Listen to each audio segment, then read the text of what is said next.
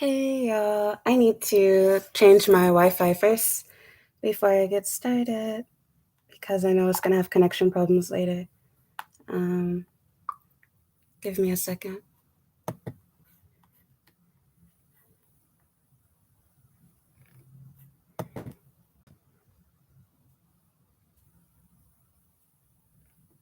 Hear me and see me. I changed my Wi-Fi, but anyway, oh man, I can't even remember everything that I wanted to talk about. I made a post on Patreon explaining what I wanted to discuss during this live stream. But yeah, as the title said, the basis of this, so that for anyone rewatching this later on, is supposed to be about a guy that I was recently dating. So this just recently happened. So this is actually kind of, how can I say, a little bit stupid of me because normally I wait for a while to have passed before I start talking about personal things in regards to that. So yeah. Before I get to that, oh, I forgot I was in my phone. I wanted to talk about something else first. I'm trying to find my community posts.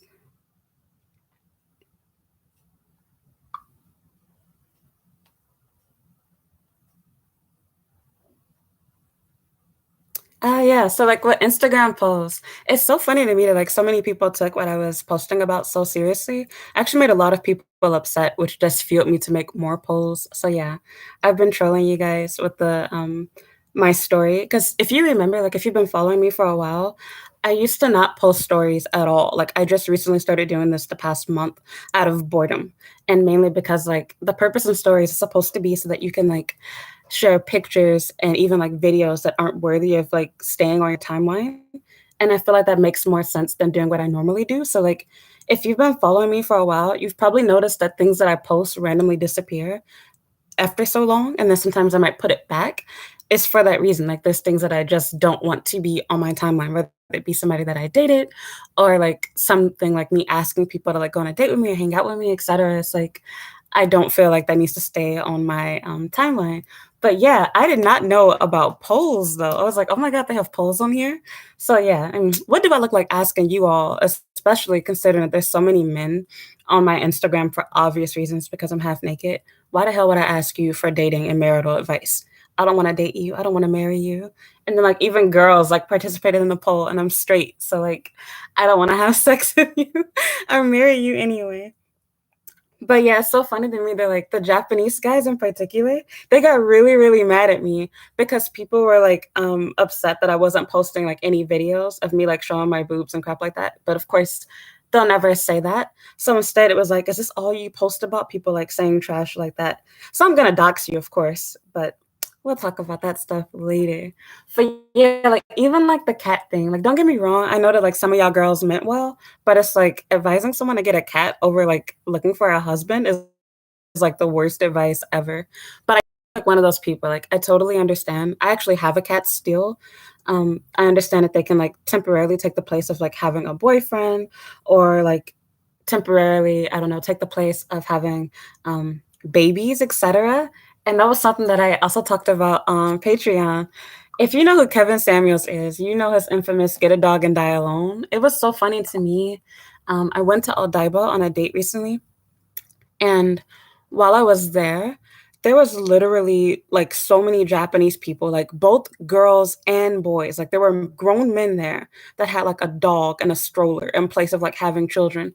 And I'm just thinking to myself, don't get me wrong, I actually tried to buy a stroller for Pumpkin before he died. And for some reason, the Amazon people had difficulty figuring out my parents' address. So that didn't work out, which really sucks. And I don't like thinking about that. But I see it all the time here. It's really funny that you'll see adults that don't have children. They're I literally watched a documentary made by Americans for Japan, in which they were literally showing Japanese women who have decided that they just gave up on the thought of getting married and were pushing their dogs around in strollers and taking them out to get pedicures and crap. And it's don't get me wrong, there's nothing wrong with spoiling your pet, but these people have taken it to extreme lengths. So I don't want to be like that.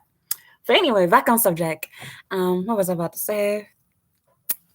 What else do I have to talk about? Oh, my friend. I talked about that on Patreon too. I'm not gonna expose you. You're saved because you did what I asked you to do. I'm not gonna tell you tell y'all what I asked, but just explain if a patron's like, "Oh, you ain't talk about your friend." No, that's the reason why. He redeemed himself just this morning. He said that he was gonna support me with the project that I'm doing, and he didn't, and it made me really upset. But like, he ignored my messages, and then he ended up doing it randomly. So like, he's in the clear now. But yeah, what else? Oh, about the polls too. I made a video about this already that hasn't been posted yet, but it was so funny to me that both foreigners and Japanese people got mad at me for saying that I wasn't gonna go to a cafe or a bar with them. And it's so interesting, like I said, that they don't see any problem with them using you for sex, but if I decide I'm not gonna waste my time on somebody that won't spend money on me, then that's a problem. So whatever, that'll be talked about in a video later on. But what else? Yeah, so the future of my YouTube channel. I'm gonna be totally honest with y'all, as you can already tell. I have not been able to like do daily uploads like how I was doing for a while. Like it's honestly just become too much for me. And I feel like I'm probably gonna either resort to doing like once a week or possibly even once a month at some point.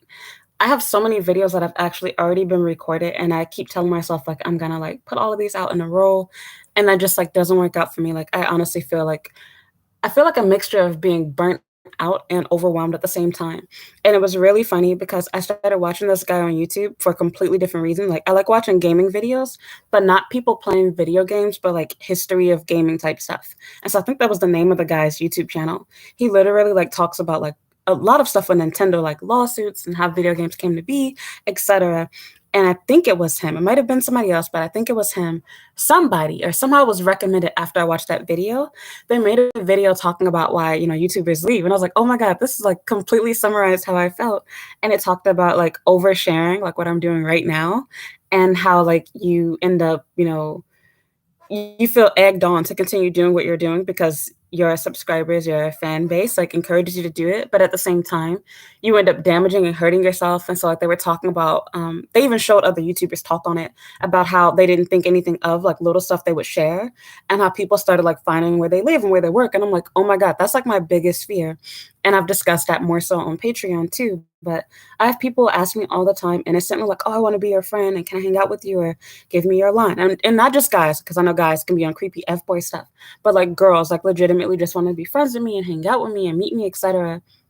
And it's like, that's the reason why it's like, I have to have my guard up. And plus it's like, you can't be your real self when you're hanging out with people that are subscribed to you, if you get what I mean. It's like, not everybody has good intentions, and all it takes is for me to fall out with you. And then anything that I told you, I have to like worry for the rest of my life. Like, oh my God, are they going to share that? Because I share a lot here, but there's a ton of things that I will never share and never say that I will probably say to a friend that I would never share on YouTube. And it seems hard to believe because y'all think you know everything, but there's actually a lot that went on in my relationship, like with my ex-fiance, that I never shared at all.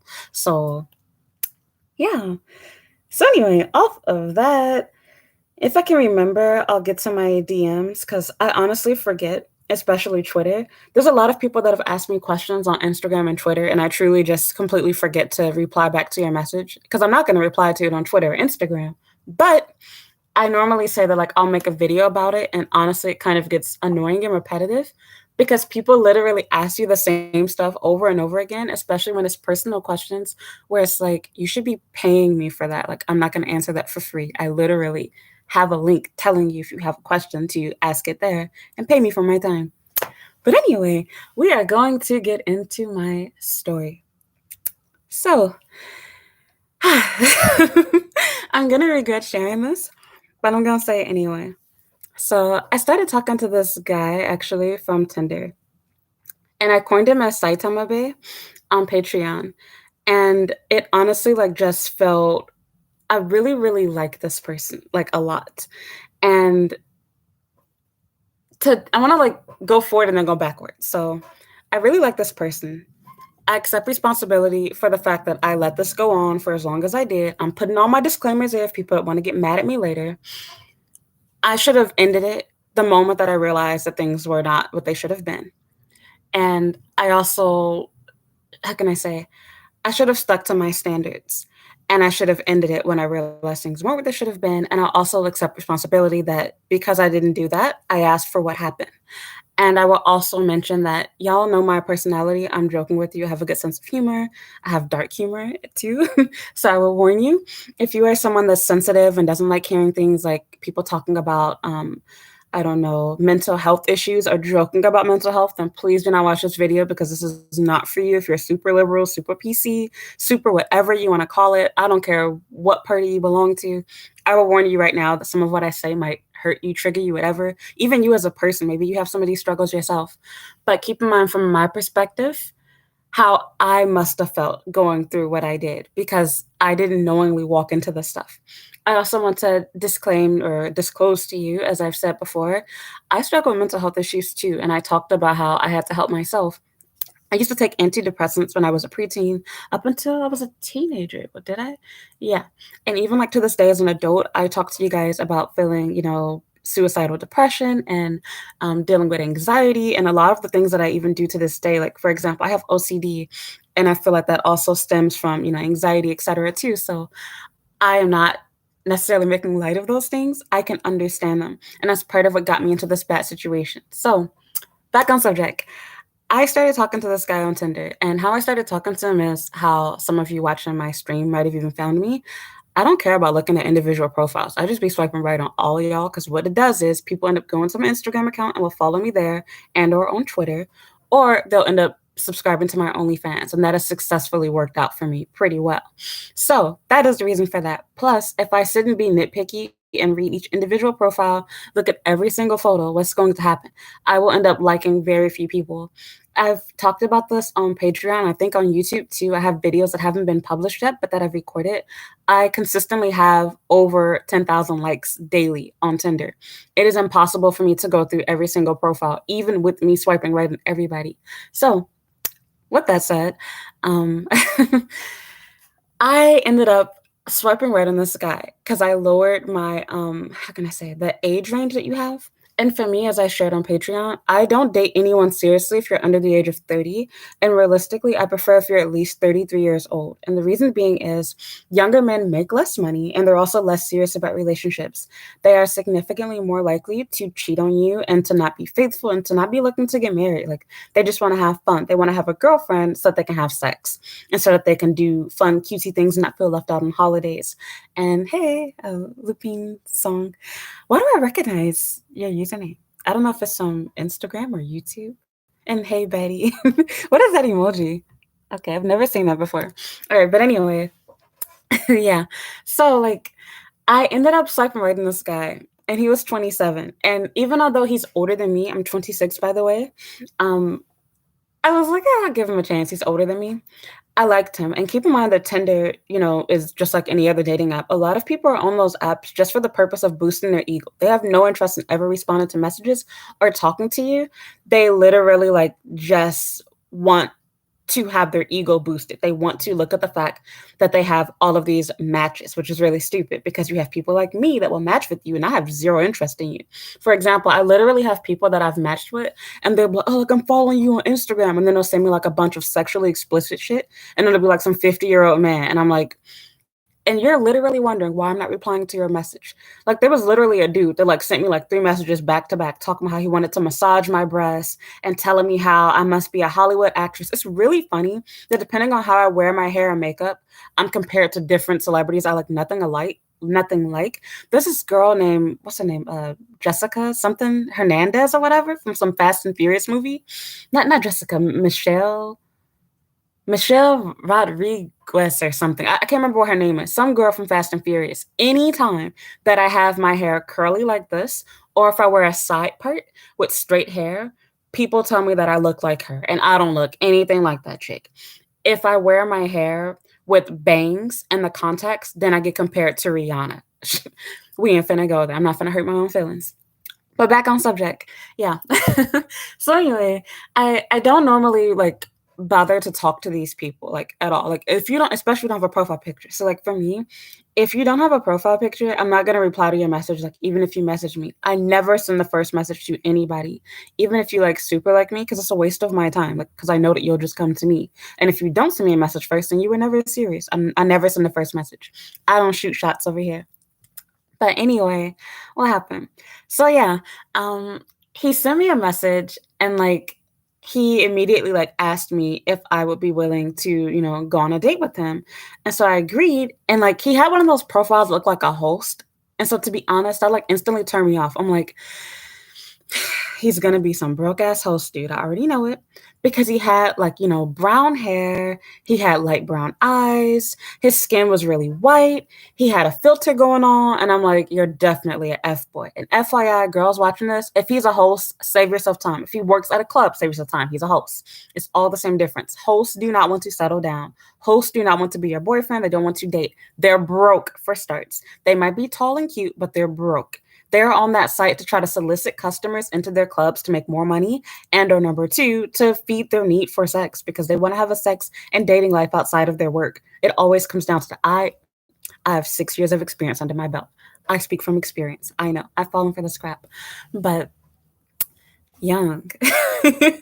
I wish. I wish. It's really weird because like I feel like being independent has made me feel older than what I really am, mainly because I've like dated so many people, but also because like the way that Asia views age. Even though I'm in my 20s, I feel more like I'm in my 30s in America, even though I will be there in a few years, but I feel like that time has been pushed further along. So yeah. What was I gonna say? So yeah, like I think he initially asked me if I would go. Oh, he gave me two options: Shinjuku Gyoen Park, if I'm saying that right, and then this. He asked me if I want to go to a cafe, and I was like, "F boy, always. You always know, not necessarily F boy. Don't get me wrong, but broke. And to me, same difference. Somebody that I don't want to be serious with. So I like told him like, no, thanks, I wouldn't do that. And so then like he changed it. He was like, oh, well, then what do you want to do? Like, do you want to go to a restaurant or do you want to see a movie? And so I was like, both. And so he asked me, what movie do I want to see? And so he like gave me like a list of movies that were playing. And I was like, oh my God, I completely forgot that I sure did see some stuff on Instagram about Batman. I haven't seen a movie in years. The last movie that I saw was, I guess, was it the second, no, the third Avengers, whatever the movie was before the last one. I still have not seen Endgame. So I saw whatever movie was before that. And I love Marvel movies, by the way, which is really funny because this is a really big pet peeve of mine. Whenever Japanese people find me from Tinder and like, or even like through like hashtags or whatever on Instagram, they always assume that my username is because of anime, which has nothing to do with that. Asians did not invent cosplay, and they did not invent anime, if you will, which is animations or whatever. In this case, comics. Actually, the term comic has like several different meanings, but in my case, I do mean it in the anime American version, cartoon sense, which is manga. And I already explained where I got my username from. But yeah, that's another story. So anyway, yeah, I was like, I haven't seen a Batman movie in a long time, and I felt like it was kind of a cursed move to make because my ex was a huge Batman fan, like huge. He loved Batman like a lot, and so I was like, wow, this is gonna feel really weird because the whole time watching it, I'm gonna be thinking about my ex. So anyway, I agreed, and then like I can't remember if he asked me for line or if I did. I think I did, and normally I don't give away my line, but the reason why I did it in this case, or for any case where I choose to date a guy, I use Tinder on my computer, and when I'm trying to meet you and figure out exactly where you are or if one of us are running late, I want to be able to contact you by my phone because otherwise I would have to sign into Tinder using my computer. I'm not taking my laptop with me. I don't even know if you can use Tinder on a web browser. So yeah, I don't want it connected to my phone.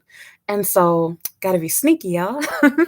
I normally, and it's also easy way to weed out F boys, might I add. If you're ever talking to a guy and he's adamant on like not adding you online and he wants to use like WhatsApp or something else, he's definitely cheating on his wife.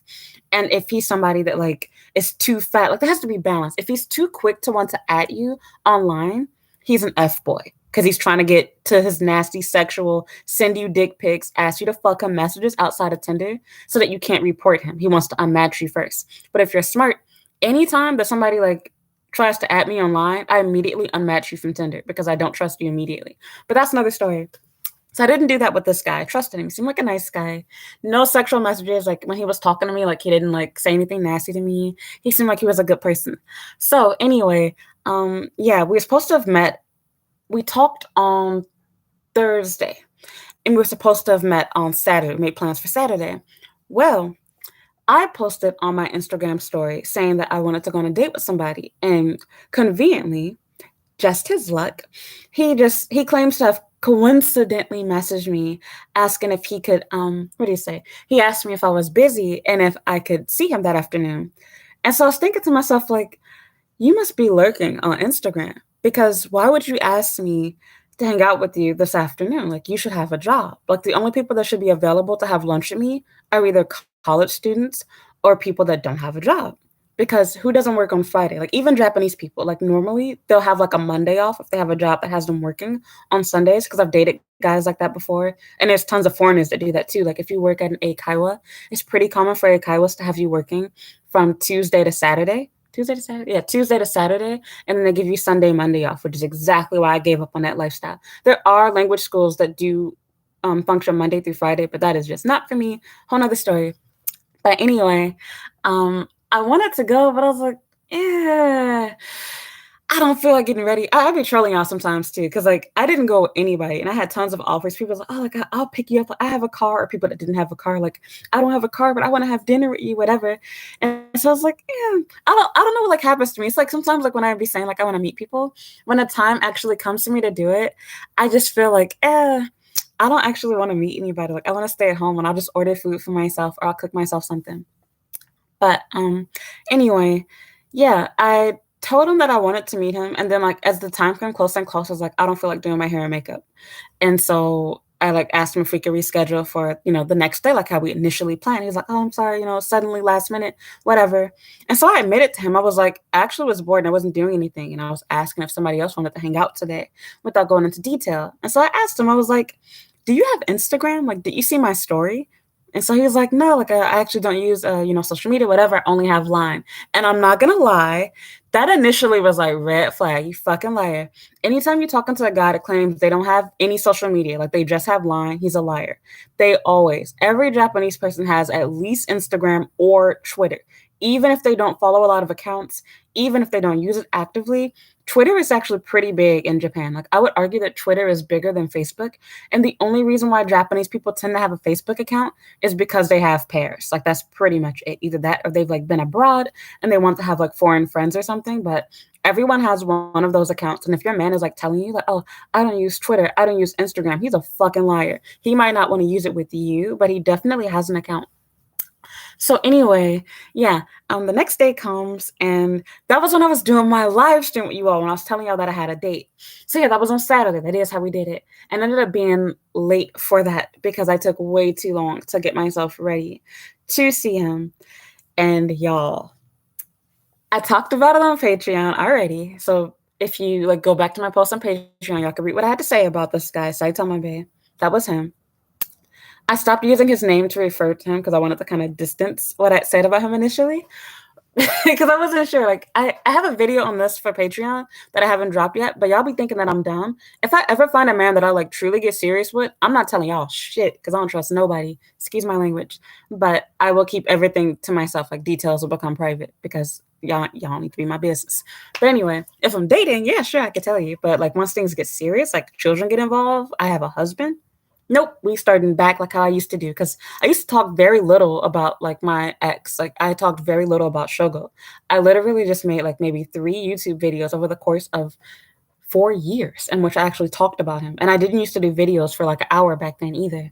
The longest video I had at the time was maybe 30 or 40 minutes. And that was like literally just me discussing if I should end my relationship because he was going abroad. I never went into detail about the contents of my relationship. So anyway, what happened? So we ended up meeting, and I was late, and I went to the bathroom. I was really, really nervous. I like tried to fix my hair and makeup for the last time. I was like, "Oh my god, so kind of good."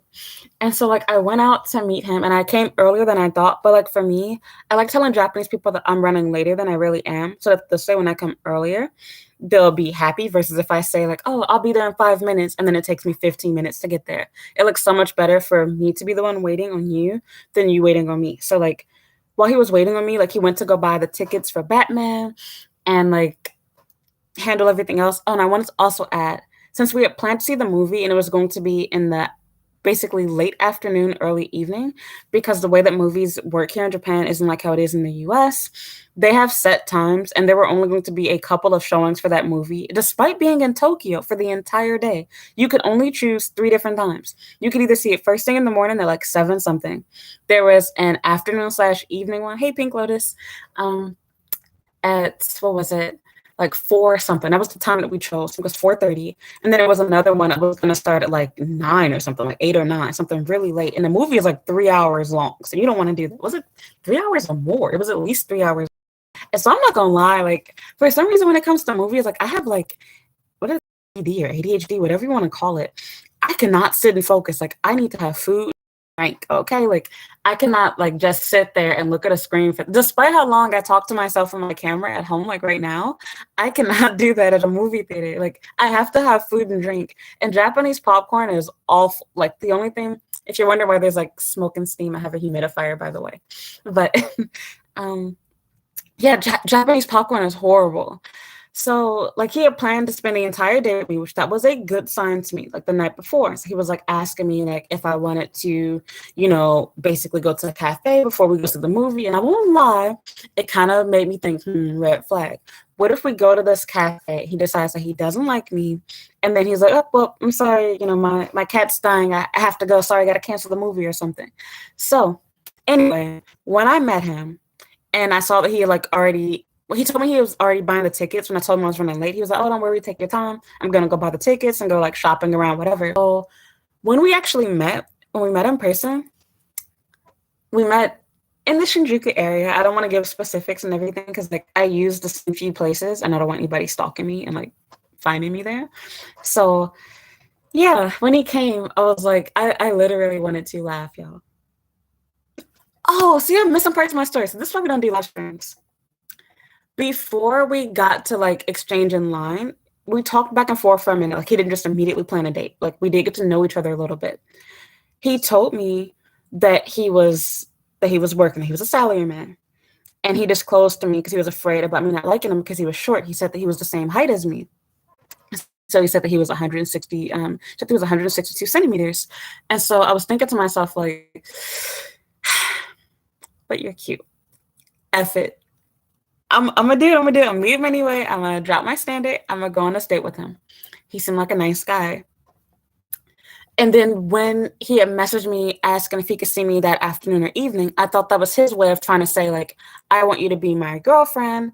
I see that you posted on your story that you want to go on a date with somebody. I want that somebody to be me. And even though I wanted to see you on Saturday, we'll push it up a day earlier.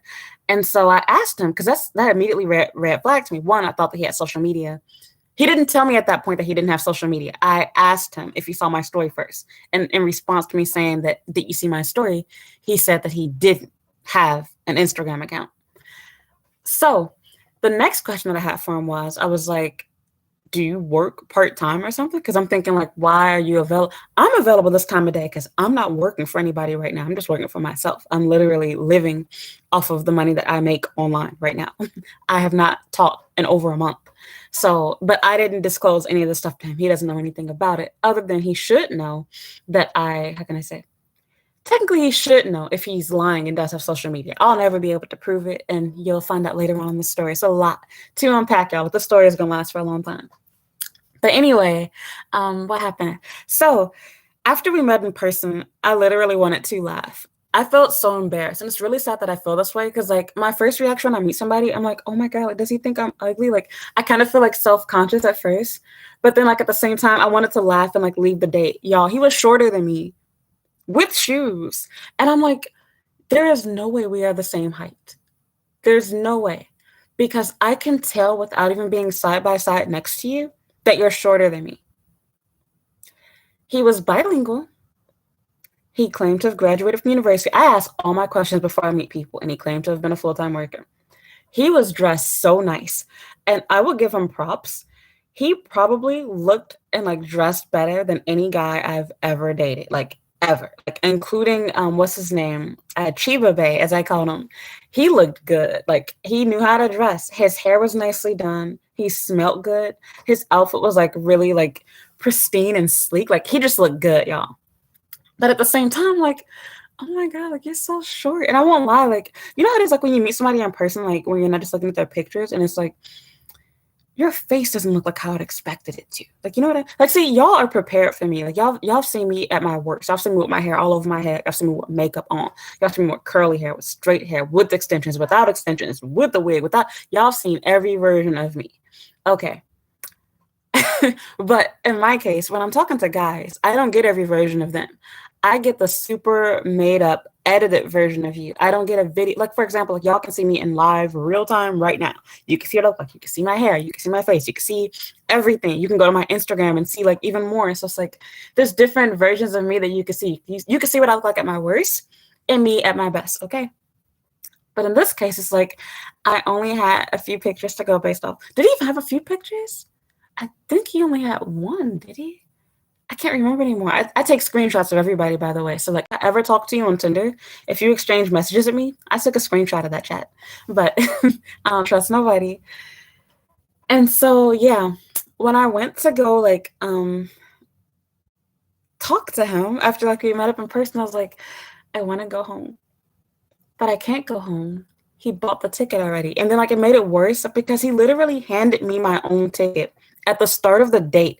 And I'm like, whoa, that's some like major trust there. Because what if I just grab the ticket and be like, oh, I'm not feeling good. I got to go home. Or like, what if I felt like I was stuck with the guy? Because it's like, I can't give you back the ticket.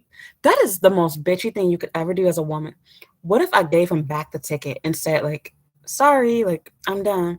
That would be like so heartbreaking and mean. I don't have it in me to do that. And so I was like, give this guy a chance. You never know.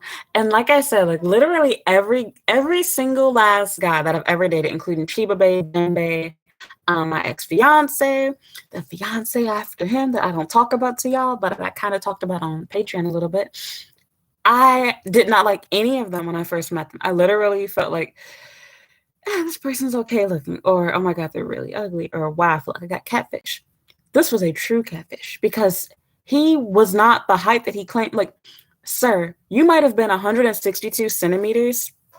You might have been 162 centimeters with shoes, but you definitely were not without. Because when I wear shoes, I'm more like, I think I'm about 5'5" with shoes on. There was no way that man, no way that you can be 5'3" and I clearly look like I'm a good inch, possibly 2 inches. Like he was my mother's height, and she's 5'2". I'm literally right on the border of being 5'4", and I normally say that I'm 5'4" because I technically am. Who cares about the little point, whatever? And with that said, I knew it was like really, really small. Have you seen when I come to stop showing me? But what was I gonna say? I I normally don't care about height that much. Like most of the guys, I won't lie, most of the men that I've dated now have been tall, but like I'm not as obsessed with height and like muscular men as I guess the average woman is. Like to me, I'm sensitive and I'm clingy. Like I care more about a guy being like romantic and thoughtful and like you having time for me than I do care about like you being like this 7 foot tall type dude. But I won't lie. I mean, I'd be a liar to pretend like I don't like tall men. Likewise. And man would be a liar to pretend like he doesn't prefer if his girlfriend is shorter than him and preferably has, you know, an appealing body, etc. But we ain't finna get into all of that crap. So anyway, as we were walking, I could tell that like he felt that I didn't like him and that I felt like I was being catfished because he seemed super, super nervous. And it was very obvious he was like a little bit, you know, nervous to the point where like he wasn't thinking straight. So like for example, he didn't know like which direction we should walk in. And I'm like, you were the one who decided to meet here. I'm following you. Why are you trying to walk side by side with me or let me go first? Like, dude, lead the way. I don't know. I know the station, but I don't know what movie theater you went to. I don't know where you're planning to go first. I literally like have no idea. Oh, it's knock off 2 inches something.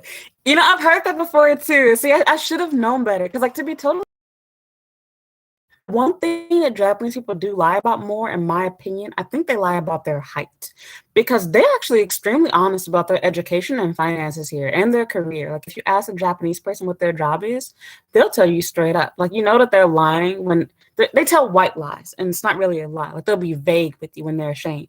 So for example, if you're talking to a Japanese person and like they work at 7-Eleven, they'll be like, I'm a salesperson, I'm a cashier or something. Or I work at, a store. They'll say something like that. Or like they'll be like, I work with fashion. It's like, okay, so you work at H&M. Okay, cool. That's how you know. But they don't like lie and be like, oh yeah, like I make $200,000 a year. Like you don't get those type of lies. But I think in my opinion that men lie about their height and tell you how tall they are with shoes. That's what I feel like. Because that dude, the only way he was 162 is with shoes on, if even that. Because to be honest, he wasn't with that either. But we're gonna get to that part later and how I figured that out. But and the reason why I'll say this too, in their defense, let me kind of backtrack. I'm not good at telling guys height because literally, like with my ex-fiance, I thought that he was like barely taller than me until we went to like a hot pot restaurant and like it was lined in mirrors. It was a really nice hot pot restaurant in Osaka. And this is like, a couple years ago. I looked in the mirror and mind you, like Japanese places don't normally have mirrors, like full body mirrors, like where you're together with your partner. I looked in the mirror and I'm like, whoa, you're way taller than me. Like I didn't like he was only like what 5'7", 5'8", but I'm like, I can clearly see that you're inches taller than me. Oh, okay. All right. I didn't know. So, because I honestly thought, like, he didn't tell me how tall he was. I think his profile just had it listed or something. Or I think I just assumed. Because I'll be totally honest, like with my ex-fiance, I had no intention of being serious with him. Like he's one of the few exceptions where I can be honest and I legitimately met him for the purpose of just having a meal and sleeping with him. And he ended up catching feelings and it like completely threw me off. I told you guys about this before, I think on Patreon. And it threw me off because I honestly I wanted a boyfriend, but like I had trust issues. And so when he like expressed to me that like he really wanted to be my boyfriend. He told me like directly, he was like, it's impossible not to fall in love with you and blah, blah, blah. And I understand if you don't be my boyfriend, like I'm okay with just being friends with benefits and just threw it out there. And it made me like him more, but I was like thrown off. I'm like, you like me? Like seriously? But anyway, back on subject.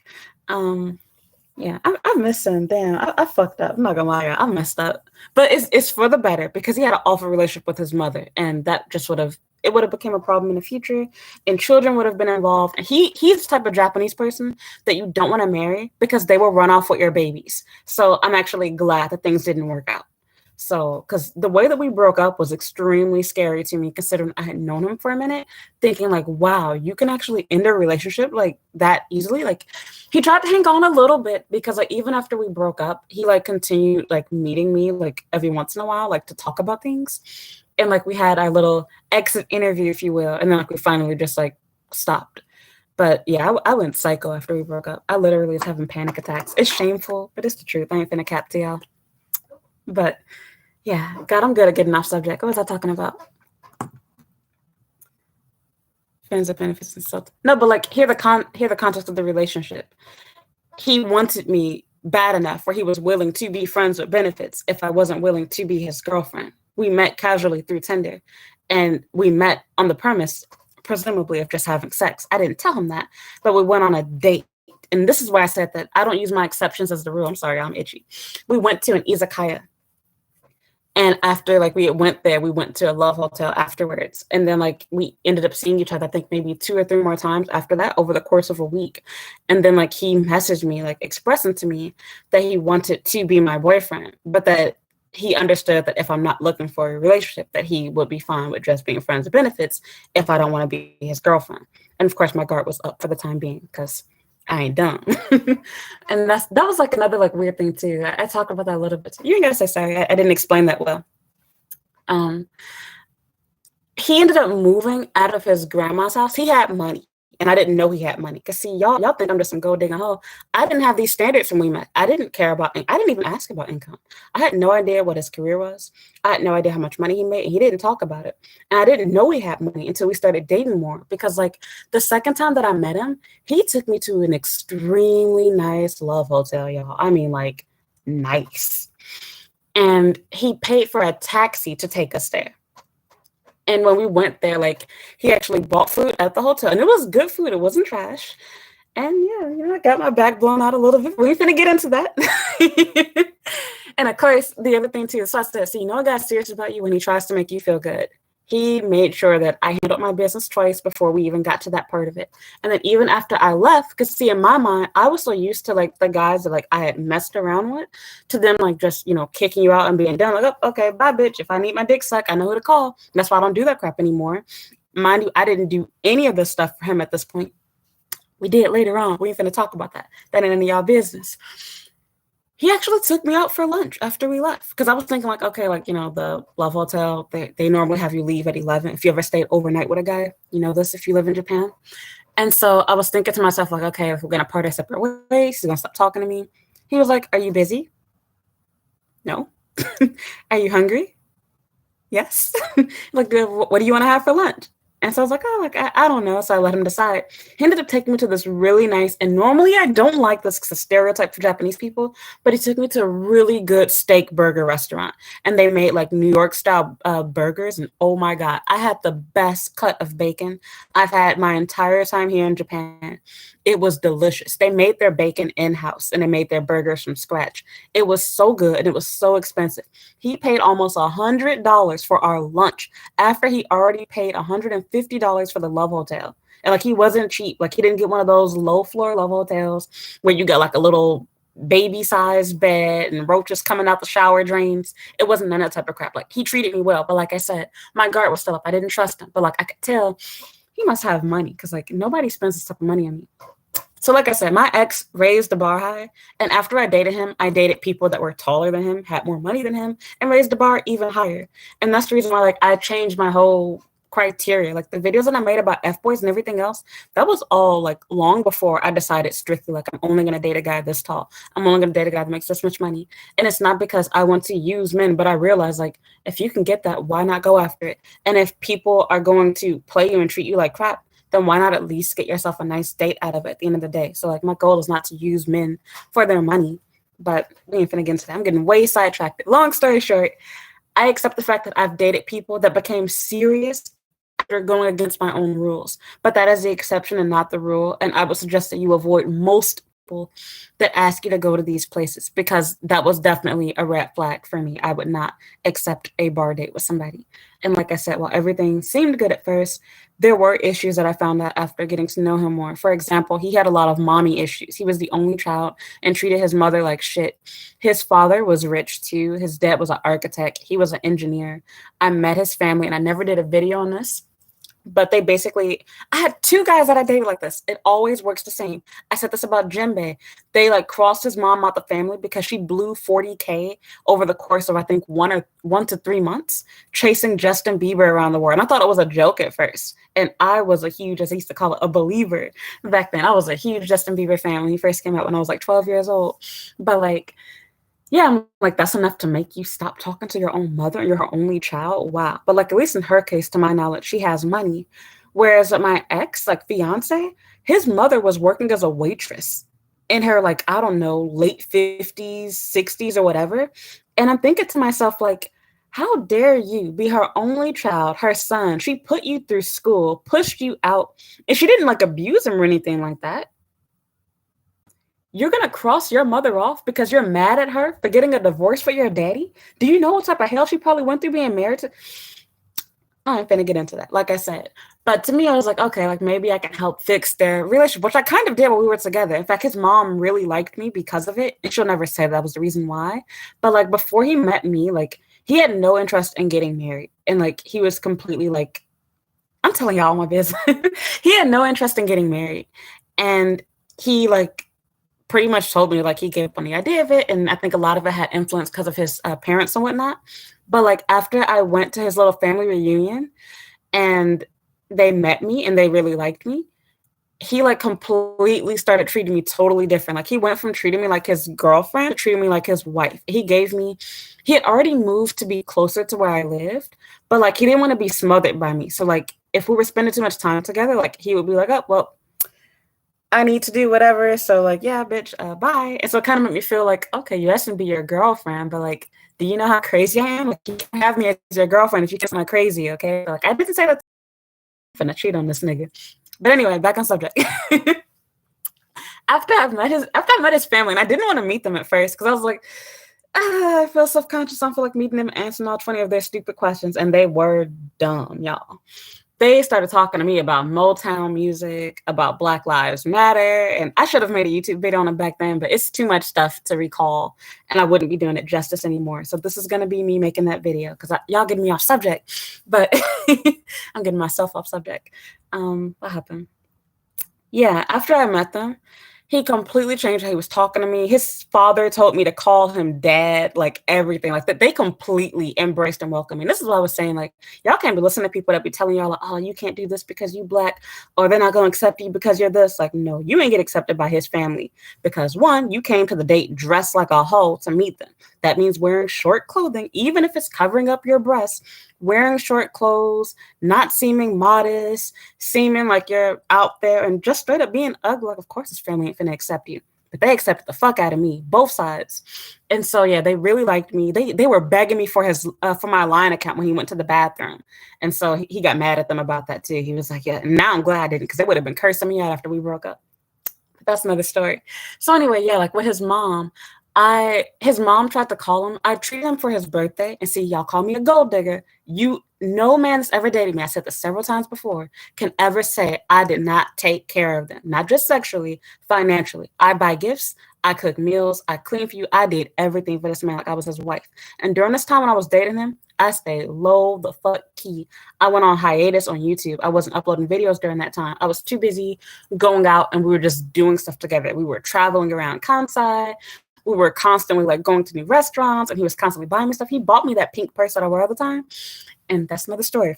He bought me that in Kyoto. That was such a sweet gift. But anyway, back on subject. So let me quickly summarize this crap. I saw that his mom had tried to call him. I took him out to an expensive German restaurant, which it wasn't because of me. He actually wanted to go to this place because it was his favorite restaurant. And I was like, oh, the irony. And so, yeah, we made reservations there. And so I didn't tell him I was paying for it. I just asked him where did he want to go. And then like when like the tab came, like I paid, like I had to fight for it, but I paid. He was really, really impressed. And so, of course, the sex is good. That made me return. But I was about to say, what was I mentioning that? Oh, his mother tried to call during the date. And so his mom called, and so like he answered it, but he like told her that he had to go because he was on a date with me. And so I was like, it's your mom, like talk to her. And so I was like, oh, I'll call her back later. So I was like, I'm not gonna let you forget, call her back. And so he wasn't lying, it really was his mom, my dad. Well, I got like a hair or something on my nose. I feel itchy. I'm sorry. But anyway, did my direct deposit go through? I'm hungry. I'm sorry, I'm hungry. I want to order some food. Okay, we finna check on that later. But anyway, what was I saying to you? Yeah, so like I had him call his mom back because I'm like, you gotta call. It's your birthday. Like your mom's trying to call you on her birthday, and I didn't know I knew a little bit of the drama going on with them, but I didn't know how bad it was, like how much you really like hated his mom. So yeah, she was really happy to hear from him, and then like she started like trying to like talk to him a little bit more every once in a while because I think they kind of dropped to his family that he was planning to propose to me, or that like he was serious with me, like oh he had a girlfriend.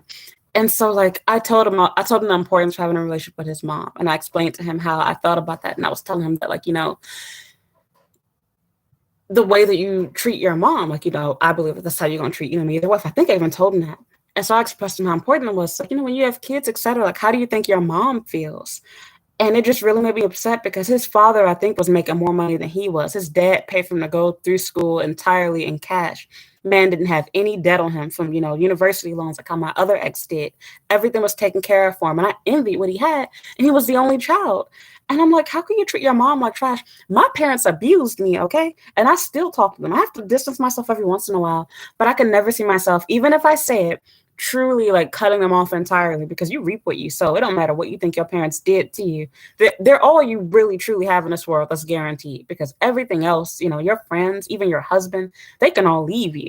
You will always be related to, connected to your family. So in my opinion, as long as they are not currently like putting you in danger and harming you at this moment, I say forgive them, because it takes more for you to hold on to a grudge and hate your family than it does for you to just let it go and forgive them. You ain't got to be best friends with them and communicate with them every day. But if they're making an effort to talk to you and you're purposefully ignoring them and refusing to forgive them, it's just childish. And you're cursing yourself, because when you have kids, you might think you're the perfect parent. But what's going to happen? They're going to become adults, teenagers, or whatever. Something's going to happen. And they're going to do the same thing to you. And you are going to be heartbroken when you don't get invited to, your child's wedding, or when you can't see your grandbaby being born, and just little things like that. So just my own 2 cents. But I shared that with him, that's really important, because especially me being a foreigner here, like, I want to have a good relationship with my in-laws. It's super important, because my parents are never going to come to Japan and I plan to live here. So if I'm going to be serious with you, I got to be able to talk to your mom and dad. And if you have brothers and sisters, honestly, them too. I don't want drama. If your family don't like me, then I'm done with you. As simple as that. And I literally, my ex, who's probably watching this from America, I dated him and I thought I was going to marry him. We dated from, I think I was 16 until I was like 19 years old, 17, 18, 19, a good 3 or 4 years. And we met when I was 15. And so shortly after my 16th birthday party, and that was a messy relationship too, man. I shouldn't even be alive right now. The crazy stuff that I did to see that dude. But yeah, it was the same situation. I literally was at this dude's house all day, every day, all the time. And because of that, I got to know his family, and they hated my guts. And I wasn't even 18 years old back then. His sister tried to fight me. His mom thought that I was rude because she felt like I should be going out of my way to greet her. When I did talk to her, she didn't speak to me. It's like, you're always shoved up inside your room with some nigga, I don't know, eating your pussy or something. Like, what am I supposed to do? Bust into your room and be like, hey, mama, I'm here. I'm having sex with your son. Like, what am I supposed to do about this? We ain't finna talk about that ghetto stuff. This is Chicago ghetto drama. We ain't talking about that. I'm in Japan now. But long story short, I had to decide out of the blue that I was going to go cold turkey on that man, because I was like, I'm going to waste my life dealing with this drama. I got enough drama and crap in my own family. I am not going to purposefully marry into a family where everyone knowingly hates me. I would much rather, be single. And it was hard for me to do, but I literally just suddenly stopped replying to his messages. I blocked him on everything. And he was desperate for me to get back with him. My favorite restaurant was Panda Express. He started buying me Panda Express and driving by my house and hanging it on my doorknob. And I was like, oh my God, I feel horrible. But I was like, no, I have to do this. He cheated on me. He lied to me. His family hates me. There's no trust. I'm wasting my time. I am now, what was I, 18? I was 18 going on 19 years old. Gotta end this. And I literally, from 18, I decided to start working downtown Chicago. I got myself a job at the Willis Tower. I started working at the Sky Deck. I got a job working at Entertainment Cruises at Navy Pier. And I was like, nope, I'm going to focus on getting money, focus on getting myself a pharmacy technician certification. I'm going to save money to go to Japan. I'm not wasting any more time. And I literally just had to drop it for a whole year. And it was really hard to do. But I had to think to myself, if your relationship with your family is bad, what is my relationship going to be like with them? There's no hope for me. And of course, you can have a good relationship with your family, and they could still hate your girl that you bring in. But I'm not going to knowingly walk into drama. And in this case, I did meet them, and they did hate me. So I'm like, nope, I'm through. Nope. You forgive if your man cheats on you. I have forgiven. To me, it depends on the circumstance. It depends on why they cheated and how they did it. But to be honest, I will also be completely honest, especially if you are married and have kids. Ooh, now you got some good questions. It depends on a lot of different things. Because to be totally honest, I mean, on an emotional level, I've definitely cheated on a lot of people. As far as things go, sexually, have I ever had sex when I was with somebody else? No, I have not. I honestly have not. I've definitely flirted with people I was with somebody else. So it depends on what level of cheating. Assuming that we're talking about sexually, having an affair. Oh, that's hard. This is how I see it. I think the answer to that would stupidly be yes, especially if children are involved. It depends on their willingness to not do it again and why it was done. I feel like a relationship is lost where how can I say, the person continuously shows you that they're going to continue to cheat and just be more secretive with it. I feel like it's a waste of time. You might as well just get a divorce. But I feel like if it's someone just cheating one time, or even like a second time. This sounds so crazy, but like it's something you have to be in a situation to understand it. If you don't have a relationship and you've never been married, because I haven't even been married, it's something that you can't fully understand and people seem crazy and stupid to you when you're on the outside looking in. But it's like what you really throw away. Like, I think of it this way. This is a bad example, but I'm giving you the only example that comes to mind. Would you quit your job, a really good, stable, high paying job, because you get a new boss that makes you work harder? And in that sense, like, that make me want to quit. Like, your boss is part of what makes your job enjoyable. But like at the same time, it's like my salary is good, my position is comfortable. I have no complaints about my work. I don't like my boss, but my work itself is fine. And I feel like, it depends on the person. For some people, they're like, nope, if my boss is, a drill sergeant, treating me like trash, I'm out. I don't care how high the salary is. But then for other people, it's like, I've been working at this company for a long time. I enjoy my work. I like what I do. I've built and progressed a lot working at this company. There's so much that I get so much value out of this, and the people and my customers and my clients and my community, whoever you're serving that made you love your job in the first place. Do you really want to lose all of them because you're mad at this one person? And also you have to think about the crap that you've done at work that probably was worthy of you being fired, or, whatever. Like, horrible example, but it's just like what comes to my mind right off the top because I ain't got time to think about your question. And for that reason, it's like, do you want to throw away a man who you clearly loved enough to marry and reproduce with because of him cheating on you? Have you never cheated before? Have you never flirted with or entertained a guy that liked you? Have you never had sex outside of your relationship? Do you want your children to grow up fatherless? Do you want to make life more difficult for you and have to worry about child support and having to get a career? Like, there's just so many different things to think about. I'm not excusing cheating. Cheating is bad and wrong. And I will be honest, if you cheat on me, like even once, I lose all trust, and it really does make it hard to continue a relationship. I feel like in those situations, like, you need to go through like counseling, and you have to, like, I don't know, you both have to be willing to go through counseling, I think, after being cheated on.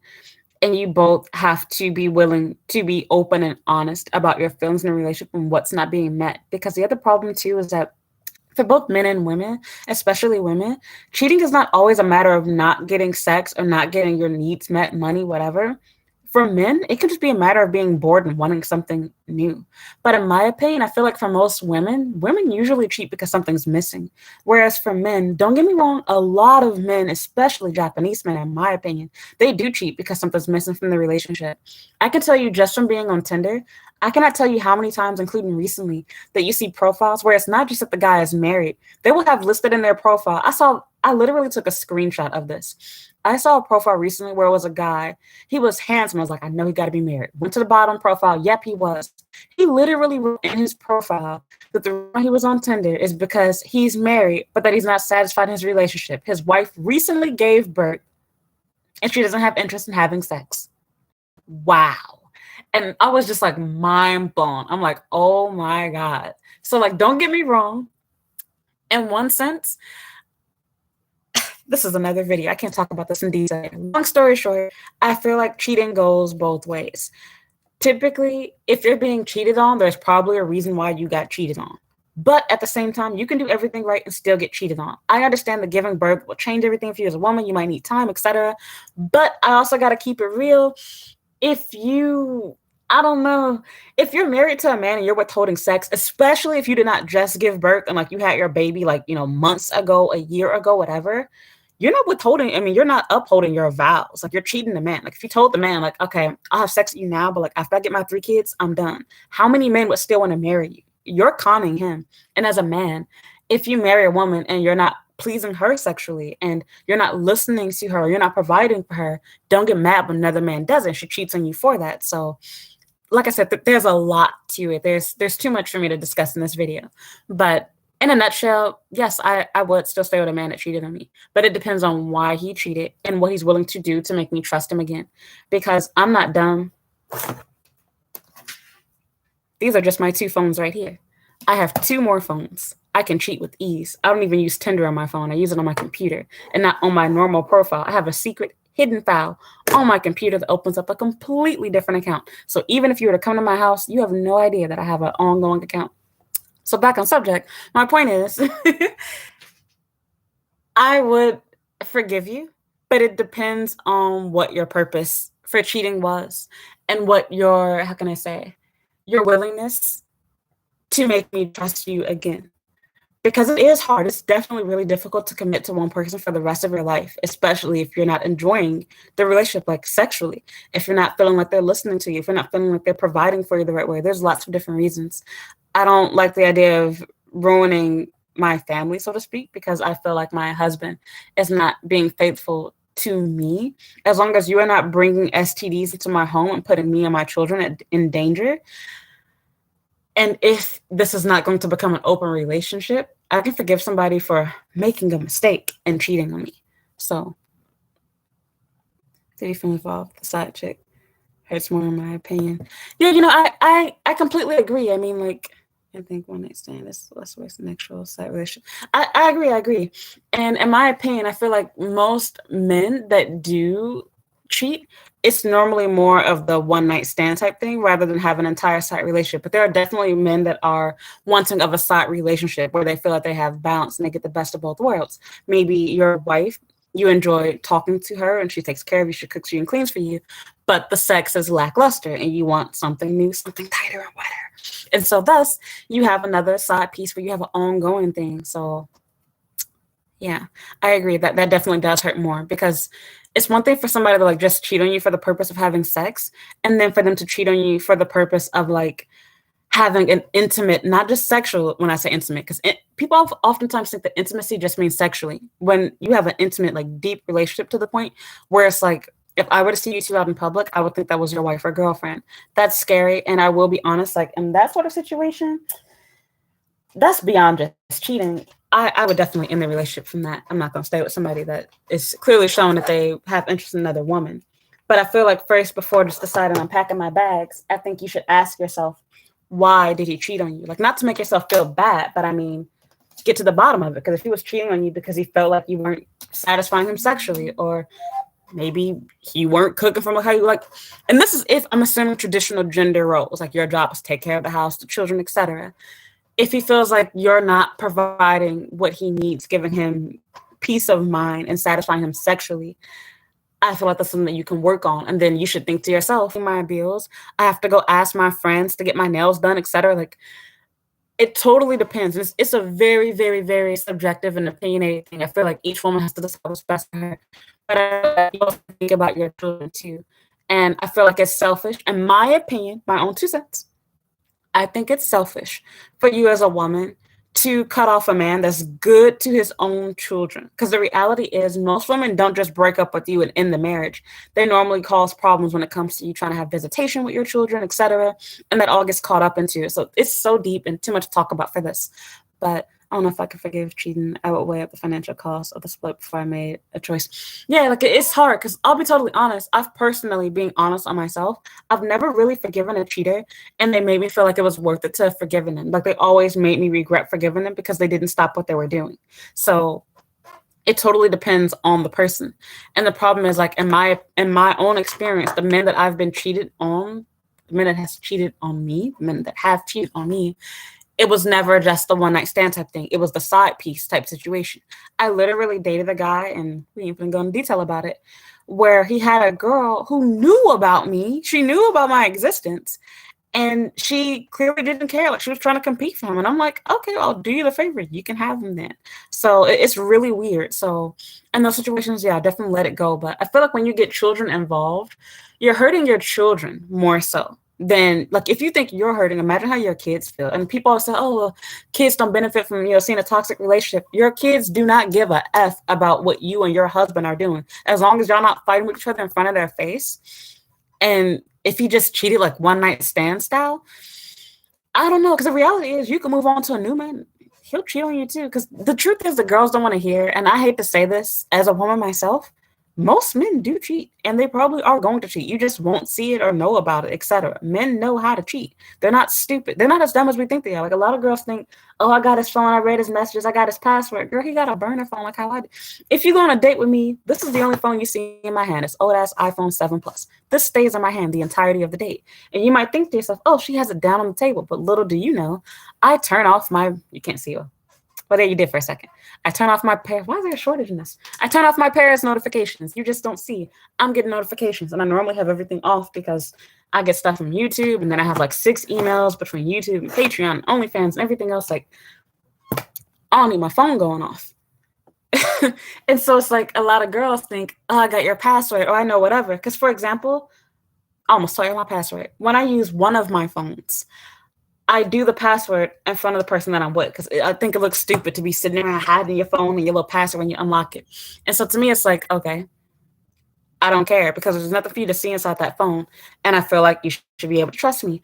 But I'm also aware this is an F-boy tactic or whatever you want to call it, F-boy strategy.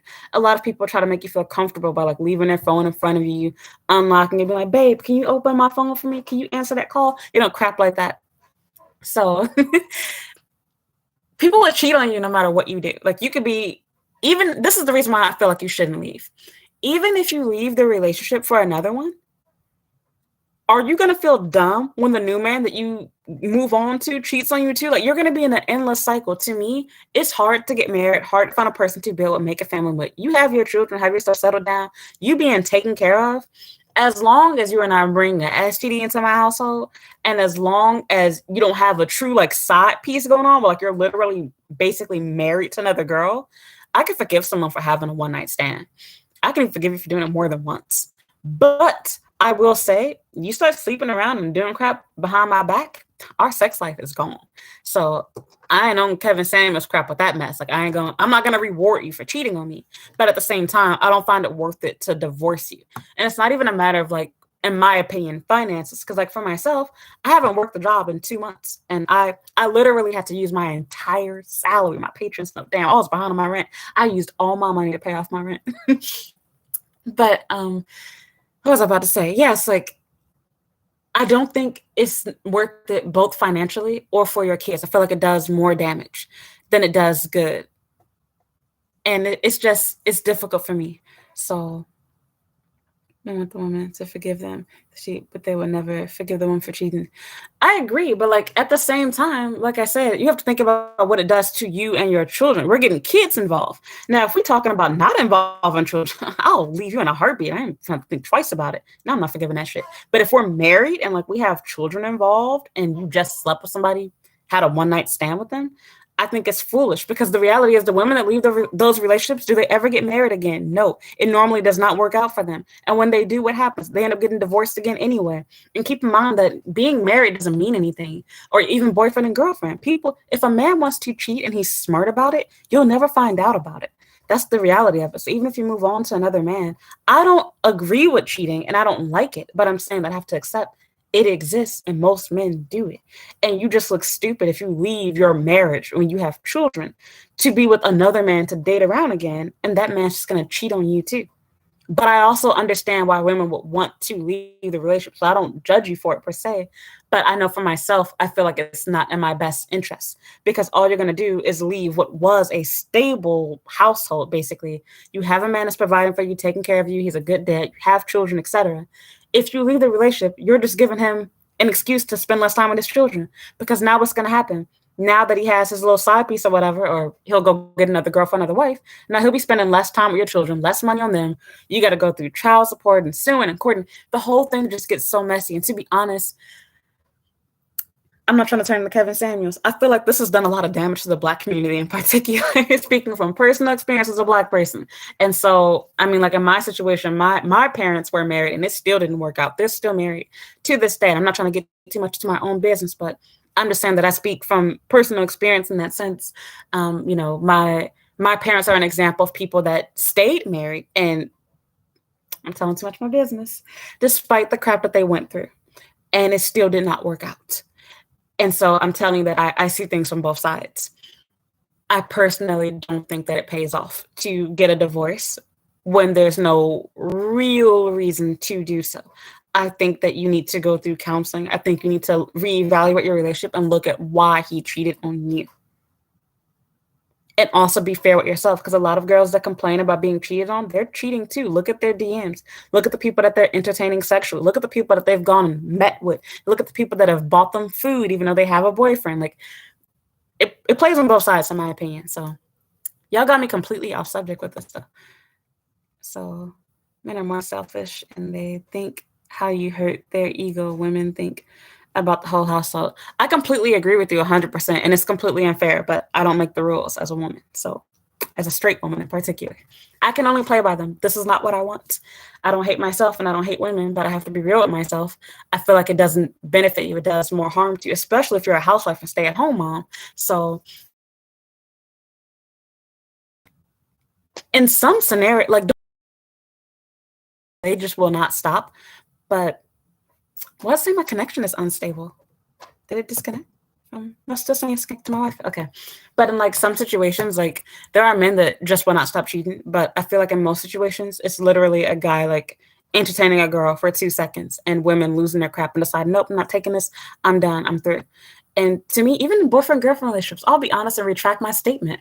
It depends on the guy. It totally depends. In some circumstances, I could definitely see myself giving the person another chance, especially since I could be honest and admit that I've cheated on people before too.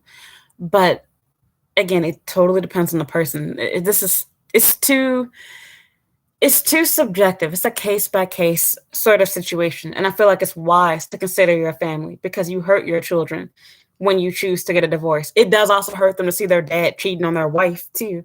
But I don't know. I just feel like it's the way he goes about cheating. If there is some girl coming up to your house and ringing your doorbell and doing whatever, I don't know. For myself, honestly, like if I knew you were cheating on me and had an ongoing thing going on with a girl, we through. And I'm sorry, like, well, my kids is gonna understand we finna get a stepdaddy. But one night stand, no, I can forgive it and get over it. So am I gonna be okay with it? No. And you definitely gonna be in a doghouse for a minute because I ain't sleeping with your ass for a good second, which is probably gonna encourage you to cheat more. And if you do, then yeah, the relationship is over with. So it's too messy. I don't even like thinking about that. That's the reason why you date ugly men, okay? Because see, ugly men, they cheat too, don't get me wrong. But they're less likely to do it. Like, for example, my ex, he might have had an effed up relationship with his mom and everything, but I promise to God, I know for a fact, he did not ever cheat on me. He didn't even talk to other girls. He literally, like, he became more obsessed with me than I was with him. But that's another story for another day. I ain't getting into that. Let me finish my story. So, got way sidetracked it. Okay. What was I talking about to y'all? Oh, I was talking about Saitama Bay. So yeah, we ended up like walking through Shinjuku Station and we went to this cafe. And I actually shared a little bit of it on Snapchat and I shared some pictures, I think, on Patreon too, maybe. And so yeah, like when we were walking outside, I was honestly kind of like, oh, I don't want to be with this dude. This feels so embarrassing. He's not as cute as I thought he was. He's so short. Like, this is just not for me. And so we ended up going to this cafe. And when we went there, he was so nervous, y'all. I was like, oh, like it honestly kind of made me feel bad, made me like him a little bit more. His hands were literally like trembling and he was showing me the menu. And so like he was trying to translate everything for me. And I'm like, I can read Japanese, I'm fine. And so he was like super, super nervous.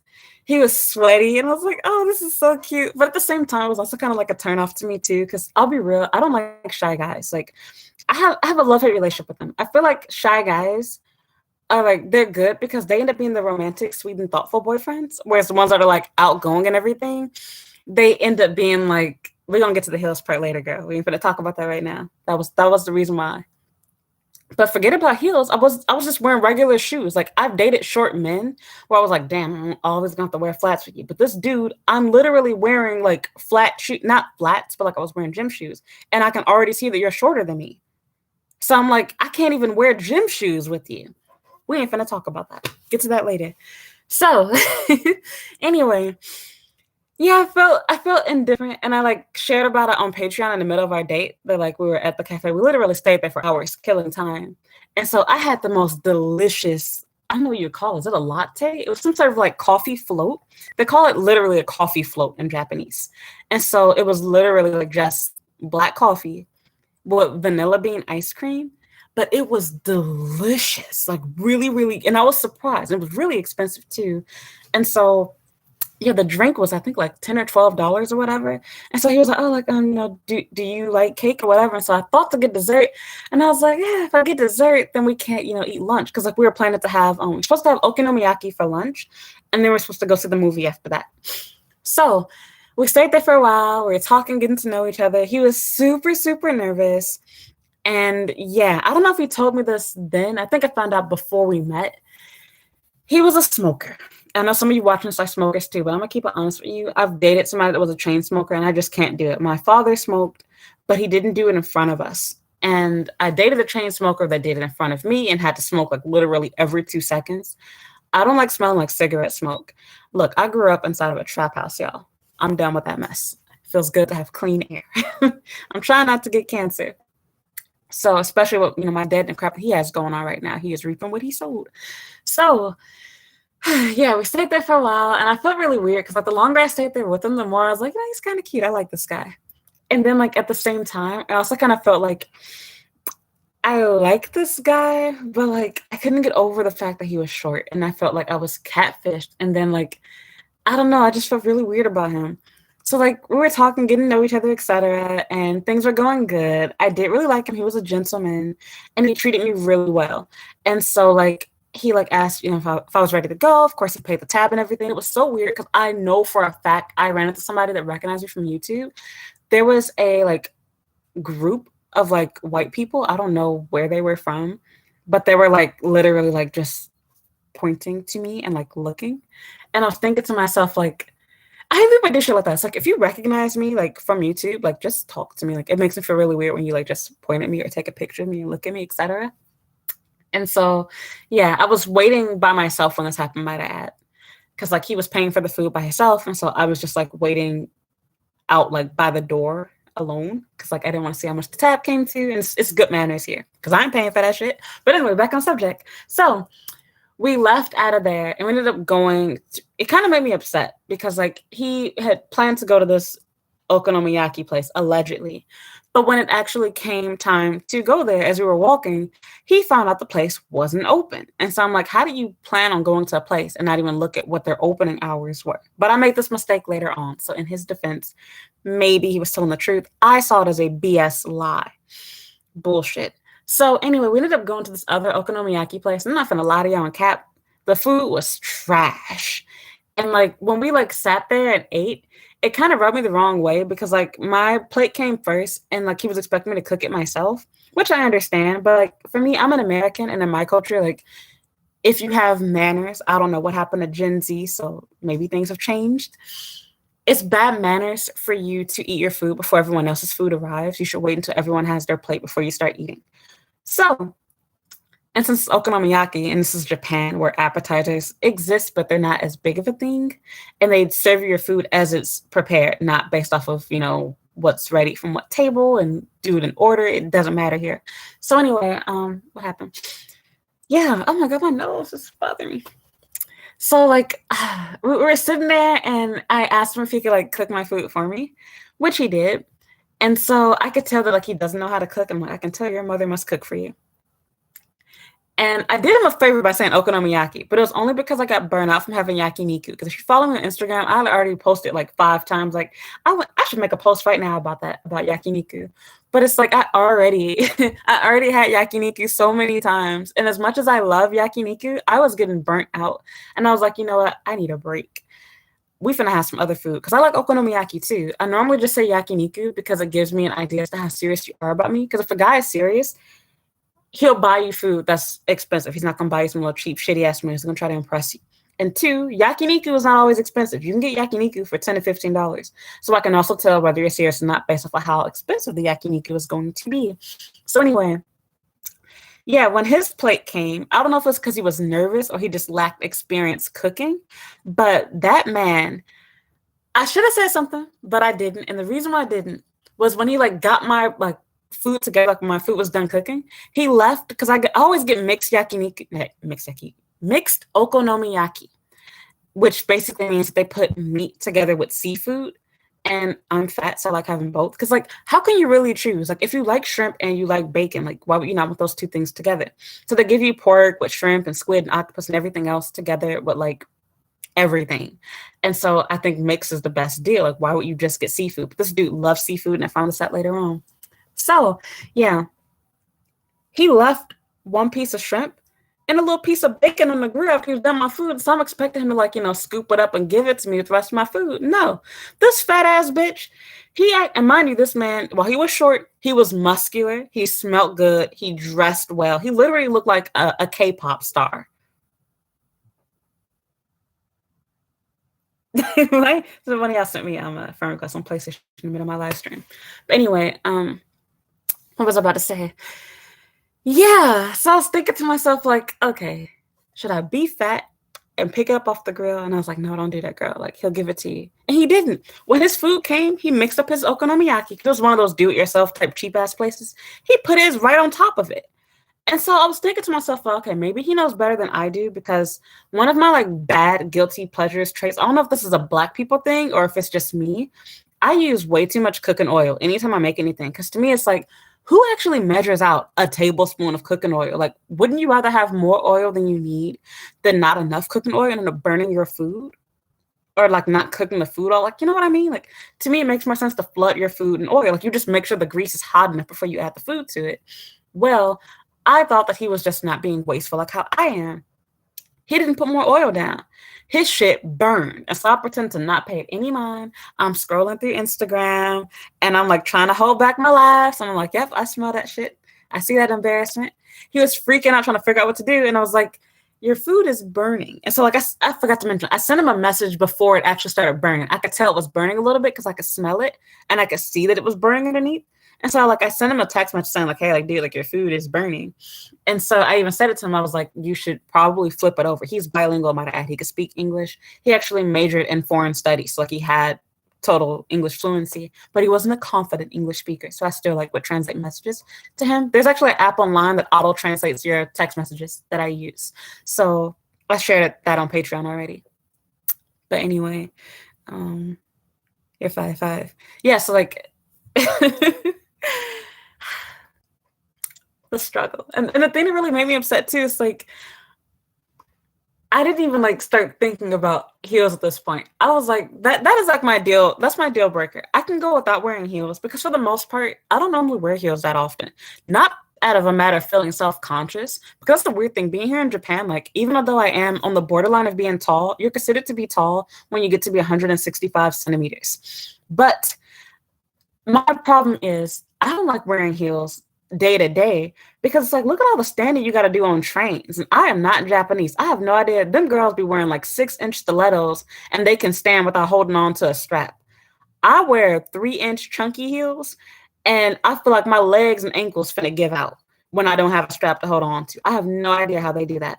And on top of that, it's like there's so many cracks and stuff in the pavement and you're walking fast everywhere. There's too many opportunities for me to fall and bust my shit. So for me, I only wear heels if it's a special occasion. For example, like my boyfriend's birthday, or if I'm going to like a party or something, or sometimes for an interview, like every once in a while. But it's like, for me, I'd rather wear shoes that I feel comfortable in.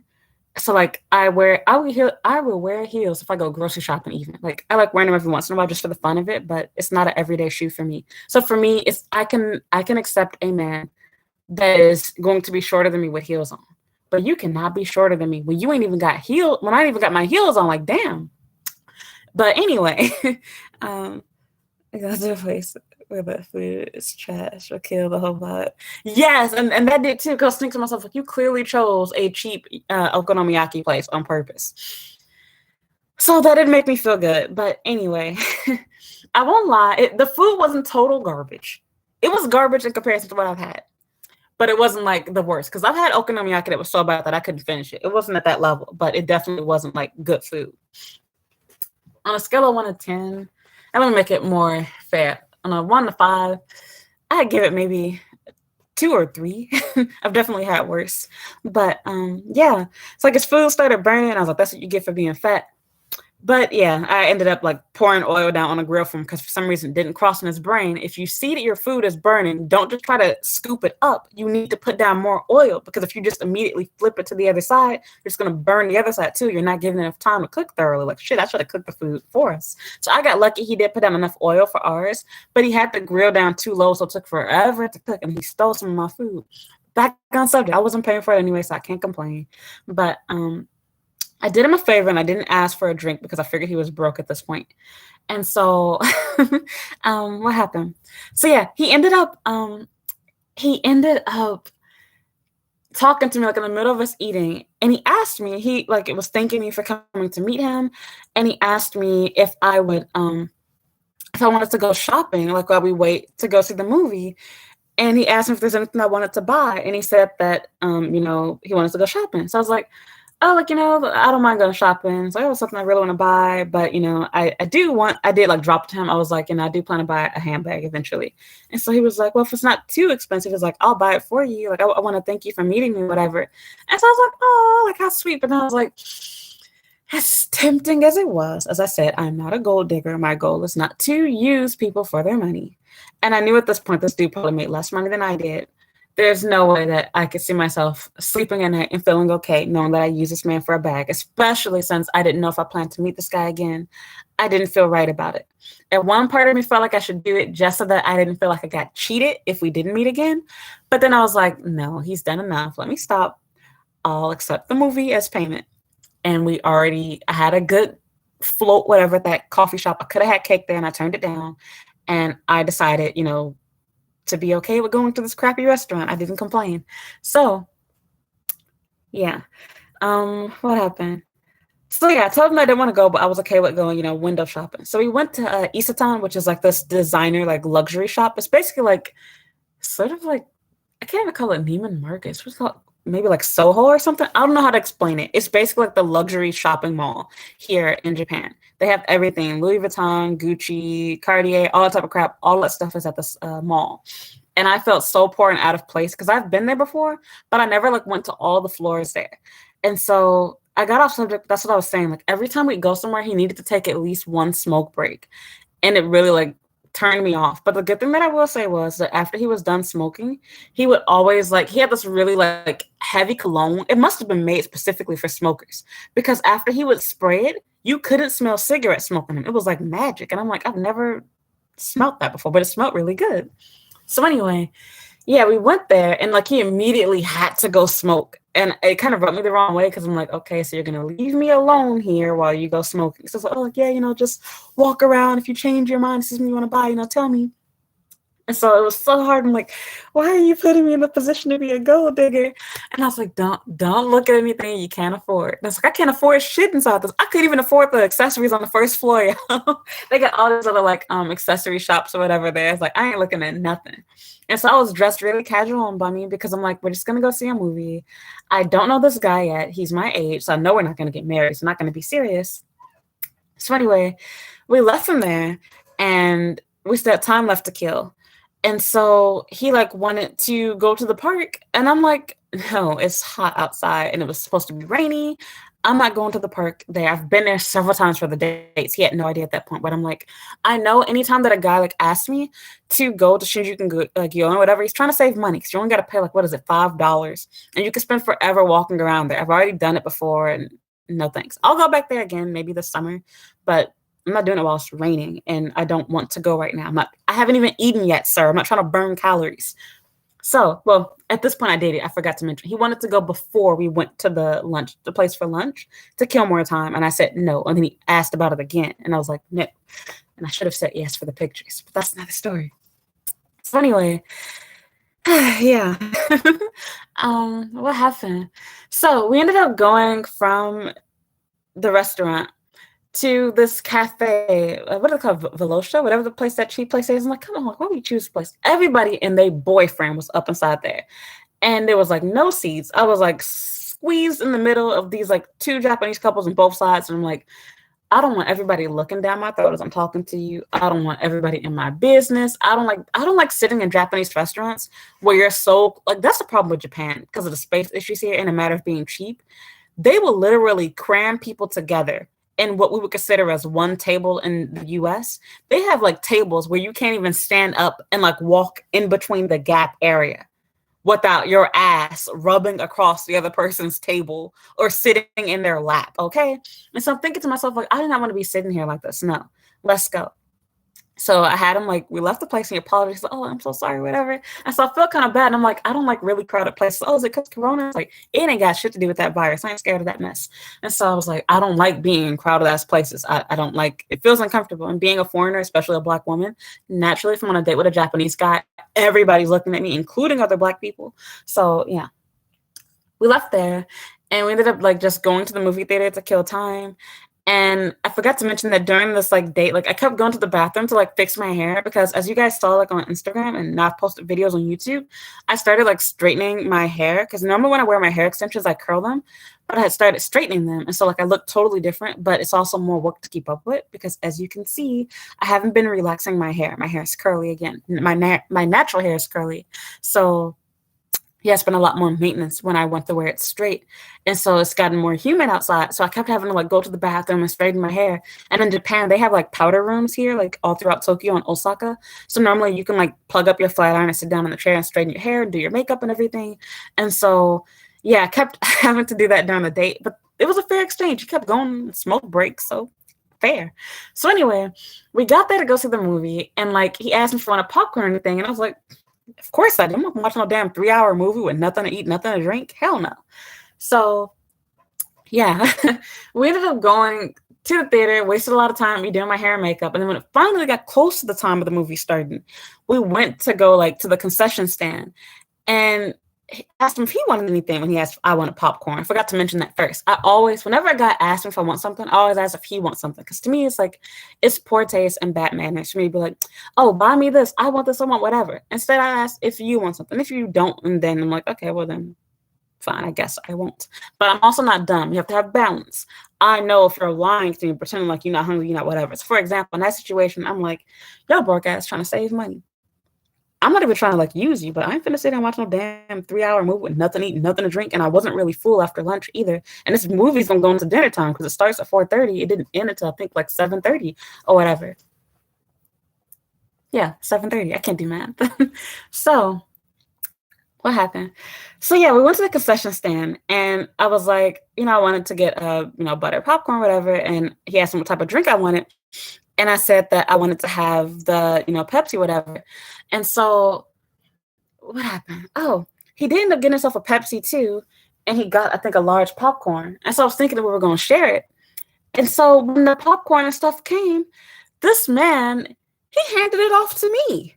And so I'm thinking like, okay, I see it's mine, but I want you to carry it because mind you, in Japan, like if you don't live in Tokyo, it's not like how it was. Like even in Osaka, it wasn't like this, if I recall.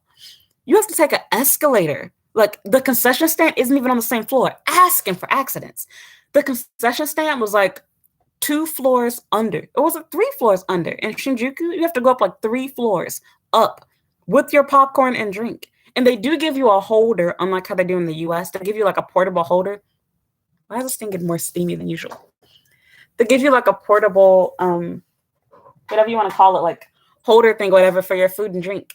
And so I was thinking, like, I'm the clumsiest bitch in the world. Like, I'm not holding this crap because I'm going to spill it on all the Japanese people behind me. Somebody going to curse me out. No.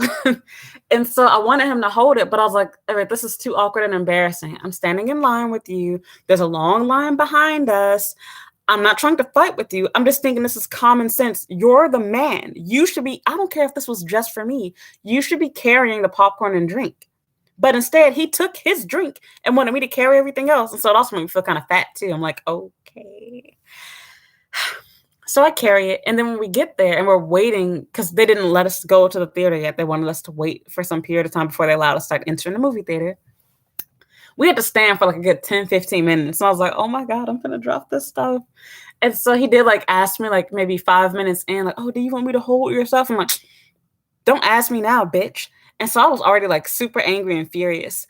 And so we eventually got to the point where like there was this like counter area where another woman like had her stuff sitting down on it. And I was like, oh, good. I'm going to sit myself down there too. So I sat it there for a minute until it was time for us to go into the theater.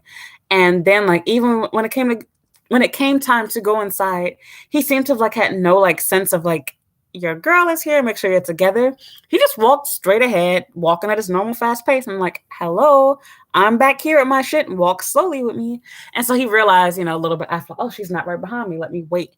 And so they gave us like these little like special like magazines for seeing the Batman movie. and it had like a store where you can like buy crap from a little catalog, and they check your ticket, etc. And so I also got upset because after we got inside, when I did like catch up to him, I'm trying not to fall. I got my stuff inside my hand. He walks past the area where our seats are. I'm like, come on, man. Now I gotta walk down the stairs with this shit. Like, are you trying to make me bust my crap and embarrass myself? We have to walk around this person and get these corner seats. And I'm like, my nigga, you chose. Why would you choose seats on all the way to the right corner of the movie theater? And we're not even sitting high up. We're sitting pretty low. There's only like maybe, I don't know, 4 or 5 rows underneath us. So we're like just a little bit before you get right to the midsection.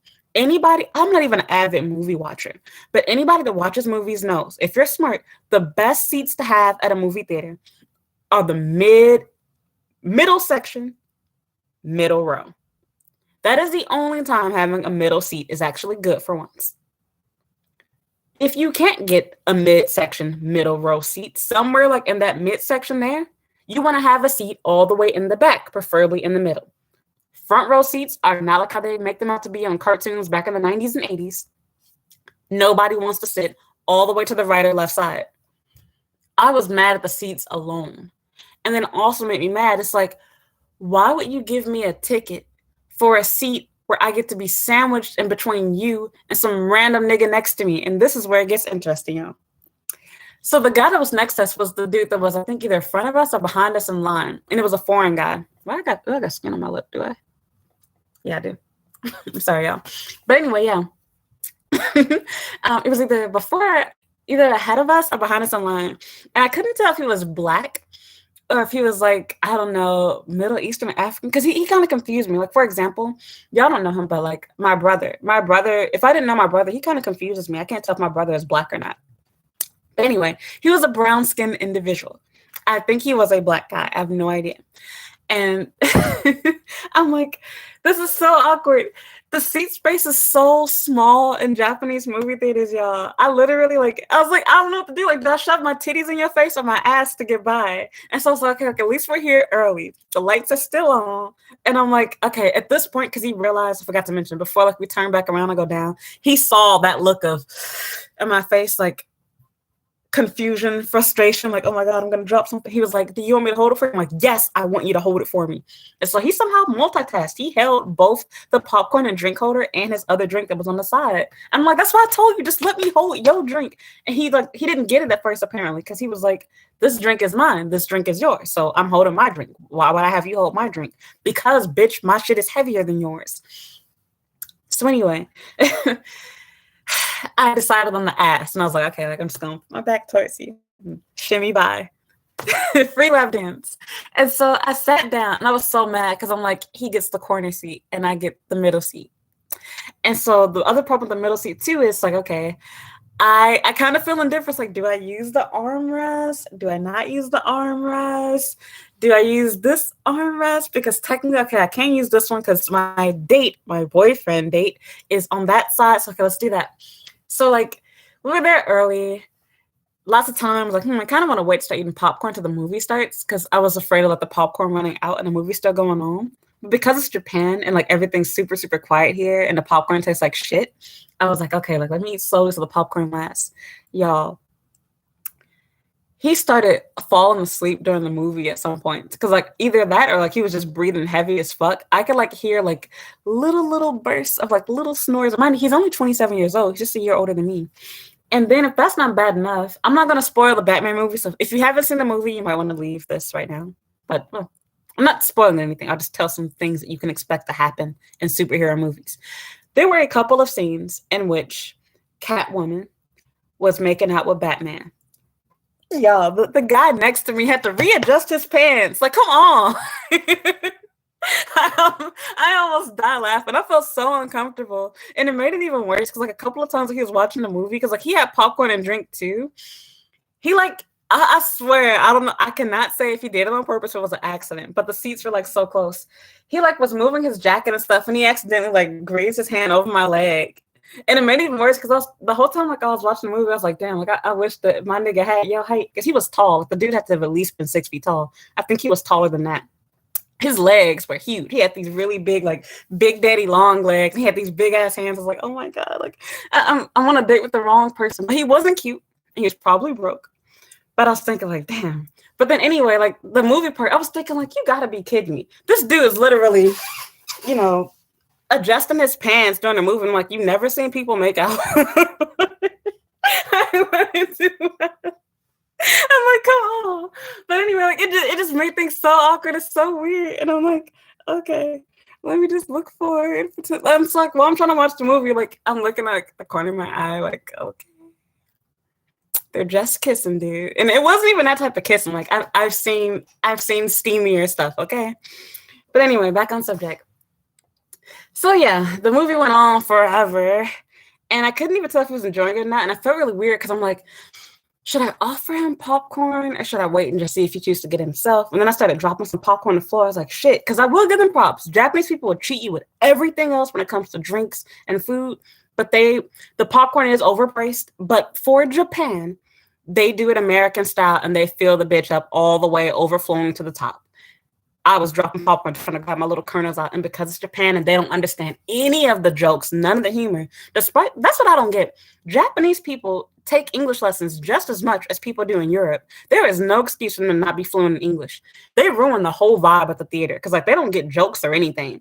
The most funny thing could be happening. Like for example, when I saw that last Avengers movie before that, who was it, Iron Man, that made that reference to Squidward or whatever. They don't understand it because they don't. SpongeBob exists here, but like they're robots. They have like no ability to laugh or feel emotion. Like when you watch a movie with a Japanese person, they just be like, and then when the movie ends, like robots, they just get up and walk out the theater. Like they don't have the ability to like feel. Let me stop. Y'all gonna get mad at me for being racist, but I'm being honest. Okay, I've been here for 6 years. But back on subject. So after the movie was done, and it's time to go home, I was kind of pissed still because I was thinking like he did grab my tray and like throw away my stuff for me. And by the way, you need to stay to the end of the movie because something does technically happen at the end of it. But a lot of them started leaving out before then. But yeah, I was trying to be quiet like while I was eating my food and crap. So I was like dropping popcorn. That's what I was saying. Because I was dropping popcorn on the floor and I felt bad because I'm like, shit, I could tell he didn't want to buy this because it was expensive. He spent like, I think, $20+ buying us the food and drink because between my popcorn and drink, I think that was like $17 or $18. And then he bought one for himself. And it was a very big drink. And so, yeah, that made it like really awkward because like it's literally like so quiet in Japanese theaters that you could like drop a pin. Like they don't laugh. You could hardly even hear anybody eating or drinking inside the theater. So I'm like, oh my God, I feel so fat. Like, I'm just hungry. Like, I paid for this, damn. And so at the same time, I was like, it's not, like in the US, you can do it and nothing's thought of it because like we have cars and shit. But like in Japan, like when you go see a movie here, nobody leaves the theater with their popcorn and drink. Like it gets thrown away. So I'm like, look, I ain't wasting, okay? Like we finna finish this shit.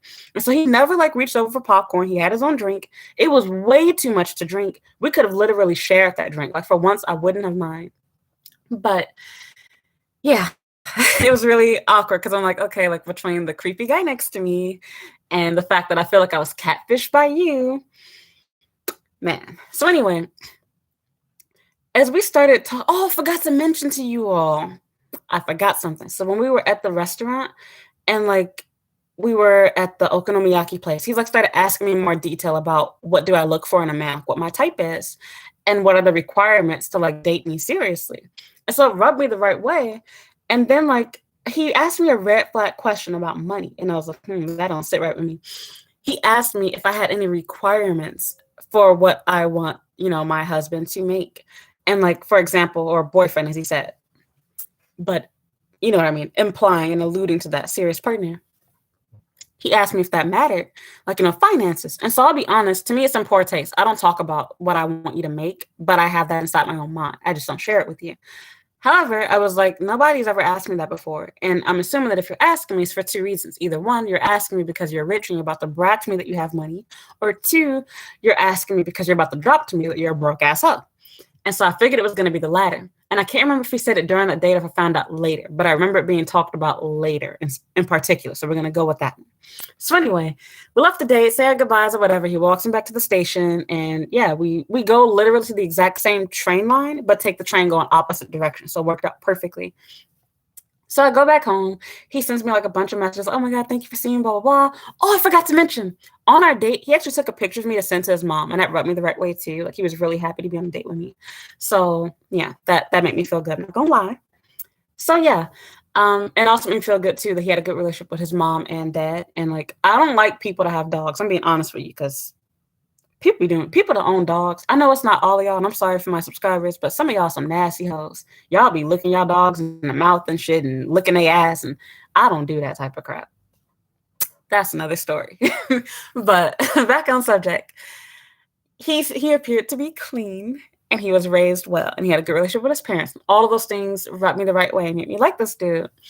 So anyway, we ended up like going home, went our separate ways. He messaged me thanking me for the date, and like he sent me like the pictures that he took and everything appeared to have been fine. And so like he started like wanting to see me all the time. So like he was asking me like when I was available, when I had time. And I'm not gonna lie, if you're watching this video, I lied to you. He had no idea that like I wasn't really working a regular job. So I pretended like I was because it's none of their business. You don't even know what the fuck I'm doing. And you claim you ain't got social media.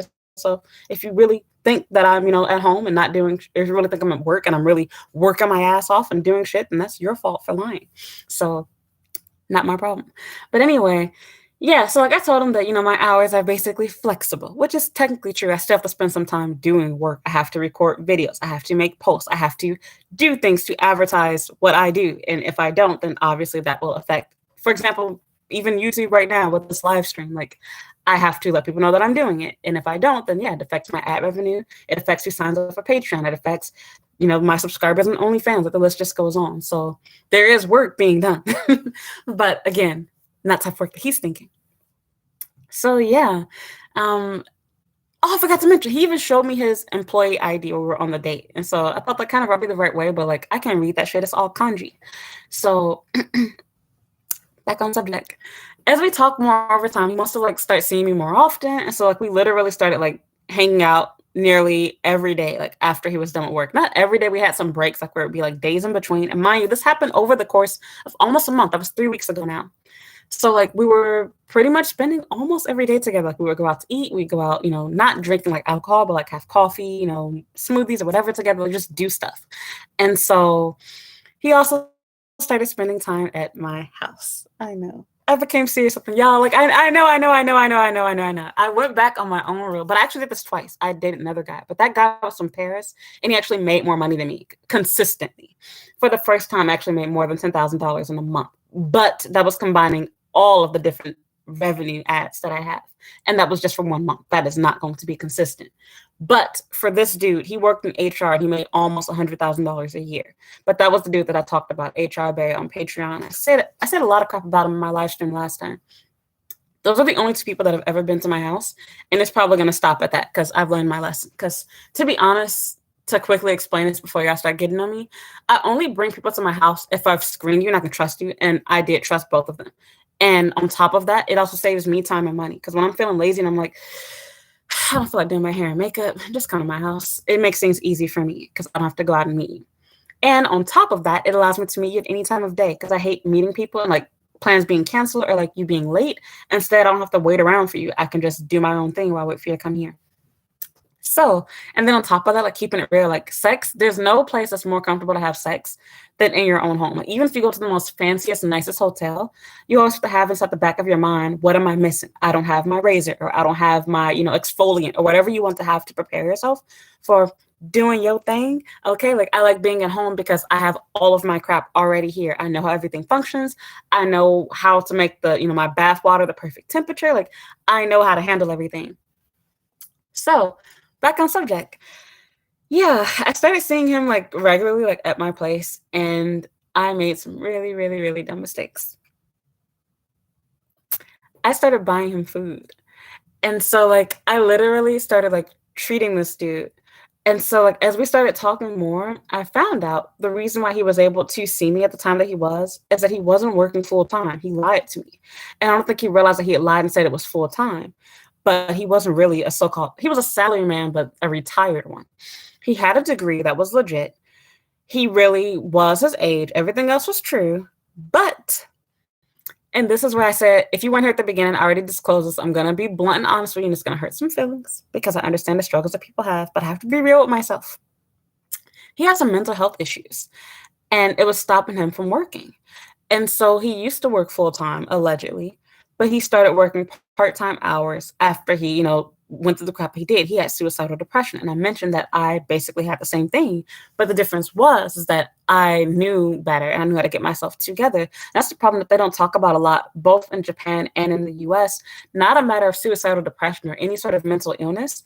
We just talk about it, about, talk to people, get help, get counseling. That shit does not work. You have to figure out what's causing you to feel that way and figure out how to personally deal with it yourself without medication and without other people. Because if you're reliant on taking prescribed pills from a doctor that's making money off of you being sick, and if you're making, yourself feel better by paying a counselor that's pretending to give a F about you to make money, you're never going to get out of that endless cycle. I've taken Abilify, forgot the other one that starts with a C, I've done it all. And it was really embarrassing to talk about. I've never actually gave the names until right now, but I've been there, done that. I'm speaking from personal experience. I know that it doesn't work. It's not made to make you feel better. It's made to numb your brain so you can forget what's going on. That's why they give you sleeping pills. That's what makes you tired. It does nothing but make you fat and sleepy. And that's exactly what they want you to be, because you'll keep going back to the doctor, keep getting refills in your prescription. You're never going to get better. They don't want you to get better. They want you to endlessly be sick, because as long as you're sick, they will keep making money. Do they really want you to stay at the hospital? No, they do not. Think about it. Same thing goes for things like cancer, etc. I swear, I'm not trying to put on my tinfoil hat and be crazy with you all, but I swear there are cures for every disease and illness that probably exists, but they don't want to cure these things. Why? Because if they put a price tag on it where you just pay this much money and problem is solved, what's going to happen? You lose customers, you lose money. Maybe not every illness that exists, but I would say most of them. It only makes sense. Same thing goes for counseling. I've been through counseling for years, and you want to know what they do? Nothing. Their job is to sit there and pretend like they give a fuck about you. Don't get me wrong. It's therapeutic and it helps. Shoot, me making this YouTube video discussing my relationship is therapeutic and like counseling for me. I'm sharing something personal about my life with total strangers that are never going to really meet me, never really get to know me. And if you do, you're never going to be close to me in life. So I don't care about, my business. And with that said, it's therapeutic for me. I get to release things that I'm holding back that I can't say to Japanese people because they don't have deep conversations like this.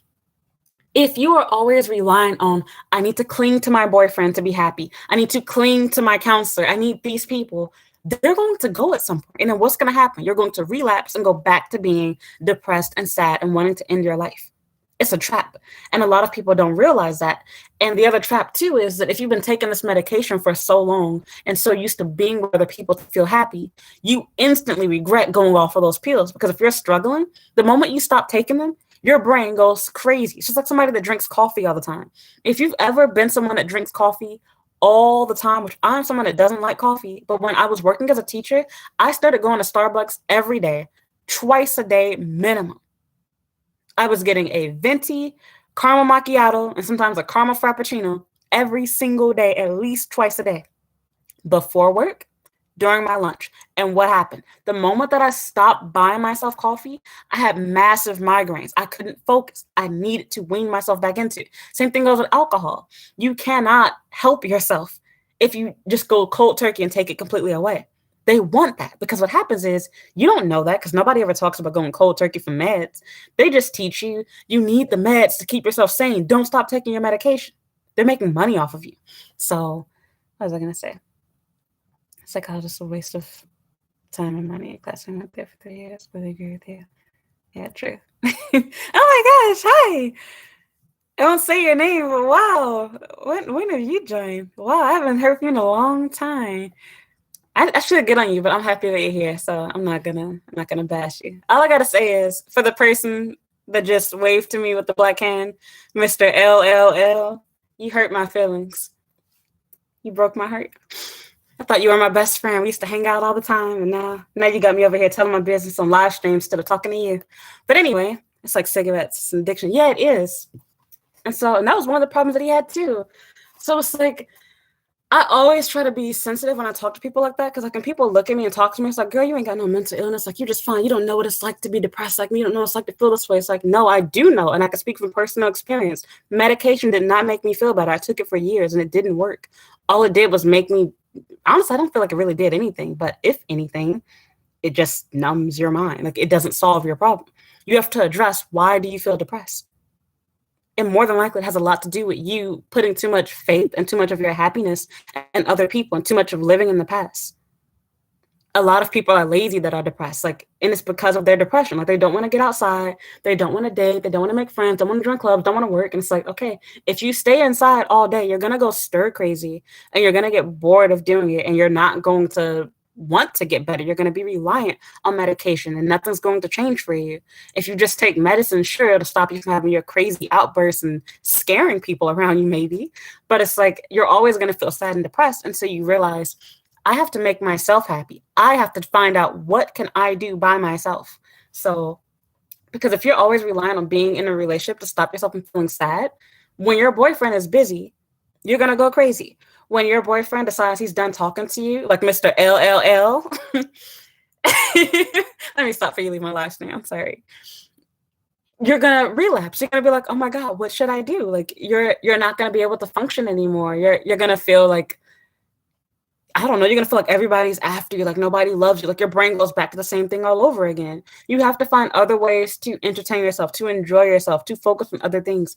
I told you guys that I became so dependent on my ex after we broke up. I went total psychotic mode. For the first time in my life, I actually experienced panic attacks. I did not know what they were. And I'll be totally honest, when I first heard about panic attacks, I was like, another BS liberal PC type bullshit made up disease, until I went through it. Oh my God. It was a nightmare. I literally like would wake up in the middle of the night, like just sweating and freaking out and hearing like loud ringing noises, like my doorbell that didn't exist. And it just like scared the crap out of me. I was desperately trying to get my boyfriend back. I was sending him messages every day and I was calling. I did a lot of embarrassing shit. Okay. So that's why when I say this stuff and be calling y'all hoes and crap, y'all be getting offended. I'm talking about myself. I speak from experience. I've been there. I've done that. I don't think I'm better than anybody. I just know how hard this crap is and how stupid I look looking back on. I'm like, why did I do all of that crap for him? He should have been the one begging for me. And I eventually weaned myself and I moved on. It was hard to do. It took a lot of time, but I did. And one of the biggest things that helped me move on was actually dating apps, pairs. I gave up on trying to pursue that relationship. And I was like, you know what? I never used pairs. I knew about it for 4 or 5 years at this point, but I kept putting it off. I was like, I don't need that app. And I was like, I can understand this crap. And it was really weird when I downloaded it the next time. I was like, oh my God, I can actually understand a lot of it. I can't understand everything, but I can actually read a lot of the kanji and crap on here. Wow. And then things I can't understand, I could just use Google Translate. So easy. So anyway, what was I going to say? Classmate went to therapy for 3 years and had no improvement. Trust is still money. Yeah. And so again, I totally understand that people need to talk to people. And if you have nobody to talk to, I can see how like going to therapy, whatever, can help you. And sometimes it does. I have mixed feelings. There are things that can help you from seeing a, psychiatrist or whatever. But at the same time, it should not be something that you're doing endlessly for weeks on end. I feel like it takes listening to someone advise you to like click something in your brain. Like for myself, I honestly can't even remember where I got what I learned from or whatever. I don't know if I watched a video or read a post, but I know it didn't come from me. I learned from something in someone else, and it was an awakening in my mind. I didn't stop taking medication because I felt better. I stopped because I didn't feel like it was doing anything for me. And I stopped because I didn't like the stigma of being on antidepressants. That's why I stopped. I was forced to take them. I was a minor, might I add, at this time. I wasn't taking them because I wanted to. So with that said, it's like I wasn't getting anything from it, but at the same time, I didn't just stop taking it because I knew that it wasn't going to benefit me, but rather I didn't want to. And then as I got older, I came across information explaining how to help yourself with these things. And I thought about it. I was like, that is so true. You're not going to ever get better if you're relying on taking medicine to trick your brain. It's just like taking painkillers. If you've injured yourself, for example, y'all hurt me when I did my last live stream. I did that crazy stuff in my neck. I hurt my neck so bad during my date. so bad. He probably thought I was saying my neck hurt because I got through giving somebody head, but no, I don't do that. I haven't sucked a dick in it's been almost a year. But anyway, back on subject. It's like if you take a painkiller, because I took painkillers, it numbs the pain. You stop feeling it. You think you're okay for a moment, but the moment that like you go a while and like the painkiller, like what do you call it? Like the what do you call that word? I can't think of the word for it. When it stops working, the side effects of it, not side effects, you know what I mean? The purpose in it, it stops numbing that pain. You realize, oh, my neck still hurts. It didn't heal you. It just stopped you from realizing this problem is going on. You're no longer thinking about it because you can't feel it. Well, if you're with a boyfriend, you probably don't feel like you're depressed anymore because you're too busy having fun with him, but your problems have not changed. Because what happened? The moment that me and my boyfriend broke up, everything came back and I was like, oh my God, I'm gonna lose. I have nothing to do with my life. I don't have any friends to hang out with. I literally spent my whole time just surrounded with my boyfriend. I turned down everything with my friends. I didn't do anything with them. When they went strawberry picking, I said no. When they did all of their crap, when they went to their parties, when they went out for Halloween, nope, I'm my boyfriend, nope, boyfriend. Every time that's something going on, I was with my boyfriend. Not to say you got to prioritize your friends, but I'm saying I became so reliant on being with that one person that made me feel good that when they disappeared, it was like, okay, now I want to kill myself all over again. Same thing goes for jobs and money. I felt really happy when I got my first place in Osaka, but as soon as I stupidly quit my job, had no money, was borderline homeless, what happened? Who's on the phone talking to their mom to stop themselves from wanting to jump on the train tracks? Me, okay? But anyway, back on subject. As we were talking, see, we got off subject. He revealed to me that there was more going on than what I initially thought. He actually was not just working this job. He was working part-time and only for 3 hours a day. He was working from 9 to about 1 p.m. and he worked technically kind of near me. He was living in Saitama, but his job was in Shinjuku. And I don't live too far from Shinjuku Station, it's just a few stops away. So he was coming here to see me after work with ease. And on top of that, I learned that he not only wasn't working full-time like I thought he was working for a really good company, which was a shame. And they were nice to him and understood the situation. But I found out that he suffered from schizophrenia. And that is arguably, sorry, not gonna be PC, one of the worst mental illnesses that you can possibly have, especially when trying to get into a relationship. And so it just made everything like just turn into crap. I'd already gotten so attached to him at this point. I hadn't had sex with him at this point, but I had. We'd never slept with each other. He went to my house, but strictly just to come to my house. We were not sleeping with each other at all.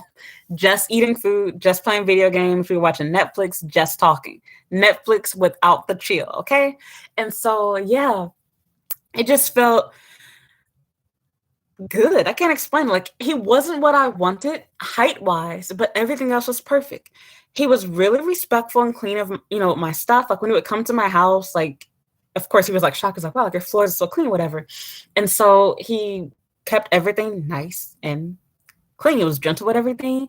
He would offer to buy things that I needed. Like, for example, like, if I didn't have soap, like, he noticed, like, oh, I was low on hand soap. He bought me hand soap. He bought me my water. Like, he bought stuff when he came to my house. Like, he didn't just come here just, straight out bumming out. And, like, he even, like, started buying me food that I liked. And so I shared a little bit of it on Patreon. He actually bought yakiniku to my house and he bought sushi too. So like he literally bought me 2 meals in one day. So both. And y'all know me, I normally turn down sushi, but I can't turn it down if you bring it to my house and you bring me yakiniku. Like, come on.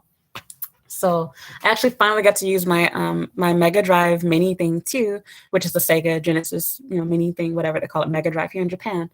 And I finally had somebody to play two-play with. Like, I was really happy with this dude. I literally could see myself having a family with him. And it was so strange to me because I don't date short guys. Like, I date short guys, but not guys that are shorter than me. And I'm not asking for too much because even in Japan, I'm on the border, but I'm not even tall here. I'm right at it, right there, almost there.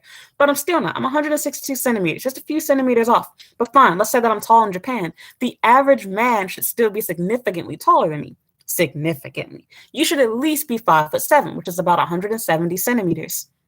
So it's like, okay, not only are you not at least 170 centimeters, not only are you in the 160 range, because that's a turnoff too, you lied to me about your height, which is why I met you. Because if he told me I'm 161 centimeters, I'm 160, I would have just unmatched him or ghosted him or something. I would have been done. I would have saved him time. Not to be mean, but because to me, like I feel like it's more cruel for me to meet you and pretend like I'm interested when I'm not. There are you're in Asia. If you're a short man, this is paradise for you, especially if you're a really little man, because there are plenty of women that are even shorter. And don't get me wrong, no matter how small a girl is, she's still on a 6'2", man at least. Don't get me wrong, but the shorter the girl is, the more likely she is to date you as a short man. Like for example, myself. The reason why I can date a 5'5", 5'6" man is because you're still going to be a couple of inches taller than me.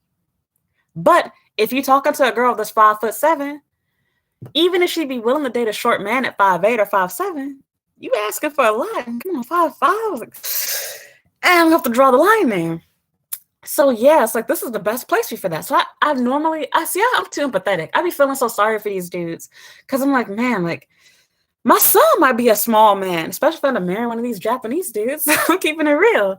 So like I always try to think about the future, like and what I want somebody to treat my son like. And I have a brother. My brother is short. So it's like I call myself trying to do them a favor, but ends up hurting myself more. And my brother's 5'7", my dad. So still he's taller than me. So yeah, I tried to look past that. And then I honestly was less attracted to him when I met him in person. So I tried to look past that too. And I forgot to also mention that the host thing I was wrong about. His hair was actually naturally brown. And so it really made me curious because like, I want to make a YouTube video about this because I was curious, what was your upbringing like? Because depending on the school that you go to, you're required to dye your hair black. So there was so much stuff that I wanted to like know about, that I wanted to ask him about.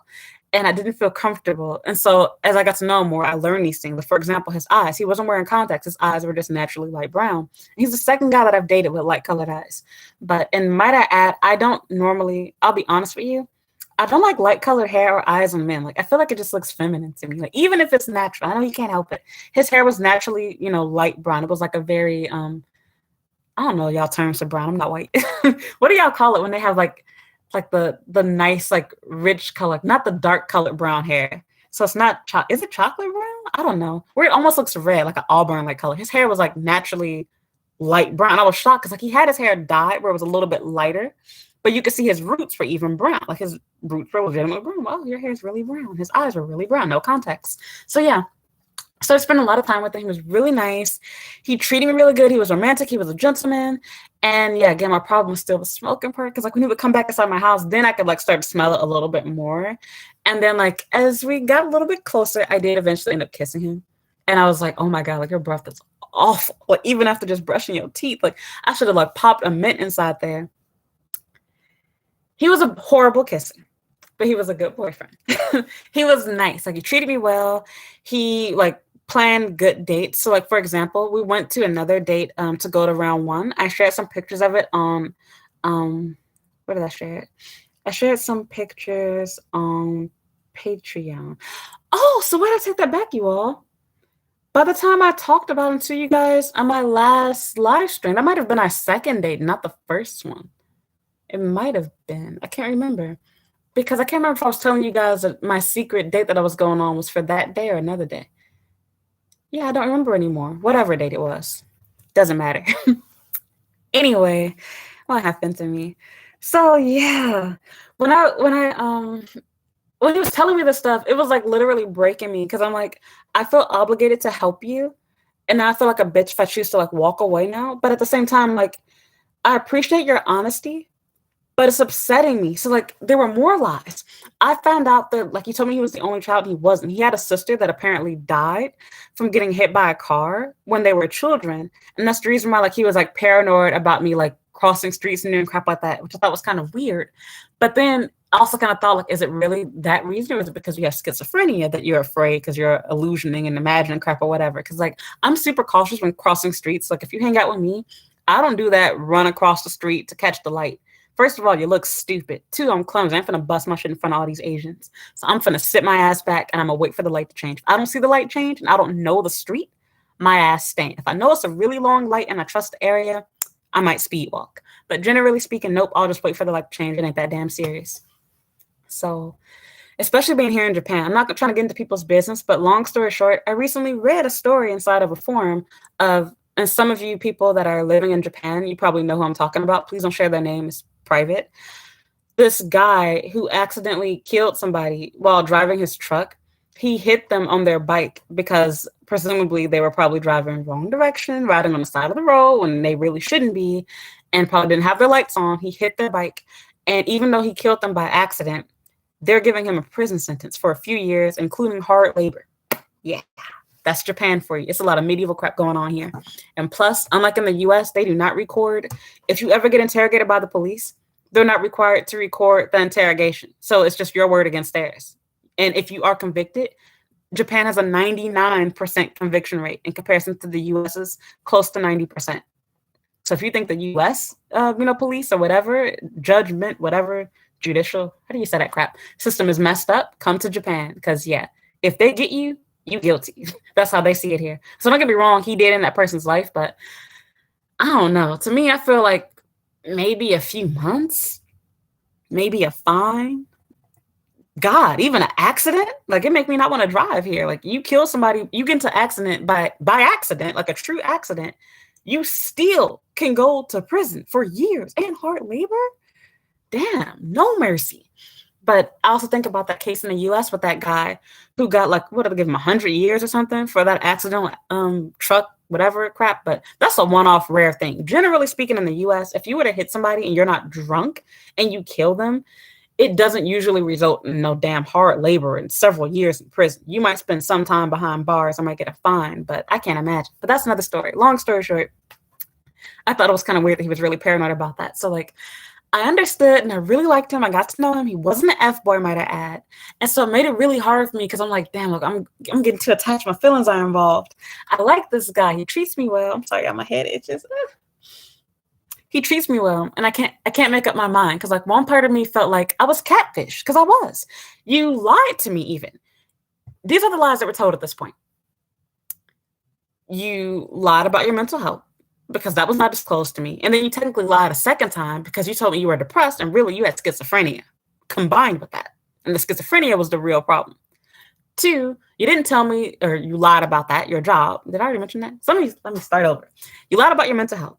You lied about your job. You're not working full time. You lied about depression. You're not depressed. You're schizophrenic. You lied about your sister being the only child. You have a sister, but she died. So you can say, I'm the only child now, but they're deceased. But he didn't disclose any of that type of crap. I tried to make up an excuse for everything. I gave him excuses and passes for everything. And I ignored all of this crap. I kept telling myself, but you can work with him. He's a good guy. He treats you well. He's nice. And as I started talking to him more and more, he became cute to me. I really started to like him.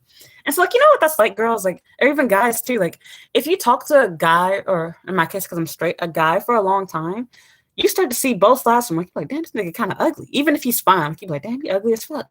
But then at the same time, it's like, you also start to fall in love with them. You're like, wow, like, they're really cute. Like, I really like him. And so it's really funny to me because like a guy left a comment on my YouTube channel talking about how, what was he saying about a girl, how she can't basically change a relationship or whatever, make it anything that it wasn't already. And so he was saying that if a girl isn't enjoying sex with him, that he's done with her. And that he doesn't want a girl to be having sex just for the purpose of doing it. And I'm like, oh, you would be amazed. You think that that's what you're doing, but you're not. Girls are not dumb. We know how to play stupid for you too. We'll pretend like we're enjoying the sex. We can fake moan. We can pretend like we want to see you, everything. Try to hold on to the relationship. A girl pretending like she wants to do this does not mean that she really wants to. We can lie about it.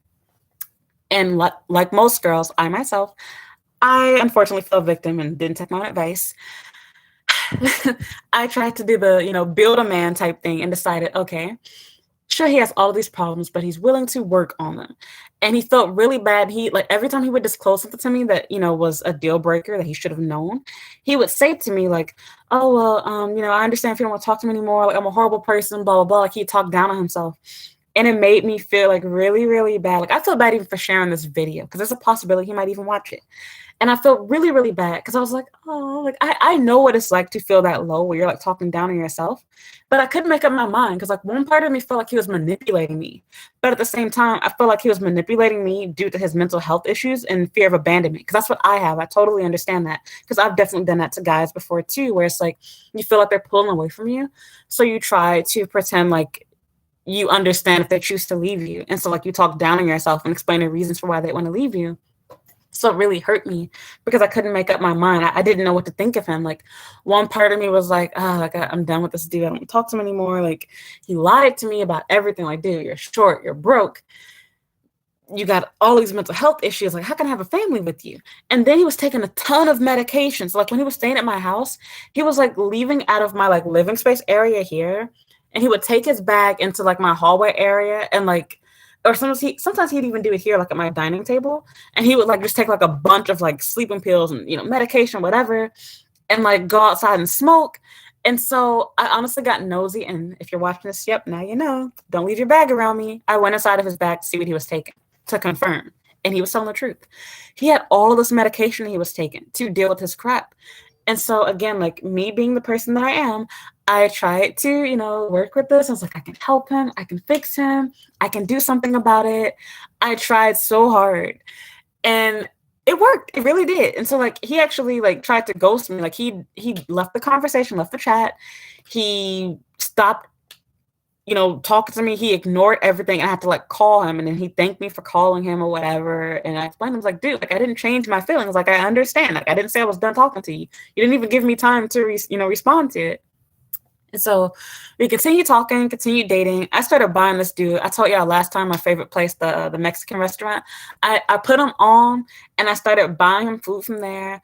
I started buying, pizza and whatnot. Like I started like paying for everything because I knew he was broke. And so for any men that ever try to come back to my channel and bitch about me being a gold digger, me using men, listen to what I'm saying. I was buying him everything at this point now.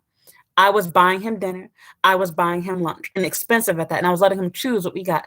I spent a total of maybe about $300 or $400 in a week buying food. Yep, I sure did. So don't ever come to me and be like, oh, you would go to you, whatever. Shut the fuck up. Okay, so back on subject. Yeah. And so he was really thankful for everything I did. He kept everything clean. When he would use my things, he would fold them, put them back nicely. I was like, oh my God, you satisfied. He didn't know all my issues. I didn't tell him about them later, but like he satisfied all of my like crazy OCD stuff, like with cleanliness. He washed his hand. Y'all, he was Japanese. He washed his hands, soap and hot water. I couldn't believe it. I was like, wow. He actually took baths too. It's like, it's sad that there's something to look. It's sad that this is something to look at in like a special light, but it had to be because, like I said, I cannot tell you how many people I've dated here, including my exes, where I had to literally teach them, like, I don't care what you do out in public, but when you inside of my house, we're using hot water, we're using hand soap. We don't do 2 second type crap, especially not after you just got through taking a shit and or peeing or anything else. Like, that like drove me so crazy. But anyway, back on subject, he kept everything so clean. And I was like, I literally felt like I was a lesbian. Like I was like, am I dating are you really a man? Like something has to be wrong. But anyway, back on subject. Cause it was like having a girl. I've dated sloppy girls. I shouldn't say this, and y'all gonna bad. Well, that person, if they ever watch this video, finna bash me. All I'm gonna say is there was a former friend of mine who I've talked about on this channel before. And despite being a woman, she was a total slob. And to the point where even though we were friends, this is why I don't have female friends right now, y'all. Not foreign female friends, at least. I do hang out with some Japanese girls currently. But her pussy smelled so bad, y'all. I'm not even saying pussy like figuratively speaking. Anytime you would go to the bathroom after her, you would get hit with a whiff. And I'm not talking about because she like bombed the bathroom with boo-boo. No. I mean, she could just go to the bathroom to piss. And this very, very, very toxic, almost bleach, but with a funk type pungent odor. And I'm like, now I understand why you're a virgin and you're in your 30s. Oh, goddamn. I would rather suck a homeless man's dick than put my nose anywhere near her pussy. That's how bad that shit was. But we ain't finna talk about that. Let's have some women empowerment. What was I about to say? I got completely off subject. Damn, I'm forgetting. I'm losing train of thought. I'm so busy thinking about food because I said I was going to order food, and then I was like, it's going to take me too long to pick something. But yeah, so like as he was telling me more and more stuff, and I learned more about him, I started feeling like I had to take care of him. And like I even told him, I was like, I support you, like I want to help you because I genuinely wanted to help him. And so as I was doing, I was like, you know what? You also got to be real with yourself. I told him, like, I expressed to him, like, early on that, like, I wanted to get married and I wanted to have a family. And I always say that, like, early on in the relationship now, because it's like, why waste your time? I've dated men for years in which they knew that I wanted this stuff, but they wanted to do it later. And it's like, if I allow other people to decide my own time frame, I decide, well, because you don't want to get married right now, I'll wait 3 years. Wait, what if we break up after 3 years? What if you marry? What if you decide you don't want to get married? I'm not wasting 3, 4 years of my life anymore. I'm not that young anymore. No. And so I had to say to myself, like, I know you're going through all this crap, but I also got to mention this again to him. And so I told him, I was like, I expressed to him that I wanted to get married and that I wanted to have children soon. And so every time I mentioned it to him, he would like go back and like pretend like he's considering it and that he needs time and how, he appreciates me, helping, supporting, blah, blah, blah. And so like things would seem normal until that conversation would get brought up. And so it kind of started making me think like, are you really going through the crap that you're going through? Why are these words triggering you to act this way? Or is this your excuse and cover up for you to not ever become legitimately serious with me? And then I also had to think to myself, it's like, do you really want to be married to somebody that has schizophrenia, has, these type of psychological issues? Because that's heavy shit. Not to mention, like, if he has all these problems with you, imagine what it's going to be like if you have children together. You don't even know him that well at this point. You've only been talking for about a month. And so, again, like, he went through this crap and I told him, like, oh, I don't care. I understand, whatever. Like, I started talking about myself and my own issues with depression. So, like, time went on and his birthday just passed. And mind you, I said this on Patreon, I do not like Aries men. Aries, whatever you want to call it. I don't date Aries. I'm sorry, I'm fucking up the word. I don't date Aries men. I don't date Sagittarius. And I do not date Geminis. You are the 3 worst people in the world. I'm sorry for anyone whose birthdays are around those dates. I am trying my best to make sure that if I do ever have a baby, that they are not born in those months. I'm just trying to make the world a safer and better place. So, with that said, I don't know how I feel about girls. For women, I don't know. I got backstabbed by a Sagittarius, but before she backstabbed me, she was my best friend for years. And it sucks because I attract them the most. They're the most fun people to hang out with. But man, when they screw you over, they screw you the fuck over. I don't like Virgos either. Like Virgos, they're good to hang out with too and to date, but they're cheaters and liars. And Scorpios are just straight up hoes. So we ain't finna talk about that. But I don't normally find myself attracted to Scorpios. So I don't even get to that point. And it's funny because their whole like personality suits me, but I don't want to actually marry somebody like that. And they're normally not people that want to be serious with you anyway. But Sagittarius, nope. Wolf in sheep's clothing. Geminis, crazy as F. And Aries men, liars. Like I feel like Aries men are like Virgos and Sagittarius men combined or something. That's just my opinion. I don't date y'all. So anyway, back on subject. I made an exception for him. And so, yeah, this is what I said that I couldn't talk about not knowing the time for places.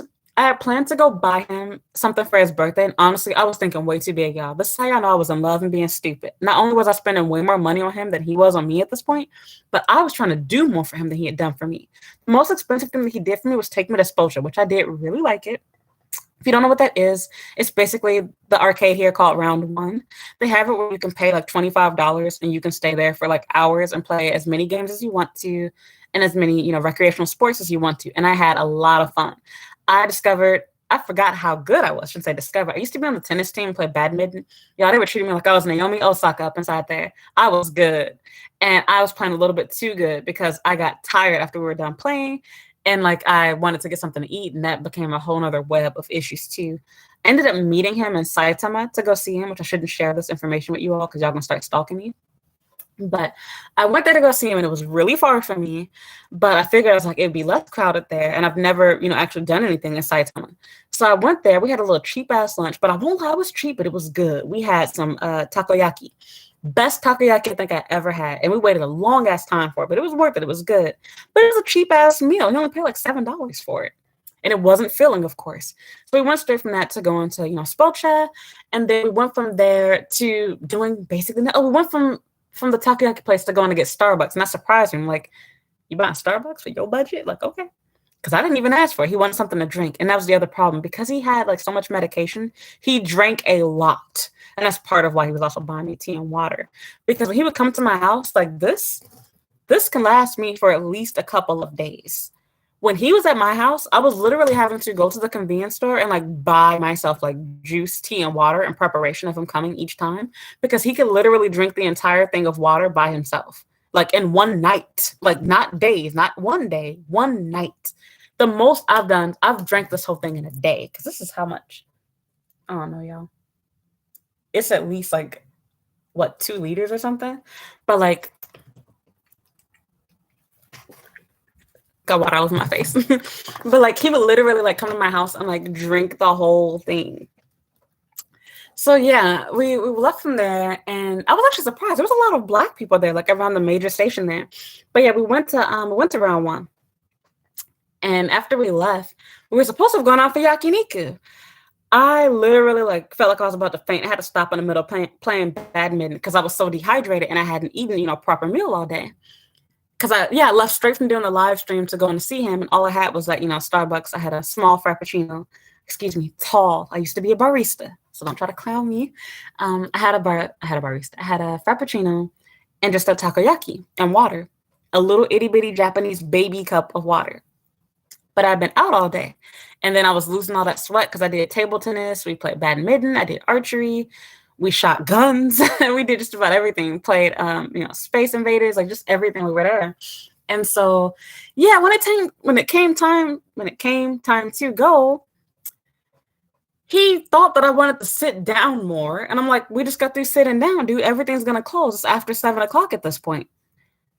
He wanted to go out for a cheap ass meal to get udon, and it made me really upset because I'm like, after all the money I spent on you, why would I? You said yakini, bitch. I didn't come all the way to Saitama for this shit.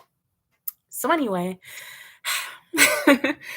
he acted like he'd be willing to go somewhere else. He's like, oh, but this place is closed or whatever. It's like, yeah, of course everything's closed because you waited this damn long. So we shouldn't have been here for no damn 3 hours. We should have went for 2 hours. I don't know why you chose 3. I guess it was a better deal or whatever. So I was upset, and I like told him that I wanted to, just go home by myself. And I didn't want him to like send me off on the train or whatever because it made me mad. Because I'm like, I would have had you meet me in Shinjuku if we weren't going to go out for dinner or a good dinner. And might I add, I'm sorry for offending anybody, but yeah, like I actually don't like Italian food. I've talked about this before. Like I don't like pasta, and it's really weird being from Chicago because most Chicago food is Italian food. I like Chicago eyes. Or I don't like spaghetti. I can eat lasagna if it's made correctly, and I can eat barbecued spaghetti if it's done the right way, the hood stuff. But like Japanese spaghetti, even if you are from Italy itself, you cannot eat that shit. Japanese people make the absolute worst Italian food known to man. It is like if you think American Italian food is a disgrace because of our American cheese, no. You need to try Japanese Italian food. They butcher the fuck out of it. So anyway, back on subject. He wasn't trying to go out for Italian food. He was trying to go out, for Japanese pasta, aka udon. And I can eat ramen, but like even with ramen, I'm very picky. I normally tell people that I don't like ramen because ramen is very subjective. It depends on the restaurant. Osaka has some of the worst ramen shops known to man. You really have to be careful where you go to get ramen. Generally speaking, if a restaurant ain't got no customers, it's for a good reason. But don't get me wrong, there are some shitty Tokyo ramen spots too. Like for example, in Akihabara, they have a mix between some good ones, like Sujita, the best place I've ever been, and then the absolute worst. But I don't remember the names of them places, but the place is bad if it's lunchtime and it's not full of salarymen and there's not a waiting line. If there's not a waiting line and it's not full of salarymen during lunchtime, it's a bad ramen shop. That's the easiest way to know. If the other easiest way to know before you go and look at the place, if you look online, if you do not see hundreds of reviews left by Japanese people talking about how good the place is, it's not a good ramen shop. Any place that got like 3 reviews, etc., it is trash.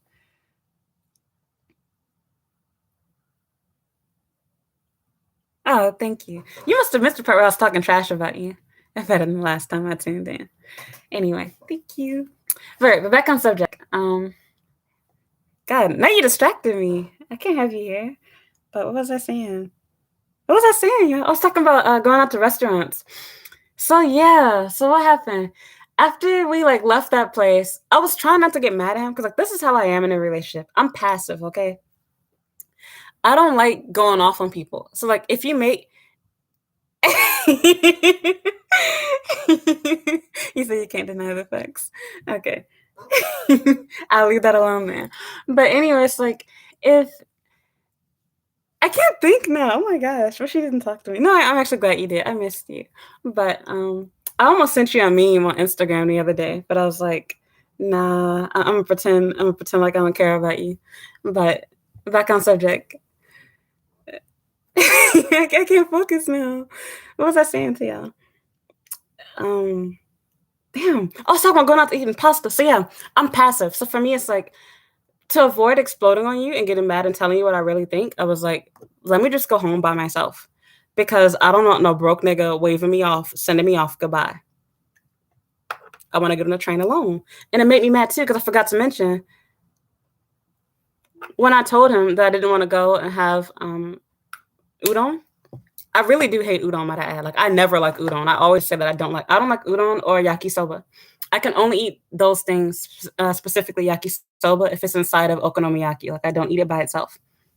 So, yeah, after he said that, we misunderstood each other because he asked me if I wanted. He like sent me a text message. He was like, "Do you, want me to show you around or whatever?" Which translated horribly in English as that. And what he's really trying to say is, "Do you want me to take you to the train to go home?"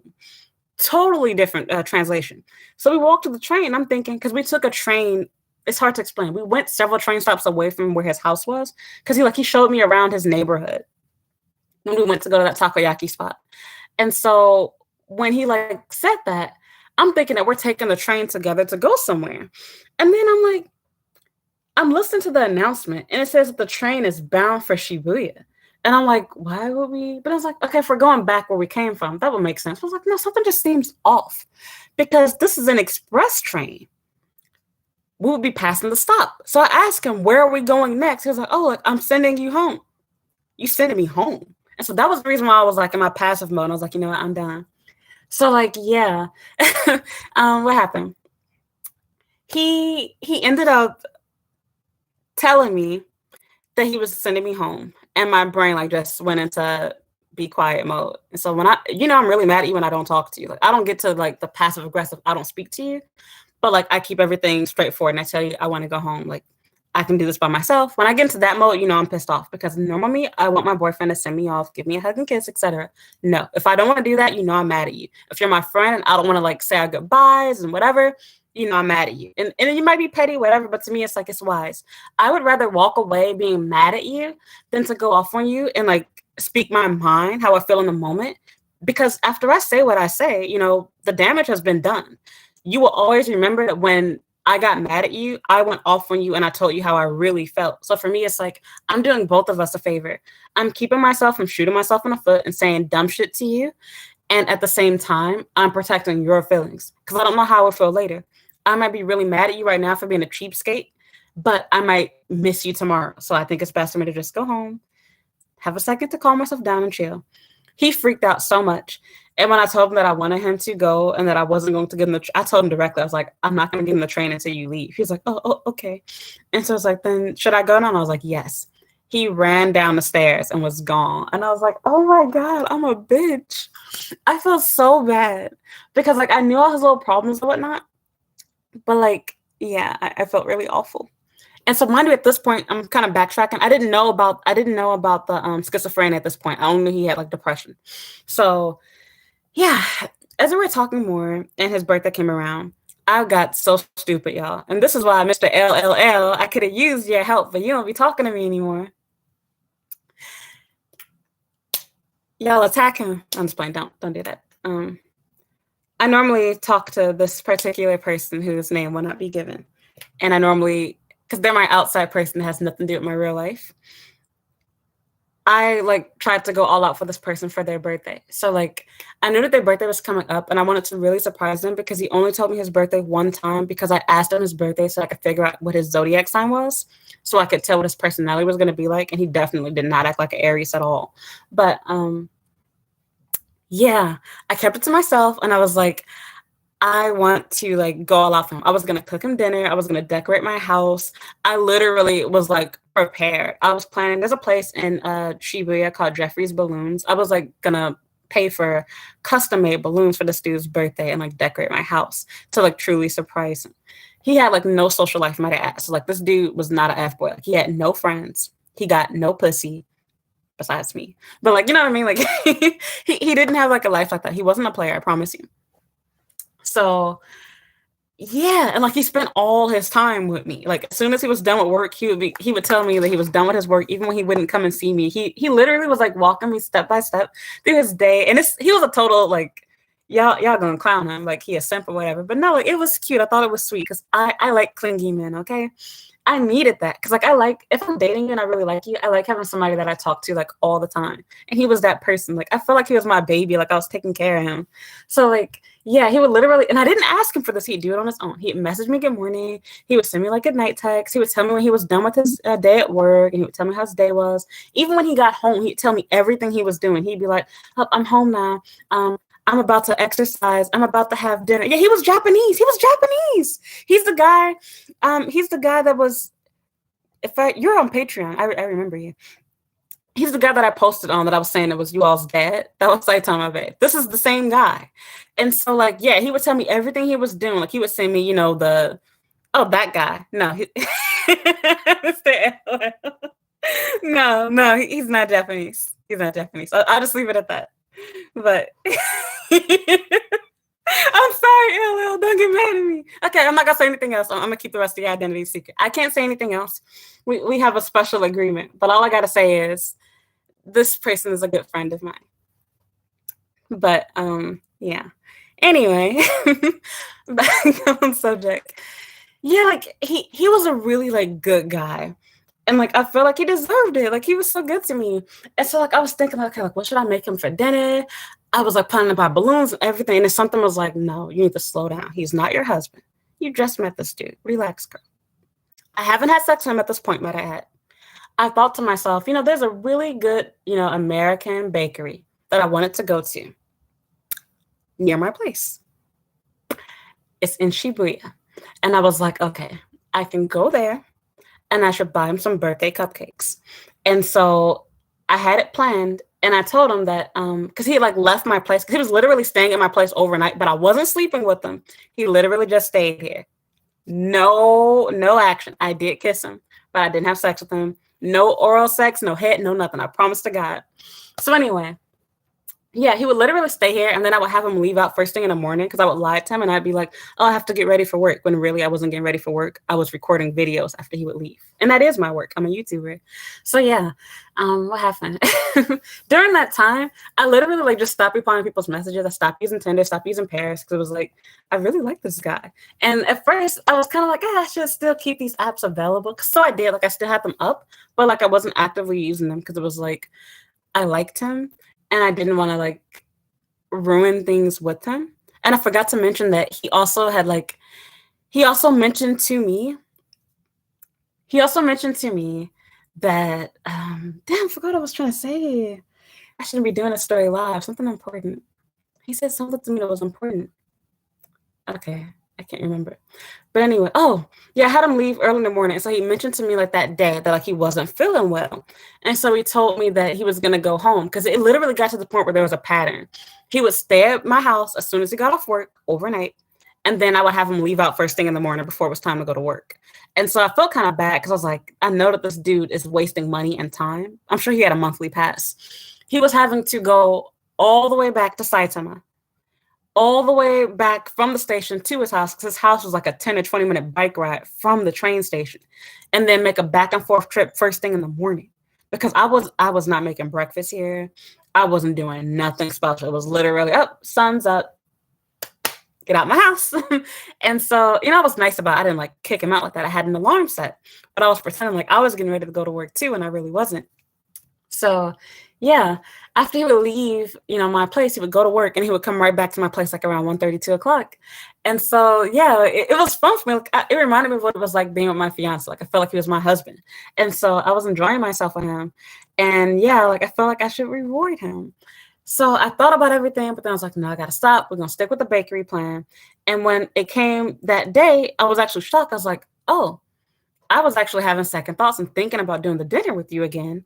But then something told me, no, do the bakery. And then when I went back and forth, he told me before I even had time to like spoil my plans because I'm not good at keeping surprises. I always like if you ever having a party or something for somebody's surprise party, please do not tell me because I'm gonna have to like stop talking to you and everyone in order to keep it a surprise. I've successfully never ruined a surprise party, but I've come very close, even in that situation, and like I just couldn't keep it to myself. I wanted them to know what I was planning. So anyway, yeah, I I was talking to him. He was like, "Oh, like, I'm not feeling well, whatever." He probably got too cold because I leave my air on. Because like, who wants to sleep without a cover? So yeah, I I ended up not doing it because he told me he wasn't feeling well and he wanted to go home and he wasn't coming to my place. But then in the back of my mind, I was like, you sure you're not going to another girl's house? And so I was like, let it go. Because even if he gets another girl, who's gonna put up with him? I feel like I was one of those girls that were like inside that not Stockholm, but whatever you want to call it situation where it's like you like the fact that the guy that you have, nobody else is going to want them. Like, I know that they say that girls are more attracted to men that other girls want. And I agree with that to an extent. But honestly, I prefer if people don't want my man. So I ain't got to worry about having to compete for him. That's how I see it. So, like, in this situation, I didn't like the fact that he was broke, but it did make me trust him more. Because I was like, who in their right mind is going to go for a short, psychotic, broke man? I'm just saying it bluntly, keeping it real. So, yeah, in one sense, it kind of made me like him more, as bad as that sounds. And I also felt like I was helping because I truly did. Friendship, relationship, whatever you want to call it aside, I really did. Like, even if he were to have decided that he didn't want to date me, but that we're just going to be friends, I really, truly wanted to help him as a friend. And that door is honestly still open, but shoot, after he see this, he ain't ever going to talk to my black ass again. But back on subject, what happened? So, yeah, I didn't tell him the plan because one part of me was like, if you tell him that you wanted to have a little party for him, he would see you. I knew he was going to spend time with his family in advance because they were his support system during all this crap that was going on. And he told me he was planning to spend his birthday with them, which again, the trust issues in me was like, don't trust him. He's going to see another girl. But I believed him. I learned to trust him and believe him. He was telling the truth. And so, yeah, after he left, I had planned that evening I was going to see him for a few minutes. So I asked him, I was like, I know that you said you're not feeling well, but I want to see you just for a few minutes at Shinjuku Station after work. And so he was like, yeah, okay, sure. And so I got dressed and I waited to the last minute and I looked at, my GPS because I was planning to either take the bus or walk there because the bakery it's a little far from me. Like it's in Shibuya, but like it's far off in Shibuya. I think it's probably really more like in Setagaya. I don't know. I think it's in the Shibuya area, but it's an American bakery. And so I told myself, man, it's a long ass walk, but the time that it takes me to get on these different buses and trains to get there, I might as well just walk the 20 minutes. It's the same amount of time taking the bus. So do I pay $2 to take a bus or do we walk there? And I was like, yeah, I'll walk there. So yeah, the day came, I get all the way, to whatever you want to call it, to my door getting ready to leave. And I'm like, let me check and see how should I walk there? Like, what's the best way? And they're closed. And I'm like, they're closed on a Monday? Okay, whatever, fine. Then Tuesday comes. And I could have sworn said they were going to be open the next day. Somehow I didn't notice it. I got completely dressed and I noticed the same thing. Last minute when I look at my GPS, I'm like, I could have sworn I said they're open tomorrow on Tuesday. I made the same mistake all the way up until Wednesday, which was his birthday. And I got all the way down to the first floor at the front door in my building. And I see that they're not open until for certain the next day, Thursday. And so each day, Monday, Tuesday, and Wednesday, I kept having to lie to make up an excuse why I had to cancel the plans at the last minute because I wasn't planning to date him. I was just planning to give him the, birthday set of cupcakes and leave. And so it was going to be a cute little treat because, again, I'm an American. So American cupcakes are exotic and foreign to a Japanese person. And it was for his birthday. And I knew he wasn't going to be expecting it because we just met. And normally you shouldn't expect, a birthday gift or nothing of real value for a guy, especially from a girl, from a new relationship. And so at this point, he was supposed to be my boyfriend. He asked to be my boyfriend, might also add. So anyway, yeah. Finally on Thursday, I was able to meet him. And this is where I just got lazy. I went out to go there. And I honestly just felt super weird and self-conscious. I went outside wearing a dress after having not worn a dress or being outside for a long time. Cause since I've been doing sorry, you get used to it when you live here. It's literally just become white noise to me hearing the ambulance and whatnot. But yeah, I I guess we're used to like being inside. Like it feels so weird. It's like, oh my God, why is everybody staring at me? And so like I had an dress and heels and I was looking kind of cute. And so I was also trying to look nice because I never wore like nice clothes when I would go see him. And so I figured like, you know what? I'm going to go back home and we're going to use Uber Eats to get this delivered to me, which I did. And so I ended up having it delivered to me instead. And I honestly like freaked out, you all, because for some strange reason, I had no money and I didn't realize that. I only had $30 on me and some change. I literally like started like praying. Y'all, I called my mama and I was like, Mom, like send me some money. But like she didn't answer her phone. So I had to like text her. Like nobody got back to me. I was like, oh my God. I started like looking through my change, like trying to find enough money because I was like $8 short. I somehow miraculously had exactly enough money to pay for it. I spent almost $40, y'all, buying this man cupcakes. Yeah. I can't believe I did that. But I did. So anyway, what happened? Yeah, I bought that and I changed my clothes and I decided that I should wear, you know, I didn't wear flats. I wore Vans shoes this time, which are a little bit lower than my LeBron shoes. They're really Jordan shoes, but it's probably insulting to say that to him. You know what I mean? Those basketball shoes. They're a little bit lower heel wise than those. And I knew he wasn't gonna recognize me, so I literally had to message him, tell him what I was wearing because I've become lazy lately. Like I like wearing comfortable clothes now. And so like for me, it's like why wear a dress and cup that makes you uncomfortable? And then plus when I wear anything that's like feminine here, I get way more attention from Japanese people, even if it's not fitted. Like the dress that I was wearing was just a cheap skater dress and it was modest, might I also add. It was a long dress, but still like something about wearing a dress, it excites these nasty, dirty, perverted men. Wait until sundress season come. I literally switch between like the same like 3 dresses during the summertime because they're my favorites. And so I like that fabric. What do they call it? Chiffon or however you pronounce that. But anyway, yeah, I planned to go meet him. I was running late, and so I told him like, you know, to stay somewhere and wait for me for an hour. And so he ended up like going to a cafe or something while he was waiting. And then like we met, I can't say the area, but a specific place that I normally meet people in Shinjuku. And so when we met there, he was so surprised. He was like, oh my God, like, you know, you spent this much money or whatever, like it looks expensive. And like he took a picture of it and sent it to his mom. He was like so thankful. And so he obviously wasn't gonna let me leave after just a few minutes. And so he asked me to like go to a cafe with him. And so like he wanted to have drinks there. And of course, everybody was staring at me. And then like he also made me feel really embarrassed because he was talking so loud. He was like, oh, like you're very beautiful today. And not that you're not always beautiful, but in particular today. And I was like, no, you can go ahead and say it. I normally dress like a man. And so I jokingly said that I was telling the truth though. But I told him I was like, I normally don't dress feminine. That's what you're trying to say.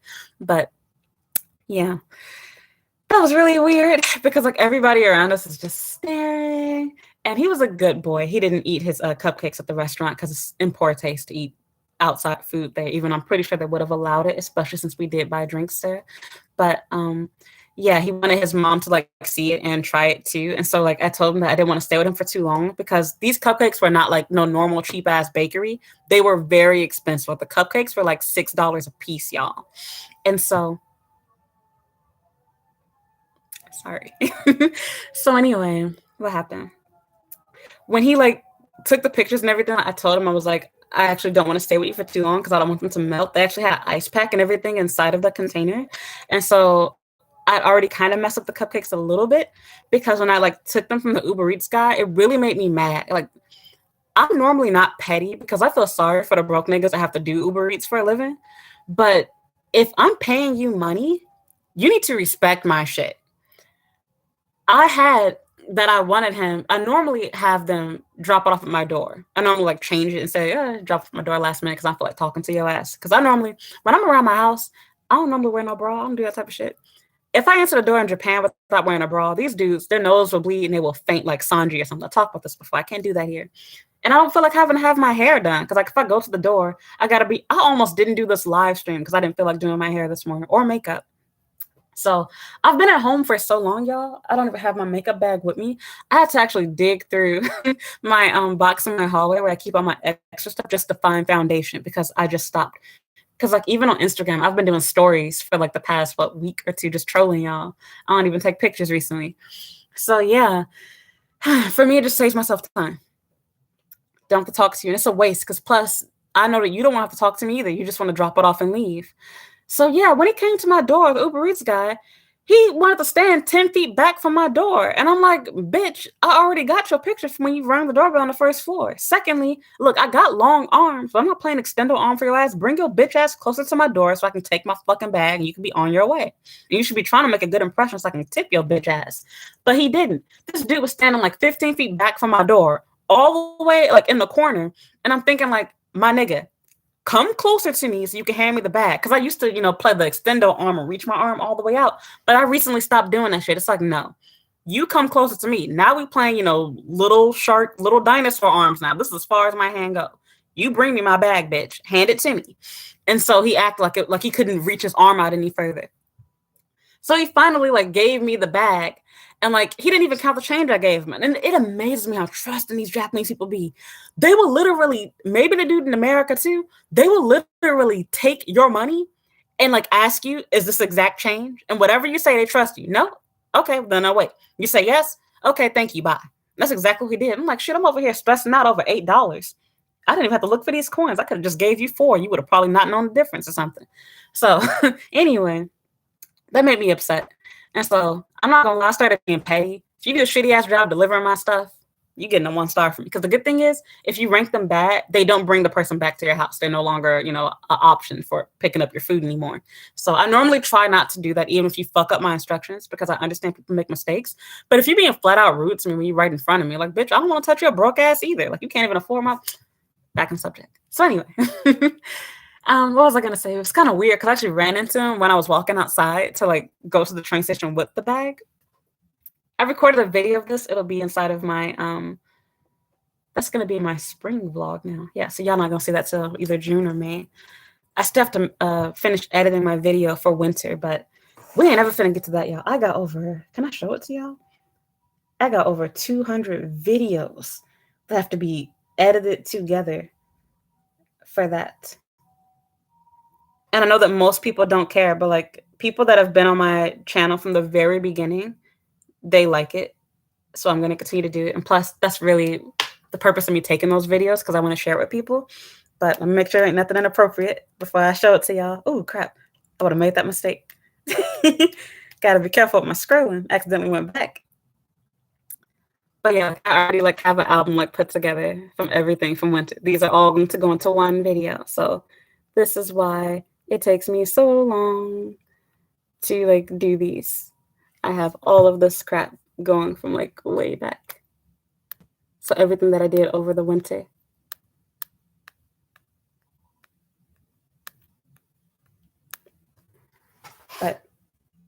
And then I have one for spring in the makes. But anyway, so yeah. It made me kind of happy seeing how excited he was, and he took pictures of it too, because I took my own picture and video of the stuff that I got him. In fact, I can show it to you all now. Because I wanted to try it myself, but I didn't have money like that. I was broke because I literally spent all of my money on him, which I shouldn't have been doing. I was being an idiot. But I'm being honest. Where is, I didn't put it in the album yet. Yeah, so we went to the cafe, and after we had been there for a minute, and I told him that I wanted him to take it home, and he told me he wanted to share it with his mom, and I thought to say that initially, but I didn't. And so he quickly rushed to go home, but he expressed to me, he was like, can I come back and see you after I go home for a minute? I want to see you. And so I was like, oh no, it's fine, don't rush back here, now you're making 2 back and forth trips, it's not worth all of that. I can see you the next day. He's like, no, I want to see you today. I'm like, oh, he finna fuck me. I hadn't had sex with him at this point, might I add. So anyway, but I will be honest. He went down on me. He did. Was it a week before? Yeah, I think it was. He did. And then he freaked out and apologized for it. And I'm like, why would you need to apologize? Sir, you just gave me head.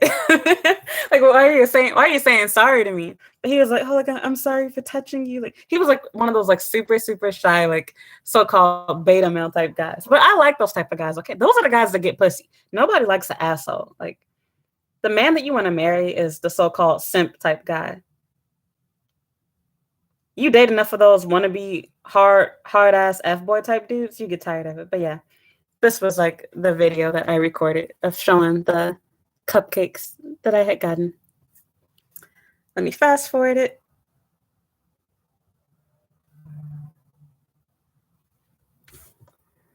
But yeah. And it was just for 6. That was $40, y'all. So, anyway.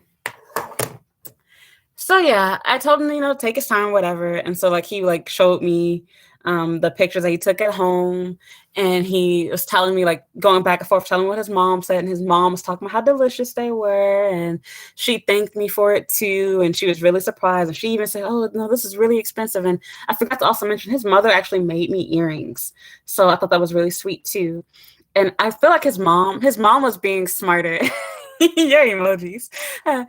His mom was being smarter, and she was like, I don't know how to explain it. She was kind of like trying to not groom me, but like make it known to me that she appreciated me, taking her son off her hands. I'm pretty sure, because to be honest, like, I'm sure they had to have been worried about him. Like, his parents appeared to have had a loving relationship with each other, and they clearly loved and supported their son with his mental health issues and his work and everything like that. But they had to know inside the back of their mind, their son is never going to get married, because these Asian girls are not going to want to marry somebody like that. Being short by itself is already a huge curse here in Japan, despite the fact that Asians are already short. Being short here as a man, it's like telling people, I'm not going to be politically correct with you. I'm sorry. I got to keep it real. Saying that you are a short man is the equivalent of being trans to date people of, we're not going to get into that. I'm going to leave it there. That's all I got to say. It's the equivalent of trying to date while being trans. And it sounds so crazy and so ignorant to say, but I'm keeping it real. That is what it's treated like. Women will completely walk. It is easier to date here as a big bitch than it is to date as a short man, by far. That's all I have to say. Because if you are a really little man, you better be a millionaire, because girls ain't going to pay you no mind here. And if a girl pays you mind, she's using you for money. So I felt bad for that by itself, but then it's like, damn, you combine that with the fact that you got all these mental health issues that are stopping you from working. And so as I was talking to him more in a relationship, I was telling him how, like, you have basically what I told you all, you have to work on yourself. You can't just shove yourself into, taking pain medication, etc. And let me backtrack a little bit too. So after that date where we went to Spotra or whatever, he had freaked out and like felt really bad or whatever, I had to apologize to him, and he wasn't hearing it. And he like beat himself up about it, and he like took a bunch of sleeping pills and went to sleep. And it kind of freaked me out. And mind you, he did this on his own at home, so I had no way of reaching him until the next day. And so he did this like twice at this point. So he was really happy about what I did for his birthday. He was super grateful, super thankful. He went home, had dinner, and had his cupcakes with his mom. And he kept thanking me for blah blah blah. His mom made me earrings before I did that. And she seemed super grateful. And like I was saying, I felt like his mom and dad probably called themselves liking me to some extent, because they were afraid of, their son never getting married. And like, oh, to their mind, they're thinking that I'm rich. And I'm not going to lie. When Japanese people find out how much money I make, they treat me like I am rich, even though I'm not. So in Japan, my salary is high, but as I said to you guys before, it's not consistent. I get the amount of money that I make varies significantly from month to month. Like literally, I can make as little as, like, I don't know, maybe $1,000+ and as much as several $1,000s. OnlyFans has completely changed it, where I consistently get several $1,000s. But without OnlyFans, like just doing YouTube, just doing Patreon, my blog, I shouldn't tell you all my business. I will not give exact dollar amounts. I said this, I think, on Patreon, but I'm not done. I shared on my story about how much money I was making. I'll never show you everything that I'm making. That's just some of it. And I also crossed out the names of most of these places. The only thing that was a dead giveaway was Patreon. You can clearly see where it says the amount of money that I'm making there. But other than that, no, like I'll never tell you how much I'm making exactly. On Patreon, I make a little less than $1,000. My stomach is growling. I'm hungry. I haven't eaten breakfast yet. But yeah, I make a little under $1,000 on Patreon every month. So, and that's just from that by itself. So just by having Patreon, I could legitimately afford to live in Japan and do nothing else for the rest of my life. But that doesn't sponsor my visa. So I still need a husband, or I have to continuously find a job in order to sponsor my visa. That's another story. I'm going to talk about that. So back on subject. Yeah, I feel like that was, their push to liking me, and the fact they probably were surprised, like, oh, like, you're dating a foreigner and she has money, she's not using you. Because normally, if a girl's dating you and you got, problems and crap physically, there has to be money or some type of incentive to. Whereas instead, he was getting more out of dating me than I was getting out of being with him. I was buying this, fool, whatever, the crap he wanted to eat. And so he wasn't holding back. He would tell me he wanted either. And so one of you all was saying, I think it was Renee, however you pronounce your name, Renee, was saying earlier, and I agree with that to an extent about not being humble. And I normally try not to, which is why we went on an actual date to begin with. Because if I let him have it his way, he wanted to just go to a park or just go to a cafe. And I was like, I'm getting more out of it than just that. But for me, I don't want to have my standards where I am too direct and blunt about what I want stop me from meeting somebody that's good. Because if you're too upfront and like, you have to spend X amount of money on me, if you have to spend $100 on me on our first date, that's going to turn off men that will be serious, because now they can't take you seriously. It's like, well, I was going to do that anyway, but now that you telling me that I have to, now I feel like you're a gold digger. I feel like you're whatever. Like it changes everything. It's hard to explain. It's a really fine line you have to walk. So for me, I don't tell men. That's why whenever Japanese dudes ask me, oh, even when black or white guys ask me, I never tell them. If you ask me what's my type, I will forever lie to you. I will tell you, I don't know. It depends on the person. Haven't decided what I'm looking for. I never give you a straightforward answer. Why? Because all you're going to do is mold yourself into being whatever you think I want based off of what I said. And with that said, if I were to flat out tell you, I want you to make $100,000 minimum per year, what are you going to do? Either you're going to pretend like you make that much money, or if you do make that much money, you're going to feel a little turned off by me. You're going to feel like, maybe I shouldn't talk to her. She's a gold digger. She's specifically looking for men that has kind of money, which is stupid because, like I said, men are supposed to be providers. I'm taking care of you, your house. I'm providing you with the looks. Your job is to bring home the bacon. But we ain't finna get into all that crap. That's a whole nother story. So anyway, yeah.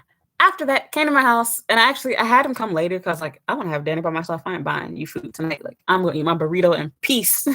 I need to stop going to that place. I keep going to Frijoles. I forget how you say that place. I keep going to that burrito place. It is so good, y'all. So good. I almost got myself a free burrito.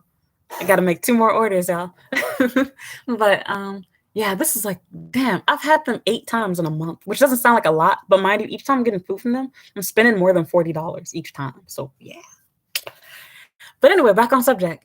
And I couldn't believe it. They actually taste better than the place that I was going to in Osaka, because that was the one thing that made me not want to leave there. I said that in my last live stream. But yeah, back on subject. Why are you trying to tempt me? See, that's what's wrong with me right now. Let me show me that burrito. Now you got my brain. Oh, they open too. It's 11 o'clock. But my direct deposit ain't hit. So that's the only problem, me like not working like a regular job. I gotta wait for YouTube to pay me. They're probably not gonna pay me till like around 1 or 2 o'clock. Might even be later than that. So we'll have to see. But anyway, back on subject. So yeah, he came here. I already knew we was gonna have sex. Of course, I was prepared. I was exfoliated. I was shaved. I was prepared. And of course, he did. Oh my gosh, wait. Is it? It scared me. What happened? Okay. I'm safe. Oh, that scared me so much. I thought my computer was dying. I was like, no, like I had it charging all this time. Let me just make sure it is charging though. Okay, yeah, it is charging. That's weird. I had a notification about my battery. Did I? Okay, no. It's telling me my phone is connected to my computer. I'm stupid. I'm sorry. I scared myself. But anyway, what happened? So yeah, he came here, and this time, like, I knew we were gonna have sex. So like, yeah. Not gonna lie, I was impressed. He is an awful kiss. He's an awful kisser. His breath smelled like shit. But foreplay, I give him an 8.5 out of 10. He's a good pussy eater. Titty sucking, I give him a solid 7. Stroke game, he actually had a big dick. I couldn't believe it. I was like, oh my God. It was good. It was good. And I might have also added before, I didn't talk about this very much, but I said this already. He's actually muscular too. He was muscular. He dressed nice. He smelled good. He was clean.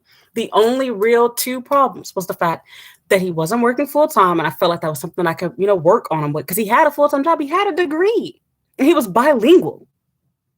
I feel like that was something that's doable. He used to work full-time. He stopped because of his mental health issues. I know what that's like. I've quit jobs due to, feeling depressed. I almost stopped doing YouTube and Patreon just a few months ago. I totally understand.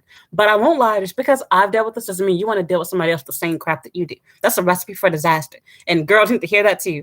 Do not marry somebody that has the same issues that you do. If you have issues with your family, do not bond together because you both hate your mom. If you both have mental illness or whatever, do not bond together because like, hey, you're crazy, I'm crazy too. That is a horrible recipe. You might think, oh, they know me, they understand me, so that's a good idea. But the reality is that you're making your situation harder for yourself. Because if both of you are sick in the head, you're not going to get better. Now, in my case, I've learned how to pretty much deal with my problems and crap. But to be honest, sorry, y'all, we got to do a boob adjustment. But to be honest, it's like when I was talking to him, I felt like I was having to hold back things I really wanted to say or things that I thought or insecurities, etc. I would normally like be all bitchy and express to my man because it was like I had to protect him and I had to help him. Like I felt really weird. So yeah, it kind of helped me in a sense, but it also kind of hurt me because I felt like I had to act like a man in order to protect him in the relationship. But it also helped me become stronger because I was having to help somebody else instead of being a crybaby and focusing on myself. So anyway, back to the sex. It was good, y'all. It was actually good. I was surprised. He wasn't selfish. He made sure that I came and he took his time. He kissed my thighs. He licked everything. Like I was like, oh my God, this felt too good. I was literally like, my brain was like in so many different modes. Because in one sense, I was like, I felt like I liked him more. But then the other sense, I was like, but I can't be serious with you because you don't have a career. You're not established. You're not independent. You're living with your mom and dad and you're almost 30 years old. Like there was just so much stuff like just crossing my mind. I'm like, I can't do this. I can't do this. Like, oh my God, I feel so good though. I couldn't make up my mind.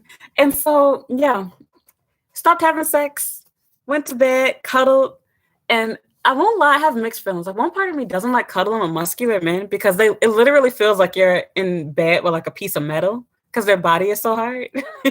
But at the same time, it felt good. And so like I liked cuddling with him and the sex was good. And then like on top of that, like emotionally, when it seemed like the only problems we were having is when we would text each other. Whenever I would text him, I would get an idea as to what's going on in his mind. And I could truly see that he was a little bit, off due to his issues. But when I was together with him, the only thing that let you know something was kind of off was that he was unusually shy. But there's lots of shy guys that aren't mentally ill, don't have mental health issues. So yeah, like I literally felt like he was perfect. He treated me well. He wasn't keeping me a secret from his parents. His parents knew about me and seemed to like me. He even showed, I've never had a date take my picture and send it to their mother. Like, that sounds really bitchy and gay, if you will, but it was so cute. I thought it was sweet. I liked it. And again, like after you've dated bad boys and done with that crap, like you appreciate the nice guy, the guy that isn't afraid to message you, the guy that isn't afraid of, messaging you every day and just they're too cool to talk to you, etc. Like you like and appreciate that type of stuff. So I felt that way with him. And we both like to eat food, even though, of course, I was one paying for most of everything. But when I expressed that I felt like I was paying for everything, he immediately like started to feel bad and started spending all his money on me. And so that kind of made me feel bad because I'm like, oh, damn, like I know that I can afford to do this. But I'm not going to lie, even when I had no money, I spent money that I didn't have. I remember going out for my ex-boyfriend, my ex-fiance, for his birthday. And I literally went out and I bought like fancy gifts for him. I got him a suit and tie, not a suit and tie. I got him a dress shirt and a tie set when I had no money. I wasn't even working full time back then. I used a little bit of money that I did have and I paid for his dinner. Like I did little things like that.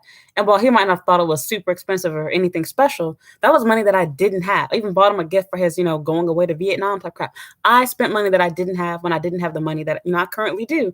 And now that I do, it is kind of harder for me to like scale back and remember that while I might think this is just $40, for the guy that I'm dating, that $40 feels more like $400. It's like, this girl rich, why is she spending that much money on me? Whereas for me, it's like, I spent $40 on my lunch. So that's another story. That's why I'm broke right now. But back on subject. Yeah, so like I had mixed feelings like, well, he literally checks off all my boxes except for height. And I had to think to myself, is height really that important to you? Are you really going to miss out on having a good relationship with somebody because you want to outwardly look good? Because the reality is when it really comes down to it, what women care about more with height than how a man makes us feel feminine. We like to look feminine to other people. Like it feels embarrassing as a woman to be seen out in public with a man that is much shorter than you. It's hard to explain, but it does something to us psychologically. And so I felt like if I were being real with myself, he's perfect. He treats me well. We could work on the job thing. Like, he had a full-time job. He's educated. He's bilingual. Shoot, you can work for me. I I can handle that. And I felt like I could deal with you not working full time until you can get on your feet. So we like had like little conversations every once in a while, like discussing our future, but like never like really going into deep, deep detail. But he knew that I wanted to get married, knew that I wanted to have kids, and he knew that I wanted to do these things within at least the next couple of years, but really more like the next year. And so yeah, we continued to talk to each other, continued to see each other, etc. And then like something just changed, I guess. I don't know what was it in me, but I decided to mess up things. So just the other day, I was gonna post it on Patreon, but I actually forgot to. He sent me a message, asking to see me and was trying to make plans for me. And I was like, you know what? I'm actually kind of glad that like you're doing your thing for the time being. And I wanted to stay this way because I was feeling that I was starting to get too attached to this guy. As I told you guys, I was feeling that that psychotic version of me was coming out. And I was like, I feel like I'm getting too close to you. I didn't say this to him, but I was thinking it to myself. And because Mr. LL wasn't there, I had to counsel myself. And I had to think to myself, like, I don't want to become so attached to this person that I lose it if for any reason they go. I gotta do something else. I have to date somebody else. I gotta start hanging out with my Japanese friends. And so I did just that. I literally like went out to karaoke with two Japanese girls. And I was like, yep, there we go. There goes all the annoying shit that people keep asking me to do. You gotta sing the Aladdin song and Carly Rae Jepsen type shit. Like, I did stuff that I don't want to do to distract myself. And he probably thought that I was cheating on him, which technically I kind of was because I was flirting with other people. But like, I wasn't really flirting with anybody. I was just reading y'all messages and swiping through Tinder. Ain't nobody attractive on there. No, I lied. There were two other people that I did consider, but one of them ended up canceling the date with me, and then like the other person, like their replies were too slow, so I just like kind of gave up on them. But what was I gonna say? Yeah, he messaged me. Oh, I told him that I wanted to see him next week, and so he was like, "Why not this weekend?" And I was like, "Oh, well, I just want to give you some space," which was kind of true. Like, I wanted to feel out if he was serious about me or not. And so I was kind of having trust issues. I was kind of having trust issues with him too, because for me, like when I really like you, I start to question, do you really like me? And I start thinking, how many girls is he talking to? How many other people is he messing around with? I start thinking about other stuff. So I started wondering and thinking, what if this man isn't crazy? And all this time, he's been lying to me. He's just a bum mooching off of me because he thinks that I'm making over 100,000, yen a month. Not 100,000, you know what I mean? Over, what is it, a million yen or whatever? I can't do the math. I always get confused. It would be a million yen, right? Yeah, because 100,000, you broke if you're making 100,000 yen here. Let me speak in US dollar terms, and y'all can do the math and convert it to yen. Roughly making over 100,000 USD per year. He didn't know what I was making. I never discussed anything. But, you would have to be an idiot. I'm living in Shibuya. You see my house. You see my view. What the fuck is this girl doing for a living? Okay. With that said, you combine that with the money that I've been spending on dates and the stuff that you've seen me have, and you're like, okay, how is she affording this stuff? But what they don't know is I've had that Louis Vuitton bag for like 5 years. I bought those Louis Vuitton shoes 4 years ago. That Tommy Hilfiger bag was only $120. The bag that I wear all the time is my only purse that I ever really wear, and the only purse that I've gotten recently, and I didn't pay for it. It was a gift, and I was from Samantha the Vasa, however you pronounce that crap, and it was on sale. So yeah, and that was again given from a boyfriend. But for somebody from the outside, it's like, this girl has money. So I was starting to think, like, is he using me? And so I couldn't be sure. So I wanted to have a little bit of space, but he started to like freak out. And so I told him, I was like, no, like I can see you early. I'm not doing anything. I'm just going to be at home. And so I was like, oh, really? And so I was like, well, I want to see you, earlier than that then. Like, I want to see you this week. And so we had made plans to see each other. I think it was supposed to have been Wednesday or whatever.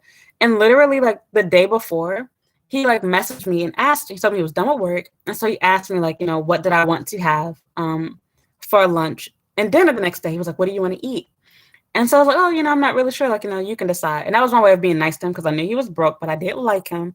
And on top of that, as I've said before, like I normally prefer if you choose the place because it does two things for me. One, I can see how much you value me. And two, Japanese people know better restaurants than you do a lot of the time.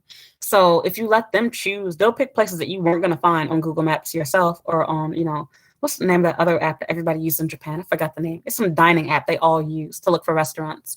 But yeah, I know that, was it a tablog or whatever the crap that is?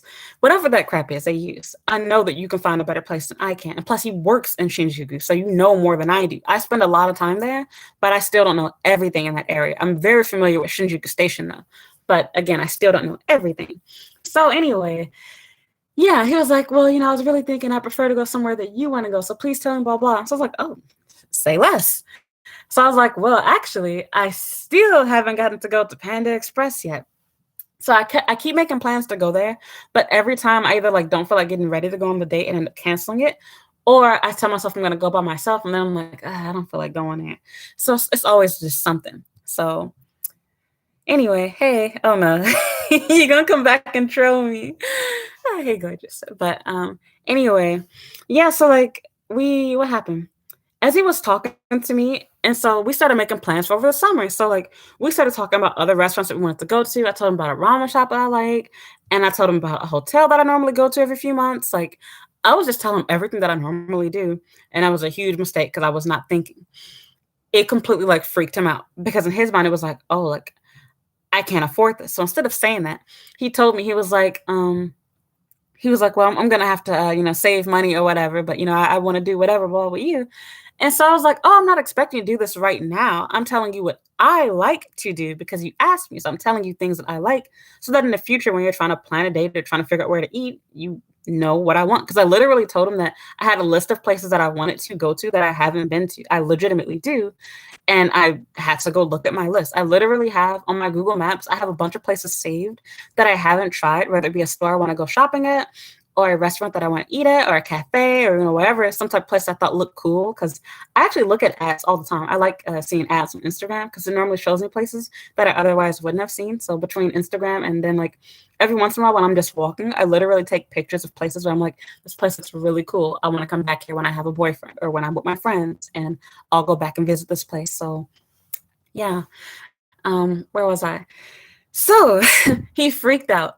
And I tried to reel things back in. I'm not asking you to take me to no 4-star hotel. Because he was like, oh, this place seems really expensive. I'm like, this is why you don't date broke men, y'all. Because see, I'm used to being the person that's getting fascinated by the man having money and me just sitting back and being like, wow, you're going to pay for this? Whereas for me, I'm like, this is just crap I do by myself. And I'm not rich on my own. So yeah, I have to play broke when I'm hanging out with men, because then you attract two different type of people. You get people that want to use you once they find out that you have money. And then you also have people that, become intimidated because you do.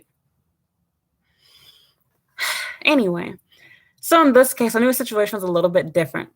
And so as we were talking more, I told him, I was like, you know what? I think I said that he can see me after he has dinner tomorrow or whatever, because I didn't want him to feel like he had to, have dinner with me because he was trying to impress me, because I felt like he was trying to make up for the fact that I bought him those cupcakes for his birthday. Because Panda Express is expensive even in the US, but in Japan it's really expensive.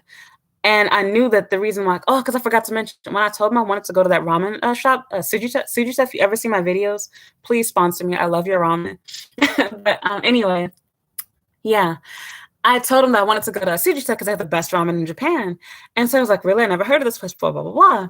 And so he kind of expressed that he thought I didn't like pasta. He said that. And I was like, let me rephrase it. So I gave him the whole backstory. I was like, dude, I'm Black. I grew up poor. We ate ramen and spaghetti for nearly every meal. Ramen, spaghetti, and hot dogs. I normally tell people that I don't like this crap because the taste of it varies significantly. Same thing goes for hamburgers. I'm an American. Of course, I like burgers, but it's not my favorite food. Do I eat them? Yes. Do I go months without a burger? No. In fact, I probably eat a burger at least once a month for the most part. But with that said, it's like, okay, I don't breathe in this crap, and it's not my favorite food. And on top of that, especially being in Japan, burgers vary a lot in taste. I've had burgers here that are really good and others that are really just gross tasting. So I normally just say I don't like them because, again, the taste varies so much. And same thing goes for ramen. Ramen can be really good when made the right way, especially the pork cutlets inside of it. But if it's made by the wrong person, the wrong way, then the taste of it can be pretty bad. And that's why I normally say I don't like this crap. Okay. So I explained that to him. I was like, if you eat the same food all the time, like you're in prison, like how my parents did, where they make that one big pot of spaghetti, and this is all you eat for like the week, every meal, that's your breakfast, lunch, and dinner, just microwaving spaghetti. All you eat is Top Ramen. The last thing that I want to do is go to a ramen shop that tastes worse than Top Ramen, because Top Ramen actually kind of good. Or go to, I don't know, some crappy spaghetti place where it has like no sauce in the food, and I'm basically eating noodles with a hint of pepper. Like, I don't want that crap. So, and then on top of that, I know that they're cheap restaurants. And so I unfortunately explained that to him. And so he started being afraid of choosing a place that was cheap. So he literally would like message me and be like, this place looks expensive, so let's try this. Or I know you don't like this, so let's go to a place that has more expensive food. You like whatever. It's like, it's not a matter of me wanting to milk your pockets, have you spend, money that you don't have. But being in Japan, places that are cheap for a reason. Almost always. The only cheap place you can go at consistently where the food is not cheap because they're, doing bogus crap to it is Osaka Osho. If you go to one of those Osho restaurants, the little Chinese places they have here, those places are always good for the most part, but they can vary a little bit with their menus and the taste of the food, but it's good and cheap Chinese food. But even though I do like that Chinese food, I normally don't like Chinese food, even in the US, besides Panda Express. I don't like real Chinese food. I like the Americanized version of it. Here in Japan, I feel a little bit indifferent. Chinese food is normally good flat out across the board, but if it's coming from a cheap, dirty restaurant, I have to wonder, why is no one eating here? Never eat at a restaurant that has no customers all the time, because if they're always empty, never crowded, no waits, you're not shoulder to shoulder people, the food is probably shit. Why? Because even the locals don't want to eat it despite how cheap the food is. So with that said, I'm trying to do myself and you a favor. I said this in my last video, but it looks super rude. I think I said in the video. Maybe I recorded it for Patreon. It looks super rude for me to go on a date with you and be like, oh, I'm not eating this shit. It's disgusting. Let's go somewhere else. I would rather just tell you right off the bat, I don't like pasta. And then you just never take me to a spaghetti restaurant. Cool. Okay. So anyway, yeah, he like started kind of freaking out and like he felt really bad. And I was hoping that he wouldn't have been smart enough to catch on. But he was like, no, look, I know the reason why you said that, we don't have to go to, Panda Express or whatever. It's because you felt bad for me because I don't have enough money for whatever. I'm like, oh my God, you're right. Like, should I lie to you? And so like I told him, I was like, I didn't say I didn't want to date you anymore. I just said that I understand your situation. I'm not using you for money, so I'm okay with still meeting you after you've had dinner. You've done that before. We were planning to meet before where he literally told me that he wanted to have dinner at his house. And I took that as a hint, like, oh, he doesn't want to have to spend money with me. Okay, whatever. I knew this dude and I trusted him and I knew his situation. I knew he wasn't working. I know what it's like to not have money and feel the need to impress people and spend your money on it. But I shouldn't have done it. But I did it. And I'm being honest. He wasn't an F boy. So, yeah, for some reason, like, he, like, really freaked out. And so I like tried to calm him down and like I cannot reel him back in this time. He literally sent me like a whole long ass message. And because he wasn't an F boy, I'm not gonna read his message because he doesn't deserve to be how can I put it, shamed in that sense. But he sent me a really long message, basically like, telling me that he was really sorry and that, he was going to do me a favor, as he said, and that he was going to stop talking to me so that he's not distracting me from meeting the right person.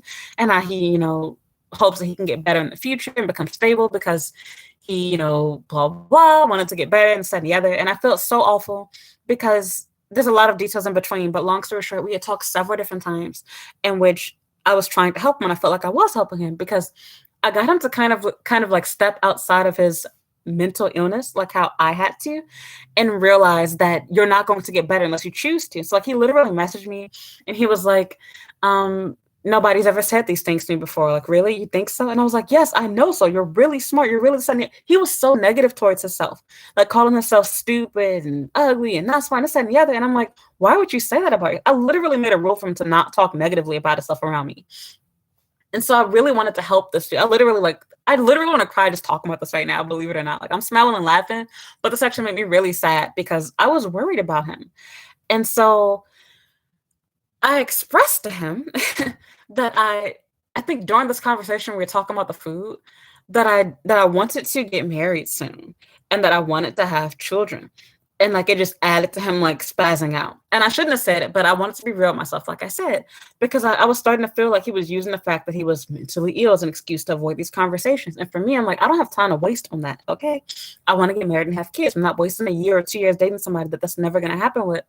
So like I said, he was apologizing for everything and sorry for wasting my time, blah, blah, blah, and how he was gonna, block me and how he wasn't gonna talk to me and how everything. And so he literally did what he said. He didn't block me yet, but he ignored me. If I tried to call him, he would hang up the phone. If I text him, he wouldn't read it, and then he'd eventually read it, but then not reply to. And so I was like, okay. And so I honestly got kind of mad because I'm like, I tried to help you. I said that I wasn't gonna have dinner with you so you could save money, and now I'm getting punished for trying to save you money. I knew that you were broke. I knew that you weren't working, and we already talked about trying to work these things out. And I talked about trying to work with you at your pace and give you time and wait because I understand that you can't just change overnight. But you kind of have to. At some point, someday, you're going to have to wake up and say, I don't want to be depressed. I don't want to believe in these false illusions and believe that these things are real. I want to take care of myself. And I didn't say this part to him, at least I don't think I did. But one day, that man, his parents are going to die. He's already older than I am. Now, in my defense, my parents are older than most people my age because my parents were not hoes. They didn't have me until much later on in their life. They were in their early 30s when they had me. Whereas with most normal people, their parents have you, when they had you when they were in their early 20s. So I missed out on a lot of time I could have my parents. Most of you all, even if you're my age, your parents are still in their 40s or they're no older than their early 50s. Whereas for me, that's not the case. My parents are almost 60 years old. So, and there's people with parents older than that, but I'm speaking from my generation. Generally speaking, when I was in school, people that are my age, class of born in 95, 96, so class of 2012, your parents are not going to be in their late 50s. They're probably in their late 40s or early 50s, but definitely not late 50s or whatever. So yeah, your parents are going to be around forever. You already don't have a sister. So who's going to take care of you then? You can't live working part-time as a grown-ass man, especially if you're claiming that your crap is so bad you can only work 3 hours a day. How are you going to survive like that? And so I'm not going to say his exact salary. All I have to say is he was making less than what the average person is. He was making the equivalent salary of someone working here on one of the internship programs that they have in Japan. If you live in Japan, you know what I'm talking about. He was making pennies. He was working for a huge company. He was telling the truth. He had his ID and everything, and it was an updated ID, and it was real. He had proof that he was working there, and you knew he had a real job because he came dressed apart. He would dress up, suit and tie, looked really sharp every single. He looked like a K-pop star, and that's why I thought he was an F-boy. He looked like a host. He looked like a host. So I forgot to mention that too. He also wore makeup, which I'm not gonna lie. He wore light makeup though. But still, it's like, I don't want to date a man that does. I'm sorry, I'm keeping it real. I feel like it's a double standard and unfair because why can girls wear makeup? I'm wearing makeup right now. Why can girls wear makeup to better their appearance? They can wear a weave, they can do all type of crap. But men, they have to just deal with it. If you ugly, you just ugly. Your skin fucked up, you got to deal with the fact your skin fucked up. You can't do shit about it without getting hate. So again, personal preference. However, I like metrosexual men. I like men that dress nice. I like men that dress like K-pop idols. Like I actually like that. But that's another story. We ain't gonna talk about that. I kind of freaked out. I won't lie, because I was thinking I invested all this time. I spent all this money, and now you're gonna ghost me. And, cold turkey, whatever's telling me. So I won't lie. I probably could have texted him. I could probably even call him right now, and he might answer his phone for all I know. But I told myself, I was like, no, this is your sign. You gave him a good 24 hours, and he decided to play F-boy games. He hung up on you this time when you tried to call. Block him. Move on. And so I didn't block him, but I did delete the chat. And so he was so petty. He found another old chat that we had. He deleted that one too, because it notifies you if you're using Line on an Android phone. Because I use my Android Japanese phone for Line, so I can cheat in peace. And so when you use that phone, it does, it notifies you that the chat was deleted. On your iPhone, it doesn't tell you, at least not on mine, it doesn't. If somebody deletes the chat, I won't see it unless I go back to look at your chat. So yeah, I was hurt. I was really hurt. And then I got really angry because I was like, after all that I did for you, you have the audacity to leave me? And I felt like it kind of did me a favor because before it got to this, I spoke to my mom about him because I needed some sort of rational advice because Mr. L wasn't there. And I didn't want to listen to it because she was right. But I was like, I don't need you telling me what to do. You messed up my life. But I was like, damn, she right. She was telling me how you have to think beyond just the fact of what your relationship was going to be like, being his girlfriend or even wife. But she was like, what about your children?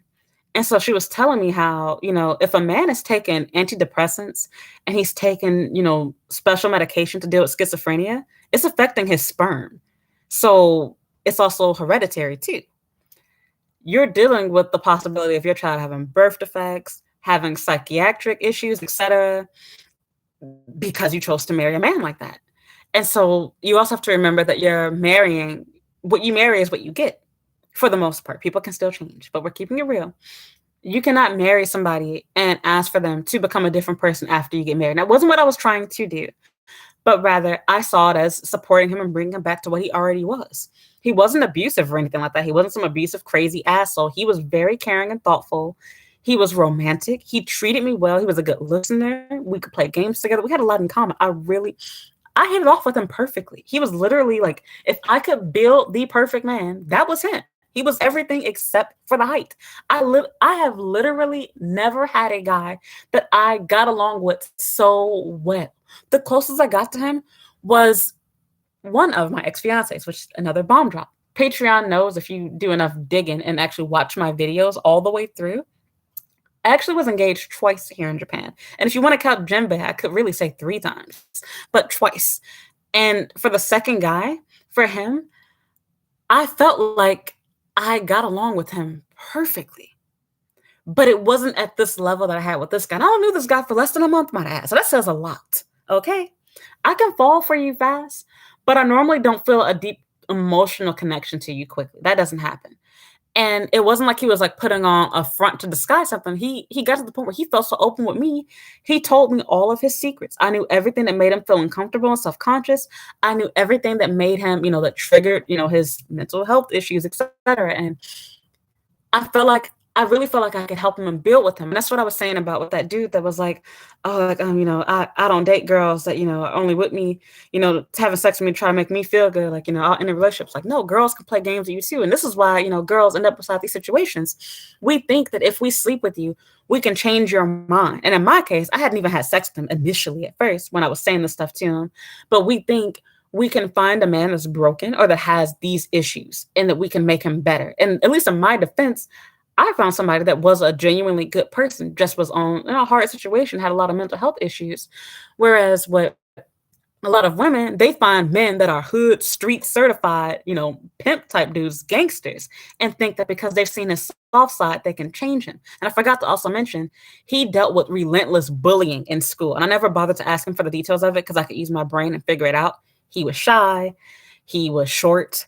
And, kids can be cruel. He probably stood up because he also had really pasty white skin and light brown hair. So in light brown eyes, he probably got the crap beat out of him being a boy. Because unlike with girls get bullied too. But shoot, for boys, the one pro to being bullied as a girl is you don't have to deal with fights as much. Girls get into fights too, but men are relentless and they are much stronger than women are. I cannot imagine being a male getting bullied. And so I felt really bad for him because between that and dealing with his sister's death, there was so much stuff. And so it just really made me feel bad for him. He was weak. Why are you being mean? He actually called himself that. And so I told him not to say it. I don't find that type of stuff to be, in a joking matter. I wasn't amused by that. But how can I say? I felt bad for him. But at the same time, like how you're just saying right there, like, I have to be real with myself. That was a turnoff for that reason. No girl wants a weak man. No girl wants a man that isn't masculine in that sense. And for me, I have my own problems and crap.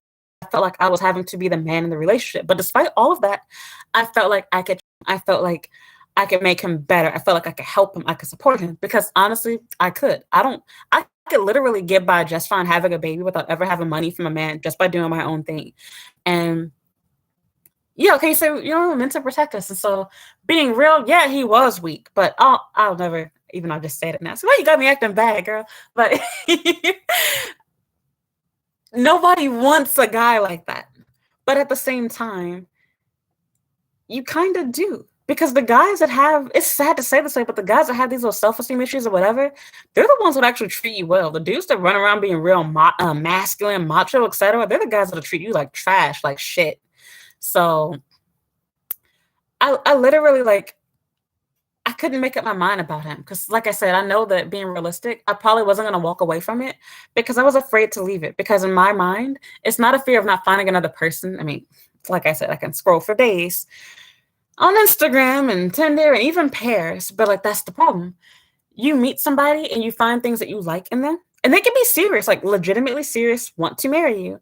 But then you get to know them more and it's like, oh, like I will never understand men. And maybe there's women like this too. I'm straight, so I can't speak on how men feel.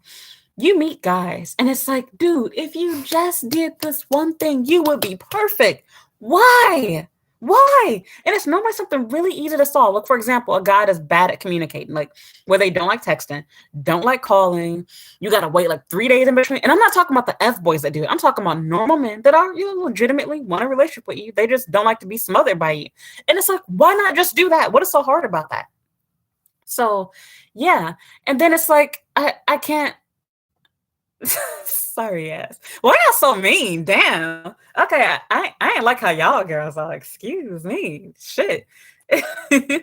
But yes, like I don't know how to feel because, like, in one sense, it's like you want to work with that person because no person's. I'm not perfect, and so it's like you have to find somebody that has issues that are doable, like where it's like, yeah, you fucked up with that, but I can work with that. And so, getting back on subject because I'm getting way sidetracked. Mom, she knew right away. She felt bad for him too, but she was making me think about things that I hadn't really thought about. Because I did kind of think about the kids part because I did some serious research on schizophrenia because I knew very little, and everything that I thought I knew, which you probably think you don't know. I binge watched YouTube videos. I looked at TED Talk, and I was like, it's really funny because TED Talk kept trying to recommend this video on schizophrenia to me, and I was thinking, like, now why the fuck they trying to show me this? Y'all saying I'm schizophrenic? And so it was really funny because, like, I was like, what's the likelihood of that? Because they were recommending that video to me for at least a few months. I think might have even been a year because I remembered seeing that video. So you can't hear me, really? It says my audio is on. What? Can y'all hear me? Whatever, I'm gonna keep talking to myself. So yes, like how can I put it? I really, really? If you can't hear me, please tell me. You can hear me? Girl, why you lying to me? And did you change something with your audio?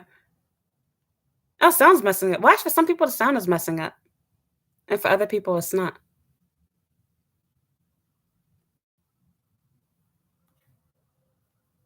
Okay, so half of you can hear me, the other half can't.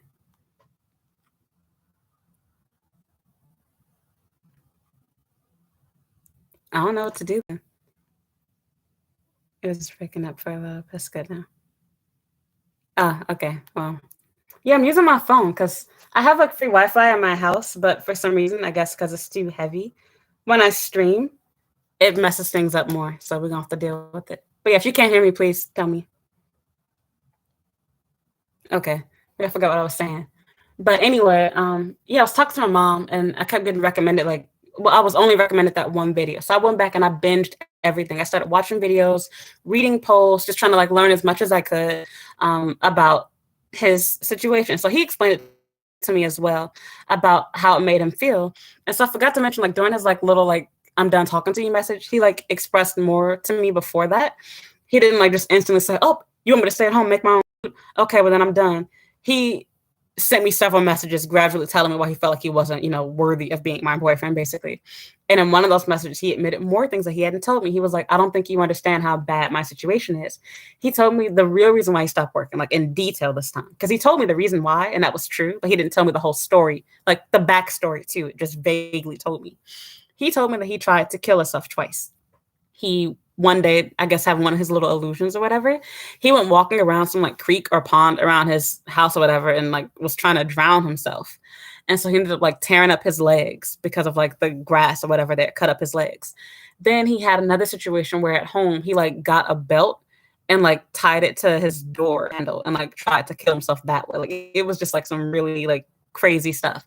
And I felt like so awful. And I'm not gonna lie, in one sense, I guess I wouldn't even call it selfish. It was a mixture of both selfishness because of what I wanted and a matter of really trying to make him better. I felt like I wanted to fix his situation. But then in the other side of me, it was like, I gotta leave this dude. I can't work with this. But I honestly wanted to be his friend. And to be honest, like if he ever like messages me or replies back to one of my messages, I will still be friends with him. I don't hate him. He didn't do anything bad to me in that sense. And again, like even the way that he left it, while it wasn't the way I wanted him to do it, it was good for me because the build a nigga in me wasn't gonna go because I felt like I really like this dude. Like I really got along with him well. He really treated me well. And if he was trying to do this crap on me, like he was gonna spend his savings to buy me a handbag that he couldn't afford, might I add. If he was willing to do this crap for me as his girlfriend, friend with no job, imagine what this man will turn into when he gets his crap together and gets a career, okay? But the problem was that I was being too wishful. What if he never gets to that point, never gets a career, never does whatever? And I was too busy thinking about all of the good things that he did check off. Because don't get me wrong, I still kind of feel conflicted about my decision, which part of it makes me regret even doing this live stream right now. Because, like, I know for y'all, like, it's a joke and it's funny to you, but it's like, no, from my perspective, I'm being realistic. A lot of girls turn away good guys because your standards are too high and you want ridiculous stuff and you want everything to be perfect before you'll say yes to somebody. With this dude, there were lots of red flags and lots of things to make me not like him.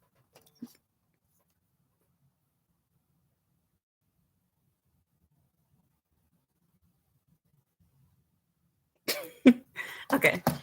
But sorry, my friend messaged me. But yeah, like at the same time, it's like your want for perfection in your partner will keep you single. Like, don't get me wrong, you can have standards. My standards are still kind of high. If their standards are to the point where it's like they have to do everything like completely perfect, like some of y'all delusional. Like there's girls that literally want to have a man that makes six figures. He got to be handsome and has to be 6 feet tall, and you don't want him to have no baggage, no kids, no divorce. It's like, girl, that's Cinderella fairy tale type crap. You're not going to find that in real life because how many men can say all those things about themselves and be serious about you and then have the personality that you want? It's like you're going to have to sacrifice on one department. You can't have it all. You got to choose one and decide, I want this and I can sacrifice the other. So, for example, I've mostly dated men that have money. They're not filthy rich, but that make good money. And for the ones that do make good money, they normally don't look good. You can find a man that makes good money and that's tall. Like, for example, I think about Jimbe. I kind of fumbled the bag with that. I ain't finna lie. But okay, I gotta keep it real. He was ugly as fuck. I'm not imitating him this time, y'all, because man, my neck was hurting for a good week. After that, I was taking painkillers every day, and the dinosaur type too. I was glad that my dad sent me those because I got mad at first. Like, oh, y'all sent me all this ibuprofen. Got the Japanese government thinking I'm trying to kill myself. They literally sent me, I think it was like a total of 900 pills of ibuprofen, and it's gonna expire at the end of next year. So I can't even use all of this crap. Anyway, we ain't finna talk about that. But yeah, it came in handy because man, I hurt my neck. But yes, like you choose something that you want, and if you choose that, because for some women they care more about your looks. Maybe you want to look good on Instagram. You want your man to be, fine. You want to be able to take pictures together without feeling embarrassed or whatever. And if that's what you want, then yeah, go ahead and do you. But you have to remember, if you're going for that fine man, there's a high chance he's finna be broke. And if you ever meet a man that's fine and he has money, he's not just gonna cheat on you, because all men cheat at some point, whether it be emotionally or sexually. He is for certain going to cheat on you all the time, never gonna stop. You're gonna have to be like one of those people to listen to Kevin Samuels, and you're truly okay with just playing your role as trophy. And some girls are cool, and if that's you, do you. But I know for me, I would rather you have money and height and be ugly. And more than likely, because most of those people, my experience, they tend to be actually rather faithful. It ain't going to be everybody. There's exceptions to every rule. And not every man cheats, but a lot. Most people cheat at some point in the relationship. So we ain't finna get into that. There's too much talk about with that.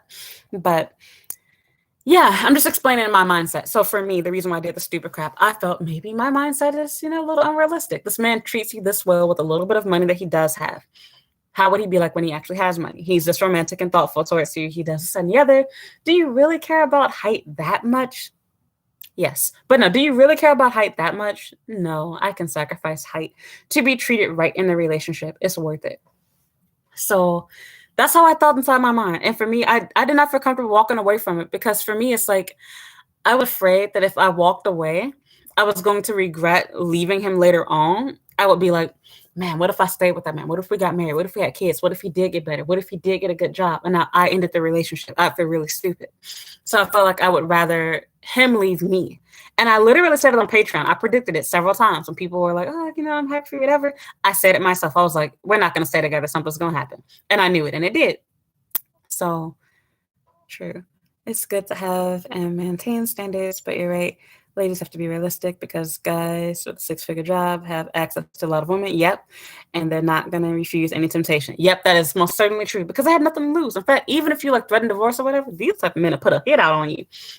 And for that, you know, they won't care. They're like, okay, I got plenty of money. Move on to the next girl. So, and a lot of the girls these men end up going with, they understand that. And that's really all Kevin Samuels is teaching people. A lot of the girls that want these guys, they don't know how the game works. Once you learn the game, and you choose to play it, you've chosen to play it, so you don't care. These girls end up with these rich men. They oftentimes know and understand that he's going to cheat. They just don't care. And the difference is where Kevin Samuels is wrong, though. He doesn't know how real men work. Because I'm sorry, the majority of men, they're not super careful and protective to avoid I'm going to keep it real, y'all. I almost actually put myself in a situation I would have had a baby by one of these men. And yeah, and with that said, let's put it this way. It was very, very, very easy to persuade this person to be willing to do it without doing any type of, secret, sneaky crap. I decided to leave that relationship. And that was Djembe. And yeah, like just thinking about it, like people think that, oh, well, they care more about their money. They're careful. They use condoms. No, they do not. No, they do not. You can easily, even, I know he wasn't married, but like, even for men that are, in fact, I actually dated a guy accidentally that was, but we ain't finna talk about marriage and relationships or crap like that. I'm just saying a man that has a type of money, especially if he looks good, he will take full advantage of it. Because see, there's a difference. There's men that have money and that flash it around. Those are the ones that are going to cheat on you. The men that have money and are really private about the fact they have money and don't act like they have money, they're the ones, especially if they're unattractive, that are less likely to do that. Like, for example, Djembe was a total nerd. He was a dork. You can tell he was a loser in life. His money just helped him. So, yeah. But what happened? You talking about with the guy? You're gonna have to go back in the video. But yeah, long story short, at the end of that, like after he sent me those messages or whatever, he just ghosted me. Like he stopped replying to messages. If I called him, he would hang up. And so I know he didn't really block me. I didn't block him either, but we both just deleted the chats that we had. And that was the end of that. And I kind of went through a little bit of a depression day. I literally spent a day just being sad to myself at home, and I didn't feel like doing anything. I don't even know if I posted anything on social media that day, but I just stayed in my bed the entire day. I didn't go outside. I've actually been inside my house for an entire week. Actually, I have not gone outside in 1 week. It's been more than a week now. It's been 1 week and 2 days. I have not gone outside. So in fact, the only time I just kind of went outside is I just stepped outside to go take out my trash finally, because I had 3 bags I had accumulated from all those damn burritos. But anyway, back on subject. I didn't just get burritos, my dad, but I kind of want one now. Still waiting. I gotta check my bank account. I'm poor, y'all. But and after I'm gonna check my bank account, then I get charged by Apple. Y'all be thinking I don't know your pain on I'm gonna show y'all this. See, that's why I need to be careful in live streams. I was gonna show y'all my receipt, but I was like, wait, y'all can see my address. I'm paying almost $30 for storage to make YouTube videos. But yeah, anyway, it was so hard for me that first day. And I still kind of worried about him, because I truly do love him and care about him. It's not just a matter of what I can get out of the relationship, trying to have kids and get married. But I did care about him as a person. I really got to know him. And I really wish him the best. I don't want anything bad to happen to him. I won't say anything bad about him in that sense. But I will be honest, this kind of made me upset too, because I thought about it and I was like, this same man, or even other men for that matter, they would not have the same mercy that I had on this guy. I dated this man when he gave me every red flag possible. So not to speak out of both sides of my mouth, but I got to keep it real. This relationship was full of red flags. I'm going to have to get to that in a minute. Why do you want kids? Oh boy, we ain't finna get into that right now. I'll get to that in a second. But it's you made me lose track of my thought. What was I saying to y'all? Oh yeah, not give you the time of day. Yeah, so it's with other guys, I'm talking to a dude, he wouldn't have that sort of mercy on me. If for any reason he found, he met me in person and was oh, you don't look like your picture, that would be the end of it. If he found out that I wasn't the height that he thought I was, the weight that he thought I was, and had the body he thought that I had, if I had a fake ass and fake boobs wearing a push-up bra, he would be done. But for me, here I am, I'm sympathizing for you. And not only do you not look like how I expected, you drop bomb after bomb. You specifically told me that you worked full time because I asked you twice. I asked you once on Tinder, and then I asked you again through messaging you. And you lied, told me it was part time. And so here I am, I'm being empathetic and sympathetic, and I'm thinking about myself and about my brother and about my son and about how horrible this country is to people with mental health issues. I'm trying to be understanding and I'm supporting you and everything else. But then in the back of my mind, I'm like, devil laying on my shoulder. It's like, okay, like if I were having these problems, you wouldn't care. In fact, even if you did, because I'll be real, as a girl, you can get away with a lot of shit, including having mental health issues. Men would date you anyway. Look at me, I'm crazy. But with that said, it's like, even then, men have deal breakers and they will stick to them. If I catfished a man and I didn't look like what he thought I looked like, he would not meet me. He wouldn't. And so my situation is a little bit easier now because now between Instagram and YouTube, like, you can see me all over the place. And like I said, you see several versions of me. You can see what I look like at different weights, different hairstyles, different whatever. It's all there. Shoot, now I got OnlyFans. You can see everything on my body down to my slit almost. Okay. And with that said, it's like I would not get that same fair treatment that I'm giving people. But I also don't want to be those people just because they're bad to me. I don't want to be bad to them either. Like I don't want to treat people the way that I have it literally as a quote on my Instagram, but I want to treat people how they are treating me and try to get even and be fair. But I'm not dumb. I have to acknowledge that some things are not fair. I am having mercy on you because I realize that you cannot help your height. But there are men that wouldn't have mercy on me if I was ugly. Their reason for even dealing with me is because I look good. And to be honest, I felt hurt because I was like, you cheated me. Because to be fair, as nice as I may be, I will not meet see that you are not the height and don't look the way that I want you to, and I see you don't have a full-time job. I would not meet you, not to be a bitch or be mean, but I feel like I'm doing you a favor. Why waste your time? Why waste your money? I told a story about this before on a live stream earlier where somebody was asking about the worst date that I had. And I talked about how I dated a guy back in Osaka where I met him in person and he couldn't have been more than 5'2". He was shorter than this guy. He might have been 5'2", 5'1". He might have been more like 5'1" or 5 feet. Total catfish. He was so handsome, muscular too. Of course, aren't all short men because they realize have to make up for their lack of manliness and height. But this dude actually had a job to my understanding. I felt so bad. I did meet him in person, but I did him a favor. After we met, I refused to go anywhere else with him because I was like, I don't like this dude. He was trying to plan a cheap date with me back then anyway. But back then, mind you, I did not have any of my dating standards. So I didn't care about your job or where you took me for a date. A date was a date. I was just glad we weren't going to a love hotel. So that was fine by me.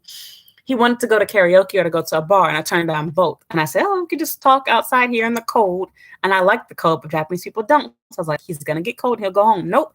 He tried to muscle through it until he started shivering. And I was like, yeah, let's go home. So I met him at Namba Station. And I ended it after that. And the reason why was, I didn't want to be a total asshole and be like, oh, bye, as soon as we met.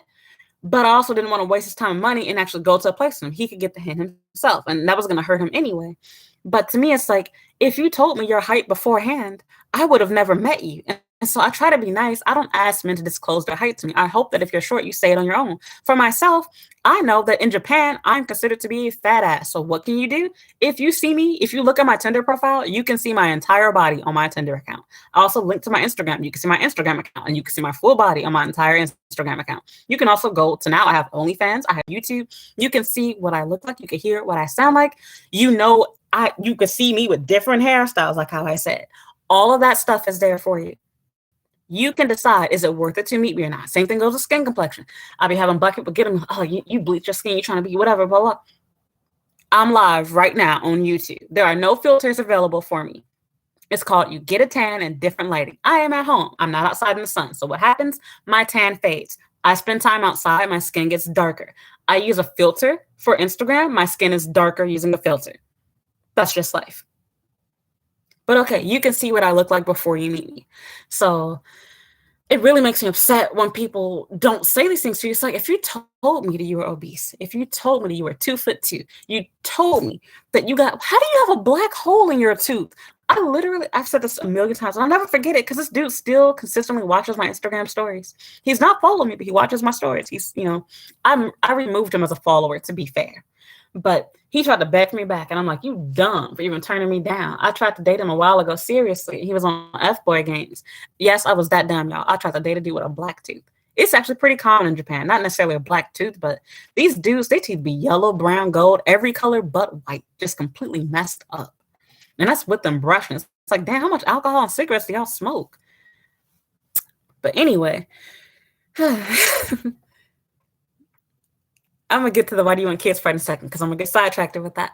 But yeah, it just makes me so upset. It's like I tried to be fair to him. What I saw as being fair. I tried to not even be fair to him. I tried to be fair to myself because if I spend my day like just constantly going through like, oh, I'm not gonna date you. You're not perfect. You're not perfect. You're not perfect. You don't have this. You don't have that. You'll never find a man then. And I feel like his situation could be worked on. He has a degree. He works for a good company. If he just worked full time, he would have been making the same amount, if not more than what I was making at my full time job. So that's how I viewed it. I probably would have thought the same. Yeah, so like it makes me so hurt because again, like if you meet a guy that's that special, like I don't mean it in a retarded type way, excuse my language, but like special in the sense like they treat you well like that much of a gentleman, like you click together that well, it's hard for you to not go into the I can fix him mode. And I did, and I'm open about the fact that I did. So why do you want kids? I don't know if you asked in a sarcastic way or being realistic, but I think it's kind of self-explanatory. As a woman, I think unless you're denying yourself that, the majority of us as women, just like how animals do, you have the desire to reproduce. Everybody, I'm not gonna get into that feminism PC crap. Everybody has the desire. We're not going to talk about exceptions to the rule. If you were to poll women and they were to be honest and not talk about what they can get and be real about what they want, the majority of women want to not only have a child, but they want it to be their own kids, as in not through adoption, not through surrogacy or surrogate mother, whatever the fuck you want to call it type crap. They want to have their own children. I am no different than that. I want to be a mother. I want to be a stay-at-home mom, I hope someday. And if not, I at least want to have my own kids if I can. And yeah, you have limited time to do those things. So to me, that's really important. I want to have my own family. My family was completely dysfunctional. I don't get along with my family. I don't talk to my family like that. The person I talk to the most is my mom, mainly because I contact her. But yeah, like I want that. And I hope to create what I don't have. And beyond that, like even if I had the perfect family, I think having family is fun. It's fun to be able to, it's like having a pet, but the whole why do you think people have pets? It's all a matter of the same concept of having children. It's fun to raise and take care of something and someone else, especially when it's your own and it came from you. So, of course, there's struggles and bad things with that too. But to me, that's no different than asking, why do you want a husband? Because I want somebody to spend my life with, take care of, do things with. So I totally understand the other argument of why people don't want kids, but I think it's unnatural to not want kids. The majority of people do. And the reason for people to not want kids is generally falls into the two categories, aside from the inability to conceive children naturally. But it generally boils down to either one, the dumb belief the world is overpopulated, which is bullshit, or two, people just being mad that they can't find a good relationship, a good partner to have a family with. So they've convinced themselves, I don't need children. I don't want kids. Kids are whatever. And they think all children are awful, whatever type thing. So yeah, it's not for everyone. There's not enough men in the world and not enough women in the world. Well, not enough, there's not enough men for every woman to have a husband to reproduce with to begin with. So there's that. And again, like it's definitely hard to be married. It's hard to be a mother. There's a lot of challenges and crap with that too. So I understand those that don't, but that's my reason why. I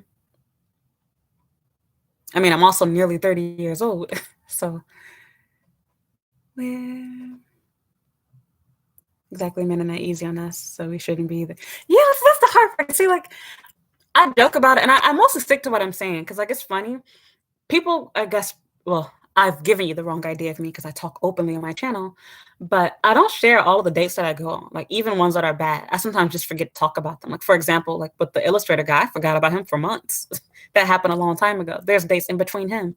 There's people that I talk to and I literally go on one date with, and I feel like they're not worthy because how can I make a whole video about you if nothing special happened in the date? I just decided, wow, this nigga ugly as fuck, and this ain't finna work out. So, yeah, like, I don't talk about everybody that I date, but I'll also be honest, the majority of people that I could have dated, I really don't. My standards are actually extremely sky high. it's pretty hard to make it even on the first date with me because the standards that I have in place. For example, I've shared this in several videos, including one that was supposed to have been posted but didn't get posted yet. But I literally don't even go on dates with people unless they pay for a legitimate date first. It doesn't seem like a big requirement or standard. But if you're living in Japan, you can vouch for me. When you're talking to men, 9 out of 10, if not 9.9 out of 10 of them, will tell you if they don't want to go on a date, they immediately want to go to either a love hotel or a bar. And if you say no to those two things, then fine. Let's go to a cafe, aka let's go to a cheap cafe near a love hotel. So I can either run away and go home, should I decide that I don't like you, or the latter, the more likely one, so that I can F you after we're done with our coffee. That's what it normally boils down to. I don't accept those dates at all, ever. And like even with that guy, we went to a cafe first before we were having lunch and before we saw a movie. He ended up spending more than $100 on me for that date. So yeah, for me, I don't tell people that that's my, thing or whatever. But if you message me and you don't come to me with a date, I literally will message you back and be like, plan a date. I want to see you, plan a date. And it literally weeds people out because the men that aren't serious, they're not going to want to plan a date. They'll just stop talking to you. They'll unmatch you, or they'll just quit replying. Or you'll have them try to choose cheap places. Okay, well, can we go to, this sushi place, or let's go to this super cheap okonomiyaki, some type of little garbage ass place. You can easily weed them out. So that's my first way of weeding people out. And then of course, just your profile. Do you write a bio or not? What does your bio say inside of it? I had a dude, he's probably watching my video right now. He was so cute. And you were handsome, man. What are you gonna be an F-boy? But he was an F-boy. We talked for a long time back and forth on Tinder. I felt like I could trust him. I gave him my line. As soon as we got online, it was very obvious he was an F-boy. He spent years in New York. He graduated from, I think, New York University, spoke perfect English like an American, but he was born and raised Japanese. Nope, he was an F-boy. He did not want to go out to a restaurant or anything like that unless I told him that I wanted to and gave a very specific place. He kept messaging me being like, oh, I'm in Shibuya, I'm in the area, I'm in whatever. And I would just ignore it, or I would read and be like, cool, thumbs up, stamp, or whatever. The fuck I care about you in my city, okay? And so are a lot of other people. I have white people do that too. It's like, I don't care that you're in my city. And girls, you too, I'm sorry, keeping it real. If you are ever in town, I do not care. If we are not friends with each other, I don't give a fuck.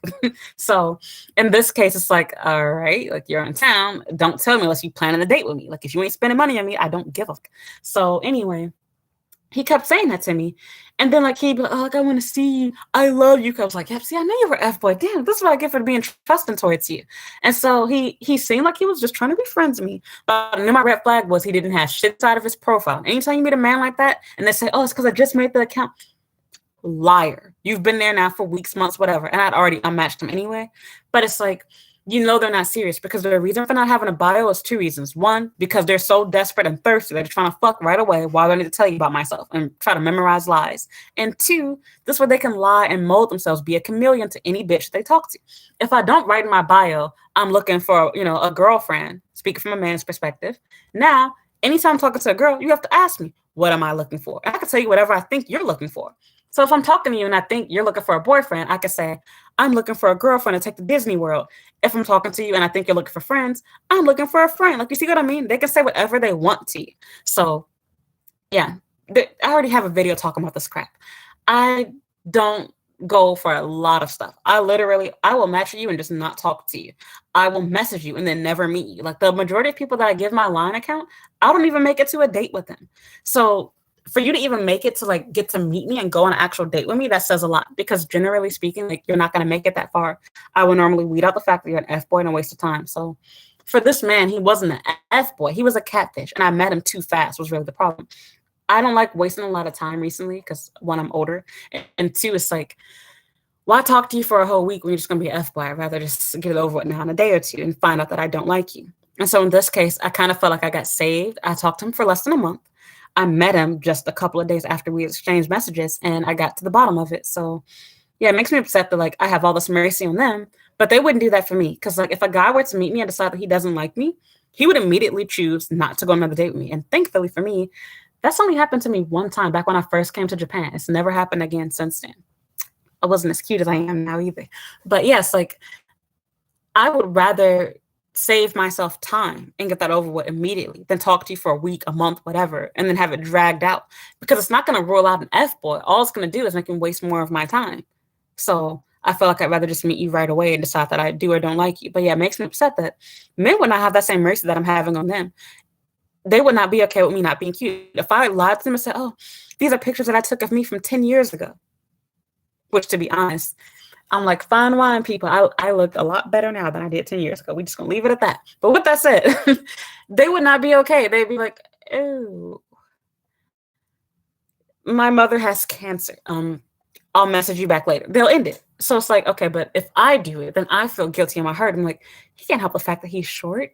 He can get more money. He can get a job. Like, I try to be sorry for these people. That's why I've turned into the dog that I am. So anyway, moving on. It's not fair treatment. You're being kind because they are this kind. Yeah, and it sucks because again, like I won't lie, by being kind, I've also ended up liking people that I wouldn't have liked, and I think I said this earlier, but yeah, I didn't have that butterfly feeling with any of my exes, anybody that I was ever really serious with, surprisingly. And I used to always say that like if I don't have that fangirl, I'm like, oh my god, he's so cute, I like him. Oh my gosh, he's so cute. Feeling when I first meet you that it'll never happen, but that's a lie because like now I'm noticing that the people that I tend to be serious with, maybe that's what's wrong in my dating life. The people that I tend to be serious with, it's always the person that I met and I'm like, I don't like this dude suddenly. They're the person I end up falling for and like have a great relationship with like later on. That always ends up happening. It's always the guy that I wasn't super attracted to sexually, but I end up being attracted to them like on a mental and whatever you want to call it level, where I like just get along with them well. And then from there, I decide that I want to be serious with them. That's how it seems to happen. So it's like, yeah, it's interesting, I think. Because normally I used to always say, like, if I don't get that butterfly feeling where I feel really nervous around you, it'll never happen. Like, you know you're ugly with me when I'm super confident on our date. Like if the only exception was, for example, with Saitama Bay. Because he was so shy, he made me not shy. Like normally on my first date, I get Parkinson's disorder, whatever you want to call it, and I start getting all trembly, like when I'm holding my glass and whatnot, like I can't hold it straight, and like I start doing like awkward and weird things. And I was a little bit awkward at first when I first met him, but it was because I wanted to laugh. I was like, oh my gosh, he's so short. But as the date like progressed, I started feeling a little bit shy around him. But yeah, like you know, it's messed up when like I'm just like straight face looking at you, like, So how much do you make? Oh, really? Oh, 20,000, right? Okay. So my dad has to get a lung transplant, so I got like about 20 minutes. Like, when I start talking to you like that, you know you ugly. You might as well just go home, pack your bags, my nigga. So that's all I gotta say. So yeah, like it hurts me so much because like I can't make up my mind. Because like one part of me is like, I feel like ugly men need a chance. And short men, because they make the best boyfriends, believe it or not, they really do. But I feel cheated because it's like, you don't deserve me. I can get better than you. But then the problem is like, yeah, you get a guy. And like, even if you date like the tall guy, like for example, like I think about Jembe, like financially, I was pretty set with him, I'm not gonna lie. But the problem that I had was I felt like he had too big of an ego. And he was a bit frugal, but I get it, that's how you make money. So I don't know, like I just feel indifferent. And again, like it also kind of makes me upset that I think back and I'm like, these men be so concerned about you liking them for their money, but you wouldn't even have given me a date. You wouldn't have even you wouldn't have matched with me if you didn't think I was cute. So how is that fair? They don't see it that way though. In their mind, it's like, oh, okay, well, you should only like me because you find me attractive and you like my personality or something like that. But like, don't look at my pockets, bitch. Like, mind your own pockets. Like, look at your own money. Keep your own, hands to yourself. Make your own money type thing. And it's like, if I'm going to pay for things myself, why would I marry you? So, yeah, I'm done. I don't even have nothing to say. Like, this live stream is over. I've been on here for 4 hours, but yeah, it hurts so bad because I really, really liked him, y'all. I really did. And I really was trying to make it work. And if I really wanted to be stupid, I could even go to his house or his job or something. But it's like, no, this is my son to just let it go. I hope he doesn't kill himself. I hope that he's okay. I hope he finds someone. I hope that he takes my advice that I gave him, that he has to make himself better. Medication is not going to do it. And the part that makes me so sad is that he's in the worst country for this help. Not just because Japan doesn't recognize it, because I was surprised. He's not somebody that's just depressed and sad and said it. He not only said it, because that's a huge step in Japan. They do not acknowledge mental health issues here. Like even on a personal level, people will not tell you that they have a problem. He not only said it, he went to go see a doctor and got medication and got a certificate saying what his problems were. Like he made it official. I've never met anybody like that before. probably for good reasons, but I've never met anybody like that before. And so it made me, feel proud of him. Like that takes a lot of courage to do in Japanese society. But the problem is that his parents were too accepting of it to the point where they weren't really helping him. They were just, they don't know any better because it's not talked about here. And even some Americans don't know any better. I might be the first person that you've ever heard say this before. They think that just taking medicine is going to solve the problem, and it doesn't. How can I put it? Schizophrenia, well, you can be more likely to have these things. They're things that for most people, you're not born with it. You develop it over time. And in his situation, when you spent your whole life being beat around and abused at school, you spend your whole life feeling guilty over your sister's death because I guess they were close in age and I don't know, they might have been playing outside together, whatever. My brother almost got killed in front of me when I lived in Chicago, and that actually scarred me for life. And it's part of why I'm afraid. But crossing streets to this day, I'm really cautious about it, similar to how he was, except I don't have illusions of crap over it. But yeah, like we were playing outside in our front yard because this is Chicago, and my father was an awful father. I was happy because I felt like a big kid. But I was like 3 years old. Yeah, I was 3 and my brother was 4. And my dad let us play outside in the front yard. And so mind you, this is the 90s. I think it was like 99. We had those like colorful like plastic balls that you get from Walmart for like $3-4. And we were like kicking and throwing them around in the front yard. And we lived off of a very major street where like the speed limit was almost 60 miles per hour. My brother accidentally, threw the ball and it rolled out to the street. And so he ran after it to get it. And mind you, the cars are driving, speeding down the street. He's only 4 years old. He ran, picked up the ball, and a car had to slam on his brakes right before it got to him. And the driver was so scared they didn't blow the horn or anything and whatnot. They literally sat there in like fear for a good minute. My brother literally picked up the ball and just turned and looked at the driver and walked back to me with the ball. And I was a snitch, y'all. I'm sorry. I went back inside and I told my dad on him. He beat the shit out of my brother. And we both had to stay inside for the rest of the week. No more going outside. But that's because my dad was too busy. Was he watching baseball? My dad always was watching sports. He was a huge Cubs fan, and he watched the Bulls games and everything like that. So like my dad was really pissed off. And I don't know if he really believed what I said or not, but he learned his lesson because I told my mom too, and my mom was pissed off. She was like, "Why would you let them outside by themselves? Nobody watching." And so he told us to stay in the front yard. But y'all, come on. 2 little kids under the age of 5 in Chicago? Come on. Human trafficking, people. Anybody could have just picked us up, put us inside their car. Nobody would have known. We had a really big front yard too. So yeah. And we lived on the south side.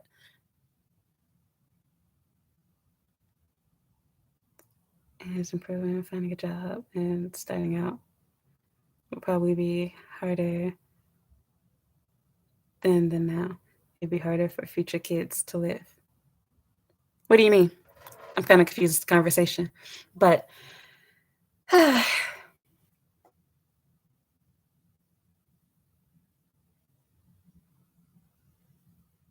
you talking about this world?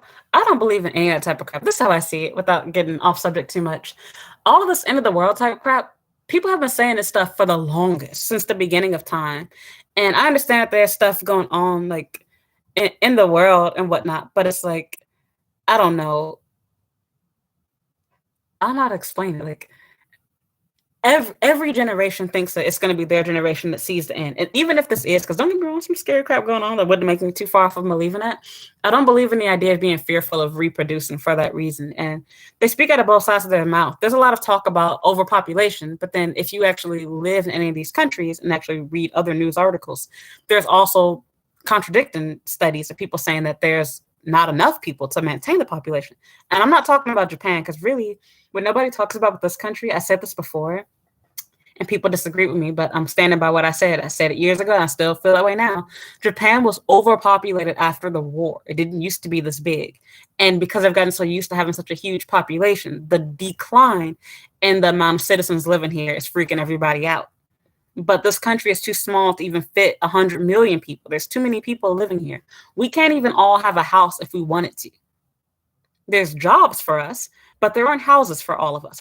I'm living inside of a 2x2 apartment, New York style. People in New York are living in a little inky-dinky city and state. They chose to live there. But if they wanted to, you can move out to Texas or somewhere else and get a whole house. You can move to Tennessee or something. You chose to live there. This entire country is pretty much like that. The only way you can have a whole house and still everybody can't live there would be the countryside. Who wants to live with gigantic big ass bugs, no transportation, shitty ass restaurants? I'm sorry, I'm good. Back on subject. We ain't finna talk about that. But yeah, what I was saying about the guy was his family meant well. But the problem is, if you don't have family trying to encourage you to work and get out there, and instead they're pacifying the situation by driving you to go see your doctor, by patting you on the head and listening to how you feel and letting you have depression naps in your room, and nobody's motivating you to get out there and make something of yourself, you're going to continue to be a bum. And to be honest, I think I was the first person and probably will be the only person for the rest of his life to ever try to help him motivate him. Because he literally, I forgot to mention that. I kept interrupting myself. He had like an aha moment. He was like, I forgot his exact words. He basically implied, like, he was like, do you feel like I've just been, being lazy or whatever, staying at home, and that, maybe I should, just work full time, maybe little by little, basically, whatever type thing. And so it's like, yeah, I do. And so he thanked me for like advising him, like he gave me a hug, and like he was so grateful for me talking to him. And so I had a really I talk bluntly and harsh to you all here, but I know how to talk softly. Like I had a real heart-to-heart conversation with him about how I felt to him and about how I wanted to help him. And yeah, like I didn't want to, how can I say? I didn't want to push him, make him feel too pressured to change these things, but I also didn't want to be too light on him and soft on him like how his parents were. Because to be honest, I'll tell some of my family's business right here too. I've always felt bad for my brother for that reason. And I'm sorry to put his business up there, but I got to be real. Surprisingly, he got married before me. But he got married at my age. Oh my God, that's so embarrassing. But yeah, he got married before and on top of that, he got a car, y'all. A new car. We ain't finna talk about that. Back on subject. I didn't want to be mean to him, but I knew the situation, the household. Why is my lip so dry? The house that we grew up in. My parents were babying him. I need a napkin, y'all. Y'all don't have to watch me digging mine up. I can't find one. Okay, I think my problem's solved. Sorry for being ghetto. But anyway, yes, like I didn't want to baby him. And I got so mad because I was seeing like how my parents, they weren't doing anything for him. Like they were encouraging my brother to basically be a bum. Fix my light. Okay. They were encouraging him to be a bum, and they didn't care. Like they were okay with him just sitting around at home, doing nothing with himself, doing nothing with his life, and encouraging it. And it's like, if nobody's telling you like to go to college, get off your butt, and to stop feeling like driving for Uber, like how he was doing, and like, working at Walmart, like how he was doing, I was doing that crap too. That's what motivated me to come to Japan. My parents were happy, still not really happy, but satisfied enough that I wasn't a bum. Well, not a bum, that I wasn't a hoe. So much for that. But, I'm joking. But it's like, their goal for me was don't get pregnant, basically. Indirect goal. Just don't get pregnant. Once I got to 18, it was like, congratulations. You're not a hoe. Okay, do whatever you want for the rest of your life. I worked every retail job under the sun in Chicago. I already said this before. I worked at Old Navy. I worked at JCPenney. I worked at Starbucks. I worked at Walmart. I worked at CVS. I worked at Walgreens. I worked at Navy Pier. I worked at the Willis Tower. Damn, I had 8 jobs. The rest did I work? I had a short-lived job working as a janitor that I ended up not doing, but I technically did get hired by them. I was supposed to be cleaning office buildings, and it was a really cool job. They actually had me do a complete thorough FBI background check. I had to get my fingerprints done, mug shots, everything, because your job was to clean government offices around the city.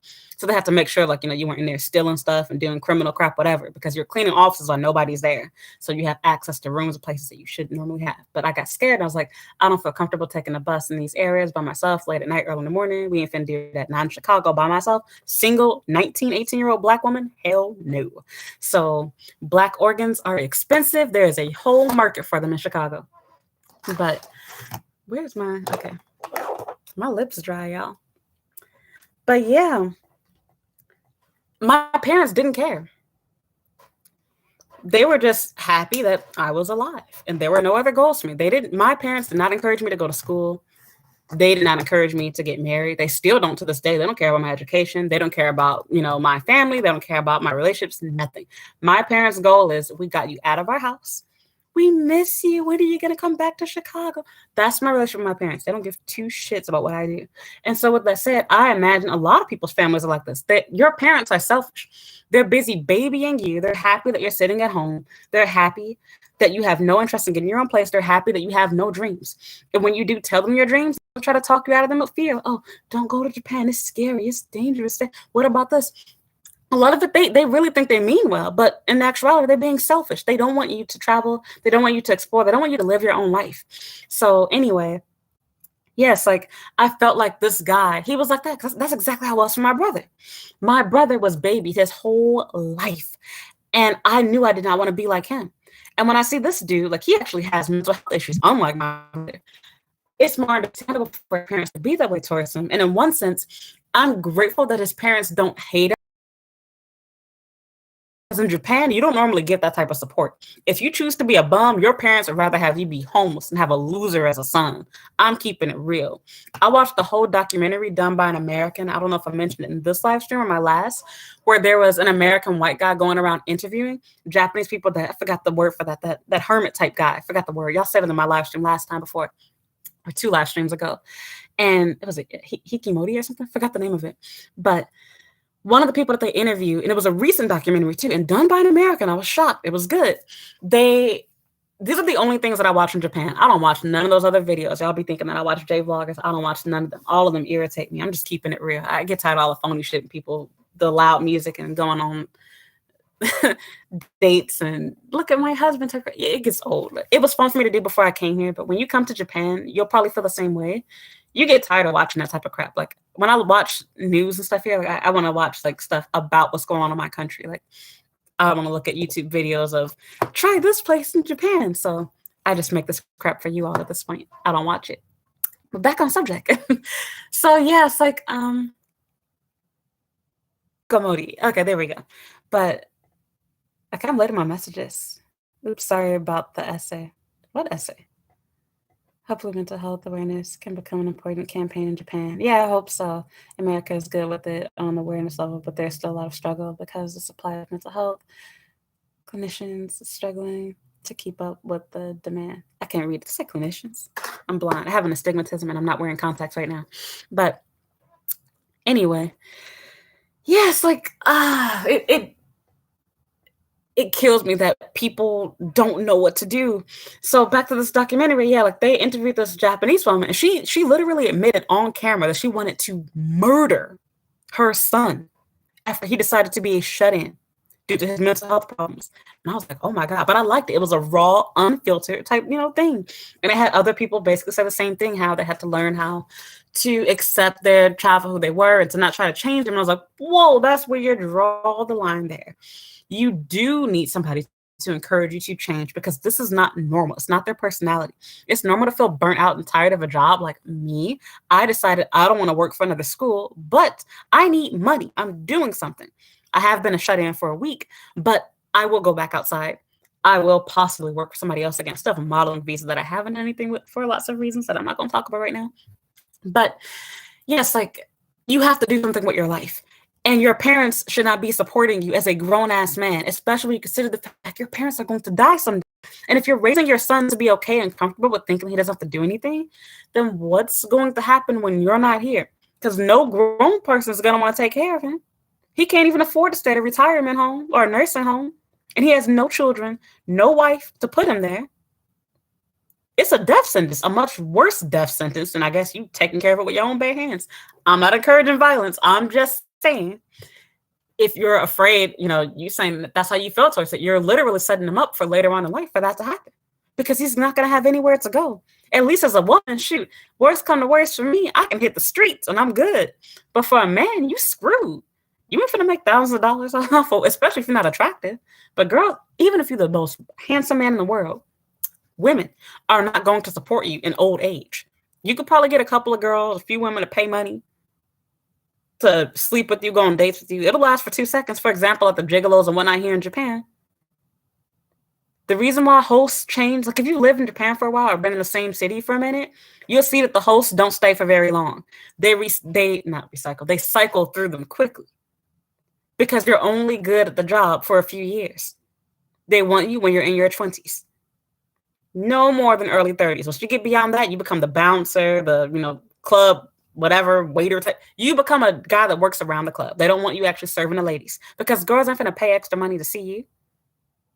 And most of them don't make much money to begin with, but that's another story. So I got way sidetracked with all this crap.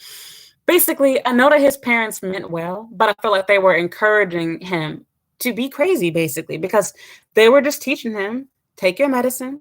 We support you. If you're not feeling well, go to your room and take a little nappy. And it's good to have the support from your family because I didn't have support. When I was going through my suicidal depression, guess what I got? I got locked in my room. I got beat and teased, and my mom didn't do shit. My siblings did this crap to me and my parents. So I was screwed all the way around. That's why I couldn't wait till I was 18 years old. I got the fuck out of my house as soon as I could. But anyway, back on subject. At least in his situation, he had full support from his parents. The only downside was he had to go to school. So that was the part that sucked. And yeah, like how you were saying, America is good with bringing awareness to, but there isn't enough actual help. But I will say at the same time, the other problem is the awareness they bring to it doesn't do enough because they just teach people to check in by saying, hey, are you okay? Well, I have a number that you can call for help. Anybody that's ever been truly depressed or going through it mentally, what do I look like? Oh, man, I feel like shit. Let me call this random stranger that doesn't give two shits about me and is getting paid to listen to my bullshit. And all she's going to do is call the police and they're going to put me inside of a psych ward. Nobody wants to do that. I'm not calling no damn number for help. They don't help with no. And then like even your friends, like they don't know how to really support you. They're like, oh man, well, yeah, I know times are hard, but yeah, man, I'm praying for you. That doesn't help people that are really going through crap. And so here in Japan, you don't even have that. If you mention that you got mental health issues, people are done talking to you. You will lose your friends, your job, your family. Nobody wants association with you. It's like saying that you got, I can't even say HIV, but that's the closest thing that I could think of to it. So yeah, like it's something that's really hard on families and hard on individual too. So like in one sense, I felt grateful that they were supportive of him, but I felt bad because they're encouraging him to not get help because they're satisfied with the fact that he's just alive. They're glad their son's living and that he's not trying to kill himself anymore, but they're not thinking about the fact that there's more to this than just him being alive. You need to teach him how to be stable and how to get stable, and medication is not going to do that. It will help you be in the right mind to listen to information and absorb it, but it's not going to help you actually get out there in the real world. And that was the issue. So yeah, that's whatever. I'm glad that he walked away because I didn't have it in me to do it myself. I was too afraid to leave it because I was afraid, like, what if I made a mistake? What if I should have stayed? But he did it on his own. So I tried to trace after him. It didn't work. So I'm like, I'm just going to let it go, move on. But I will say that after that, I learned my lesson though. I did. One, I cannot change and build a man. I already knew this, but like I learned it again. I got a reminder, refresher course, people. And two, I don't want to ever hear anybody on my channel ever complain or make statements or suggest or guess anything about me using a man for money or being materialistic or me, being mean because men can't help. No. This man had every flaw you can think of. He was crazy. He was short. He was a liar. He was broke. The only thing that could have made it worse if he didn't have a college degree. And with that said, I was the fuck out. And he could have been ugly too. But you get what I'm saying. I still gave him a chance. Total catfish. And I tried to give him a chance to be honest before we even met. Because I asked him about his job before we met. He still lied. So it's like, damn.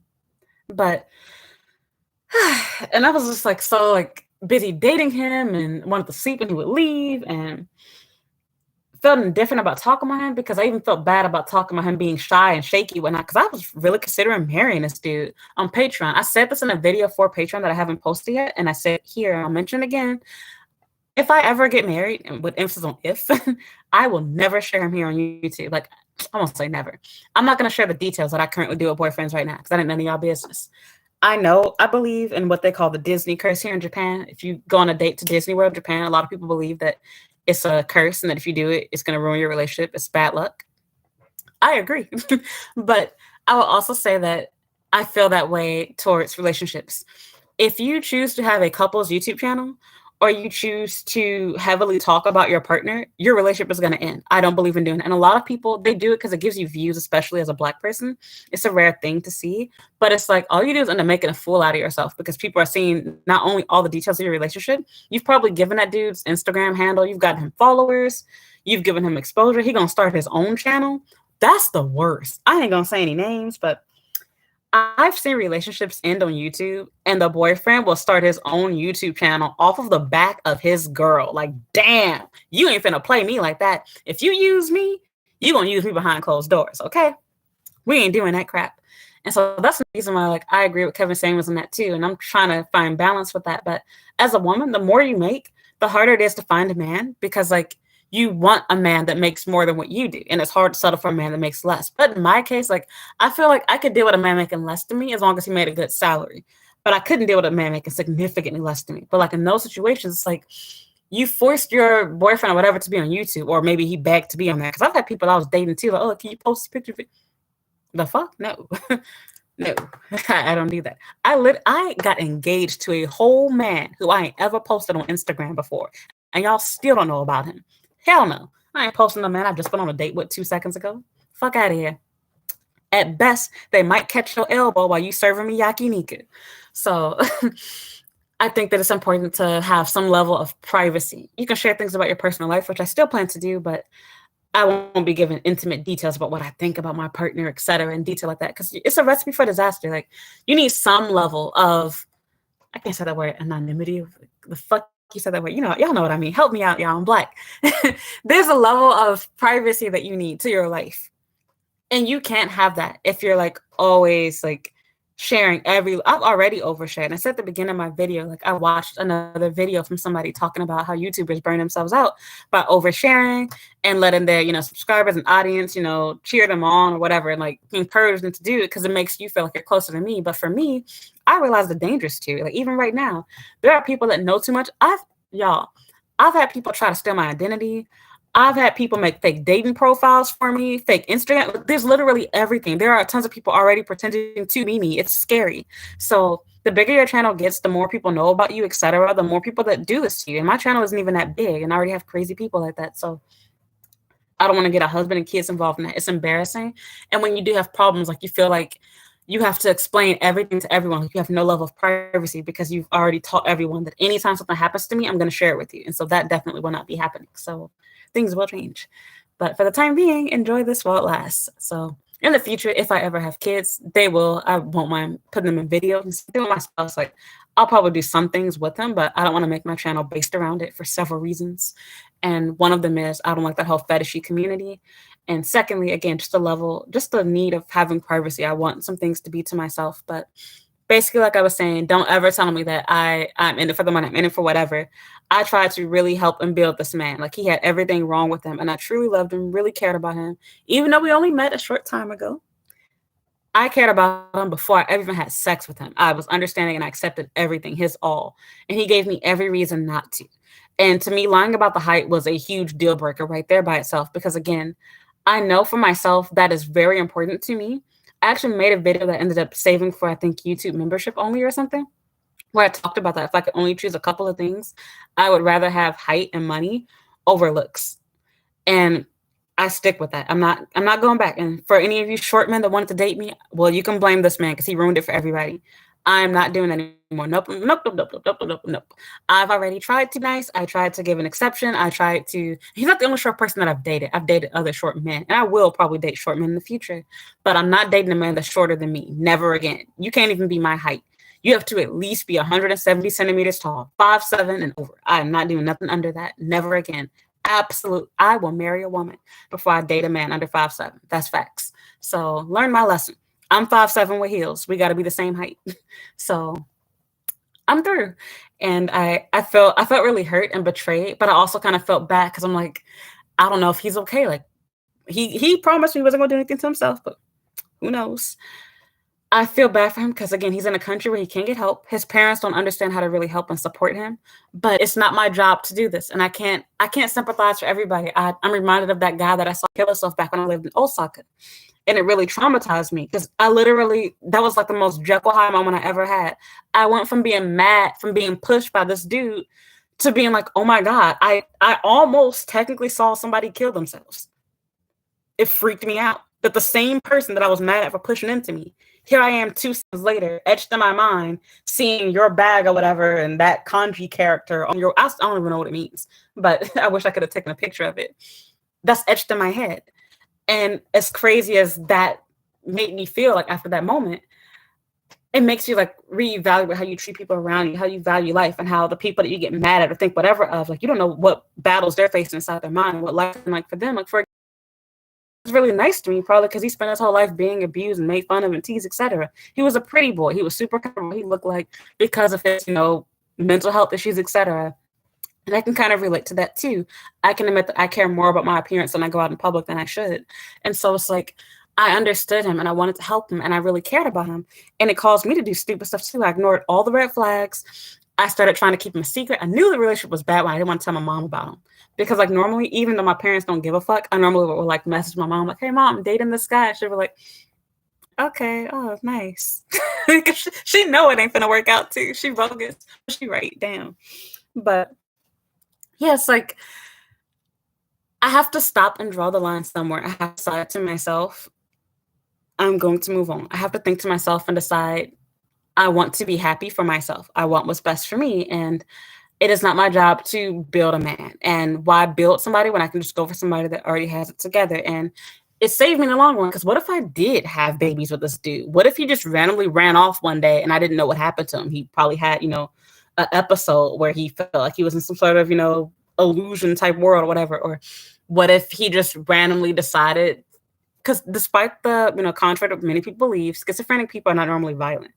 What if he just randomly decided that he didn't want to be a father suddenly someday and, like, went out to buy, some sushi or something, never came back? So, or what do they call those? A strong zero, because y'all don't drink milk here. So I can't say go out for milk. So it's like, it really, like, just kind of scared me, like, in that sense, that I was willing to be that stupid. But it was a learning lesson and I've grown from it. And yeah, I'm not doing that again. So yep, no more short dudes, no more broke dudes.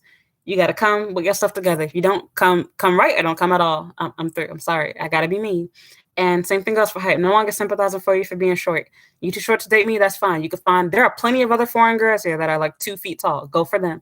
Date another Asian girl. Like, I'm sorry, but I cannot be your girl. Like, we're through. We're done. So yeah. It hurt, but it had to be done. So I'm glad that he did it, because, like I said, I'm not gonna act all big and bad. If he didn't do it, I was dumb enough to have probably, I would have stuck around longer. I was that stupid. So yeah. But yeah, I guess that's pretty much it for that story. I regret sharing this. God, I can't believe I told you all of this. I should have kept it to myself. But I feel good getting it off my chest, because I've been keeping him a secret for so long. And I didn't tell my mom in detail besides that. Like, after I told her about, like, his little mental health stuff, I stopped talking to her.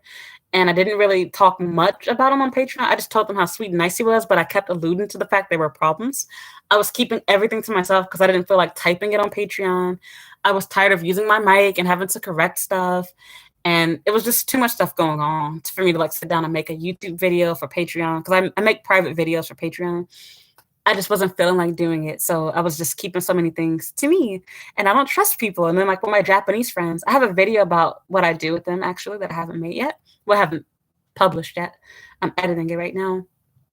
I can't have deep conversations with them like that. And I know that they won't understand culturally. For them, it'll be like, you were dating a guy that didn't have a job and that was crazy. What?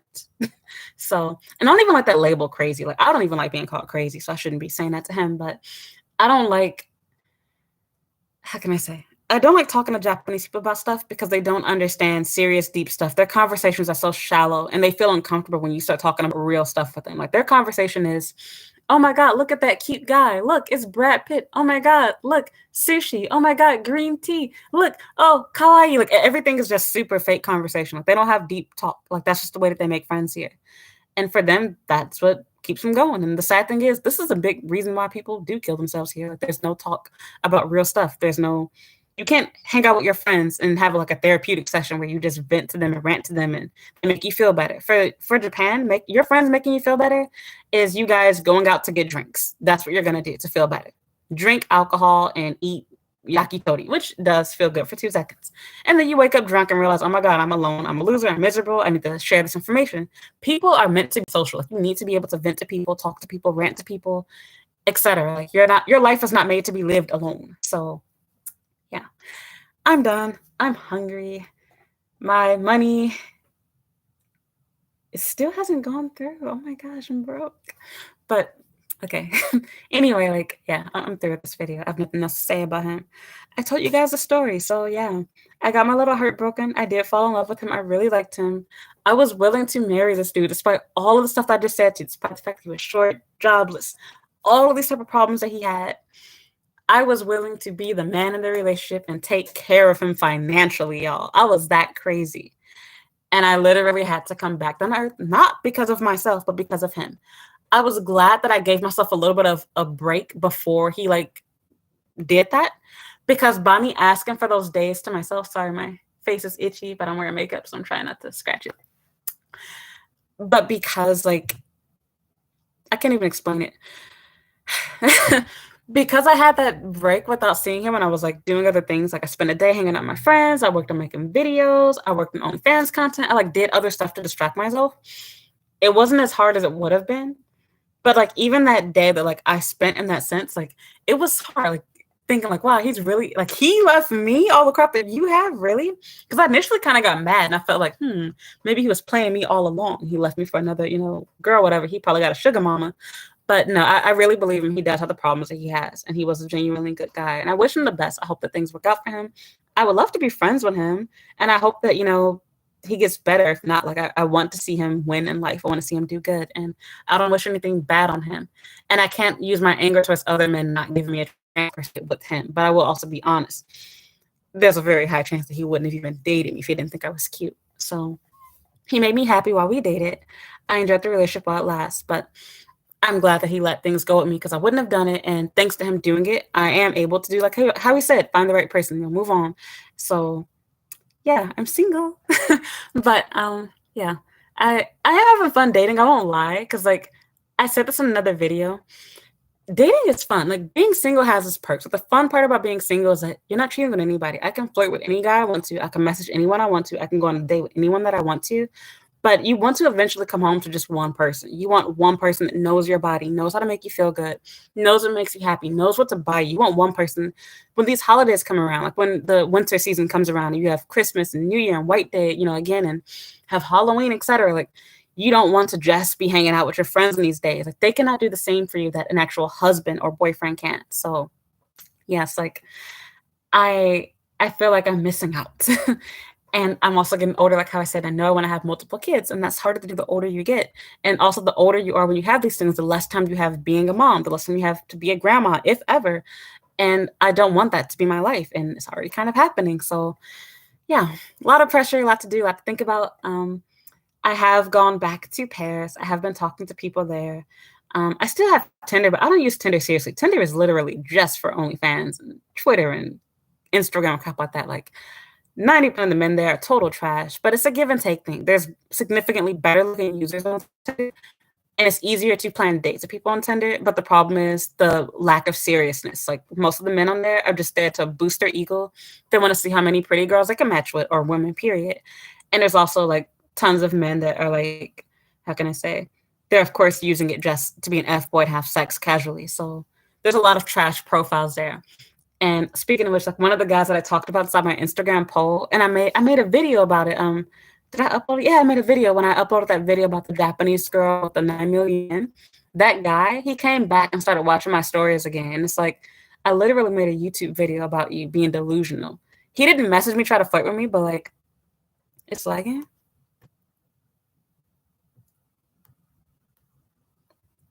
Oh, sorry. There's nothing I can do about it because if I switch back to my other Wi-Fi, I think it's gonna get worse. But like he messaged me trying to how can I say? He messaged me trying to date me on Tinder, but like he didn't message me on Instagram or anything like that. I think I matched him because like I just swipe right on everybody.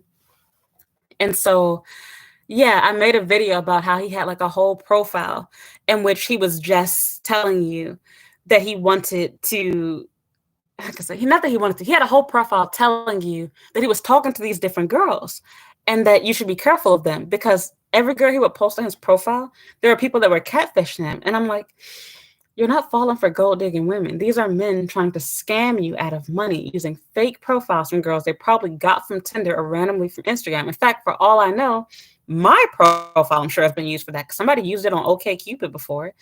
that's the other problem, you know, with having a social media account. Like people can literally take my pictures, and I have videos. Oh my God, I'm the perfect person. I shouldn't be telling you all. I'm the perfect person to steal the identity from because I upload so many pictures and videos of myself. You can easily, if somebody say, send me another picture, I don't trust you. You can find 100 more to send of me. And I have videos too. So you can even send somebody a video of me, pretend like this is you sending an exclusive personalized video.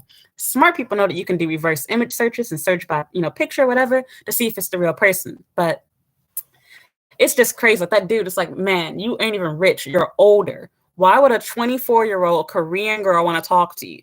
Why would a 25-year-old Japanese model want to talk to you? Of course, these girls are playing you. But anyway, yeah, delusion. So I'm done. This video is pretty much over with. And then, oh, for my DMs, wasn't gonna do it, but I have to. I'm not gonna really say anything. I'll have mercy on you because a few people were nice and said that I should have mercy and not be petty and be mean like I really want to. But I literally had a dude. Did you delete your message with me? No, I think it's still there. I literally had a dude that replied to my story that I made where I asked if you had, I said, do you have yellow teeth? Do you have white teeth? Or do you speak English? He got mad and like replied back to my story and said, is this all you talk about? Ambient rain? And then it's like, why send me a message talking shit when you can't even message me from your real account? Like, you so much of a cowardly pussy ass man. You can't even message me from your real account. You got to use a fake account with no name and almost no followers, talk shit to me. Like, but then here you are, days later, after he said that, he continues to watch my stories. Like, so you're mad. These men have been in their feelings. Like, I've given everybody in Japan blue balls because I stopped uploading 12-second titty videos on Instagram because, like, y'all can pay for that shit. Like, I'm advertising. You know, I got an OnlyFans. It's at the top of my thing. So you want to pay for it, pay for it. If you're not going to pay for it, then no free porn for you. But it made so many people mad. So people got mad at me for saying I'm not going to do bar and cafe dates. Some guys got mad at me for just posting polls, not posting videos. And they didn't say it. Most people just, you know, ignored it or got mad at me for asking those questions. And I'm like, I'm clearly joking and trolling with you all. I even got girls replying to, like, for example, when I did that poll about marrying me, the reason why I was even stuck at almost 50-50 where half of you said that you hit it but wouldn't marry me is because I had girls voting on it. And I'm straight. I'm not fucking none of y'all broke bitches. But yeah. Okay, good. It's working now. You'll find that deal guys soon. Thanks for sharing your experience, good and bad. Yeah, thank you for your comment and for understanding too. Because yeah, it's definitely hard to do, especially public. There's of course people watching my stuff to like clown me and find entertainment. I mean, it, but you know what I mean. People doing it to troll you and be mean and look down on you and be like, oh, it can never be me type thing. So I'm being honest, transparent, open with you, if you will. So it hurts to talk about because I do feel really embarrassed and really stupid because I went through a lot, especially like mentally in my mind. Even though I didn't spend the money I was going to, I really was like trying to go all out for this dude's birthday. And I'm glad that I didn't. So yeah. I am hungry. I haven't eaten breakfast. It is lunchtime. So we are going to wrap this up now. So that is it. I will be honest with you guys. As I said on Patreon, I will tell you guys this here too. I have about maybe 15 or 20 videos. It might go into maybe mid-May, possibly after, but I think mid-May. I am probably going to stop making YouTube videos for a long time, and I don't know how long. But I probably won't make regular videos from then. I'll probably just do like a seasonal video, like once every 3 months, where I just show you like what I did during those past few months. If you want to keep up with me, Patreon. I might change my mind later, but I'll be totally honest. It's become really stressful trying to keep up with making YouTube videos and replying to comments and replying to emails and then trying to balance Patreon and then OnlyFans and Instagram and Twitter and Snapchat. And it's just too much for me. And then TikTok now too. So I at least want a month of break. I'm not leaving YouTube, don't get me wrong, but I will be going on a mini hiatus. I don't know how long it will be. It might be the whole summer. It might be the rest of this year. But I don't plan to be doing daily uploads anytime soon. I know I promised it to you guys. I'm sorry for lying, but I can't keep up with it. So like I said, I'm going to try to upload the rest of my videos that I have recorded. And that will probably be finished by the end of May, if not the middle of May. It won't be a daily upload because I have a lot to edit and it's going to take me some time. But I'm working from home now, so I really have to, do a lot to make up my income that I'm not getting from being a teacher. And it's been stressful. I'm trying to focus on my dating life. I want to get married and have children, and I can't do that if I'm spending all my time working. And I want to have time to actually date and get out there and do stuff. So if you want to keep up with me, if you miss me, please consider becoming a patron. It's $5 per month. Please do not sign up if you cannot afford it. I will block you permanently, and I do not do unblocks. Please be honest and fair to me. Don't cheat me. If you can't afford it, don't sign up. Sign up when you can, and when you no longer have the money, please cancel your subscription on your own. Do not wait for me to ban you, because that makes me feel sad. I don't want to have to do that. So I know eventually everyone on Patreon is going to have to leave. Nobody's going to pay for my shit forever. But it makes me feel bad when I know I have to block somebody that's basically, I mean, you're cheating. You're cheating and stealing from me. So please don't do that. Um, Oh, yeah, thank you. Yeah, I finally got 2,000 subscribers. I normally don't like saying it because I'm like, if I say it, then people are gonna start unsubbing, which did kind of happen. I reached it, I think a couple of months ago, but I didn't want to say it yet because I was like, people are gonna start unsubbing, and it did happen. And so a lot of smarter channels, which I noticed, other small YouTubers here in Japan, they hit their subscribers from everyone until they got to like over 5 or 10,000. Then they started showing you them again. And I don't know. I feel like I see it as like a little bit of dishonesty, whatever. Same thing goes like with the dislike bar. Like I had videos that had like a ton of dislikes before YouTube got rid of the dislike button here. But for me, it was like, I don't know. I feel like it's sketchy and shady. Like I don't care if you dislike my video or don't like me. Like I don't give a fuck. Like especially now I really don't care because nobody can see it. So all it does is stop YouTube from recommending it to you. So, but yeah, that's another story. So yeah, I don't know what I'm gonna do. I know I want to continue doing YouTube. I'm not gonna stop with it, but I'm not going to do daily uploads, and I probably won't even do a monthly upload. It'll probably just be like one video every 3 or 4 months, just showing you the mini videos that I took of crap that I did over my spring, over my summer, over my whatever. So yeah, I'm going to. I don't know what I'm gonna do. I'm just gonna do something. So I will still be updating stuff on Patreon, and Patreon will probably slow down a little bit too. So we will see how that goes. Just letting you know right now. You'll know that it's my last video because the last video that I plan to post will be my winter vlog showing you what I did over winter. And after that, I won't post another video until it'll either be the end of June or beginning of July. And that'll be like just showing you what I did over spring, which that video will probably be rather short because I did significantly less so far. But who knows? Spring is not over yet. I still have a couple of months. So yeah, that's it. Thank you for listening. Thank you for watching. If you guys don't have any questions, or let me ask you that first. If you have any questions, you can ask them now. And if not, then I will end it here. So yeah. And again, like I still have videos that will be posted on YouTube that I am editing right now. So I'm not done yet. I will still be actively there for at least the next month and a half. And then I'll take a break for a couple of weeks and I'll be back to post my video from spring showing you what I did this past spring. So I'll take that as no questions, nothing to say. And with that said, nope, I gave inside my DMs. I'm never gonna get to that crap. 90% I mean, if they want to fap off to me, the other 5% is people begging me to go on a date with them, and then there's you guys asking me questions about stuff I probably already got a video on. So I guess I am done. Thank you for listening. Thank you for watching. I'm about to eat some food. I am done for the day. I'm probably going to make a post on Instagram asking somebody to go on a date with me because I'm bored and I'm hungry. But yeah, thank you guys. And thank you for getting me to 2,000 subscribers. I appreciate it. And I am done with live streams, I promise now. And for patrons that are here, I'm sorry I lied. I wanted to do a Zoom meeting, but I'm probably not going to do that. I'm not. I can't see myself doing it right now. So I'm sorry. Have a great night. Thank you. Yeah. Goodbye, you guys. Thank you. This will be probably this will be the last live stream for right now. I might do one on Halloween and I might do one for Christmas again. Oh, I did the Christmas one I did for Patreon. I might do a live stream here for YouTube for that day this year. So we will see. But yeah. Yes, it's daytime here. It's, I think, morning still? No, it's afternoon now. Oh my God, it's 1 o'clock. I wasted my whole morning, but it's not a waste. I enjoyed this. So yeah, thank you for listening, you guys. And thank you for watching and for supporting me always. And thank you for getting me to 2,000. I'm really happy. So yeah, just want to spend some more time working on myself and doing some personal loan things, not broadcasting everything. In fact, during my little time away, I might actually also stop with all social media and just use Patreon during that time. I swear I'm not trying to sell myself to you all. I'm just saying that I really want to like have some peace and be alone and not feel like I have to, I don't know, constantly make and edit videos and give myself that chore of doing that. So I just want to be relaxed and I want to use Patreon when something happens in my life and I want to share it with somebody, but I don't want everybody to know my business. That's what I do for Patreon. They get my Patreon is like my little secret group of friends. I tell you how I really feel what's going on. And then YouTube is where the people that hate me and don't want to pay me any direct money, this is where they go. So that's it. Have a great afternoon. Thank you. Thank you for joining me. And thank you for those of you that are crazy enough to have sat in for this whole almost 5 hours or for most of it. Thank you a lot. I really appreciate it.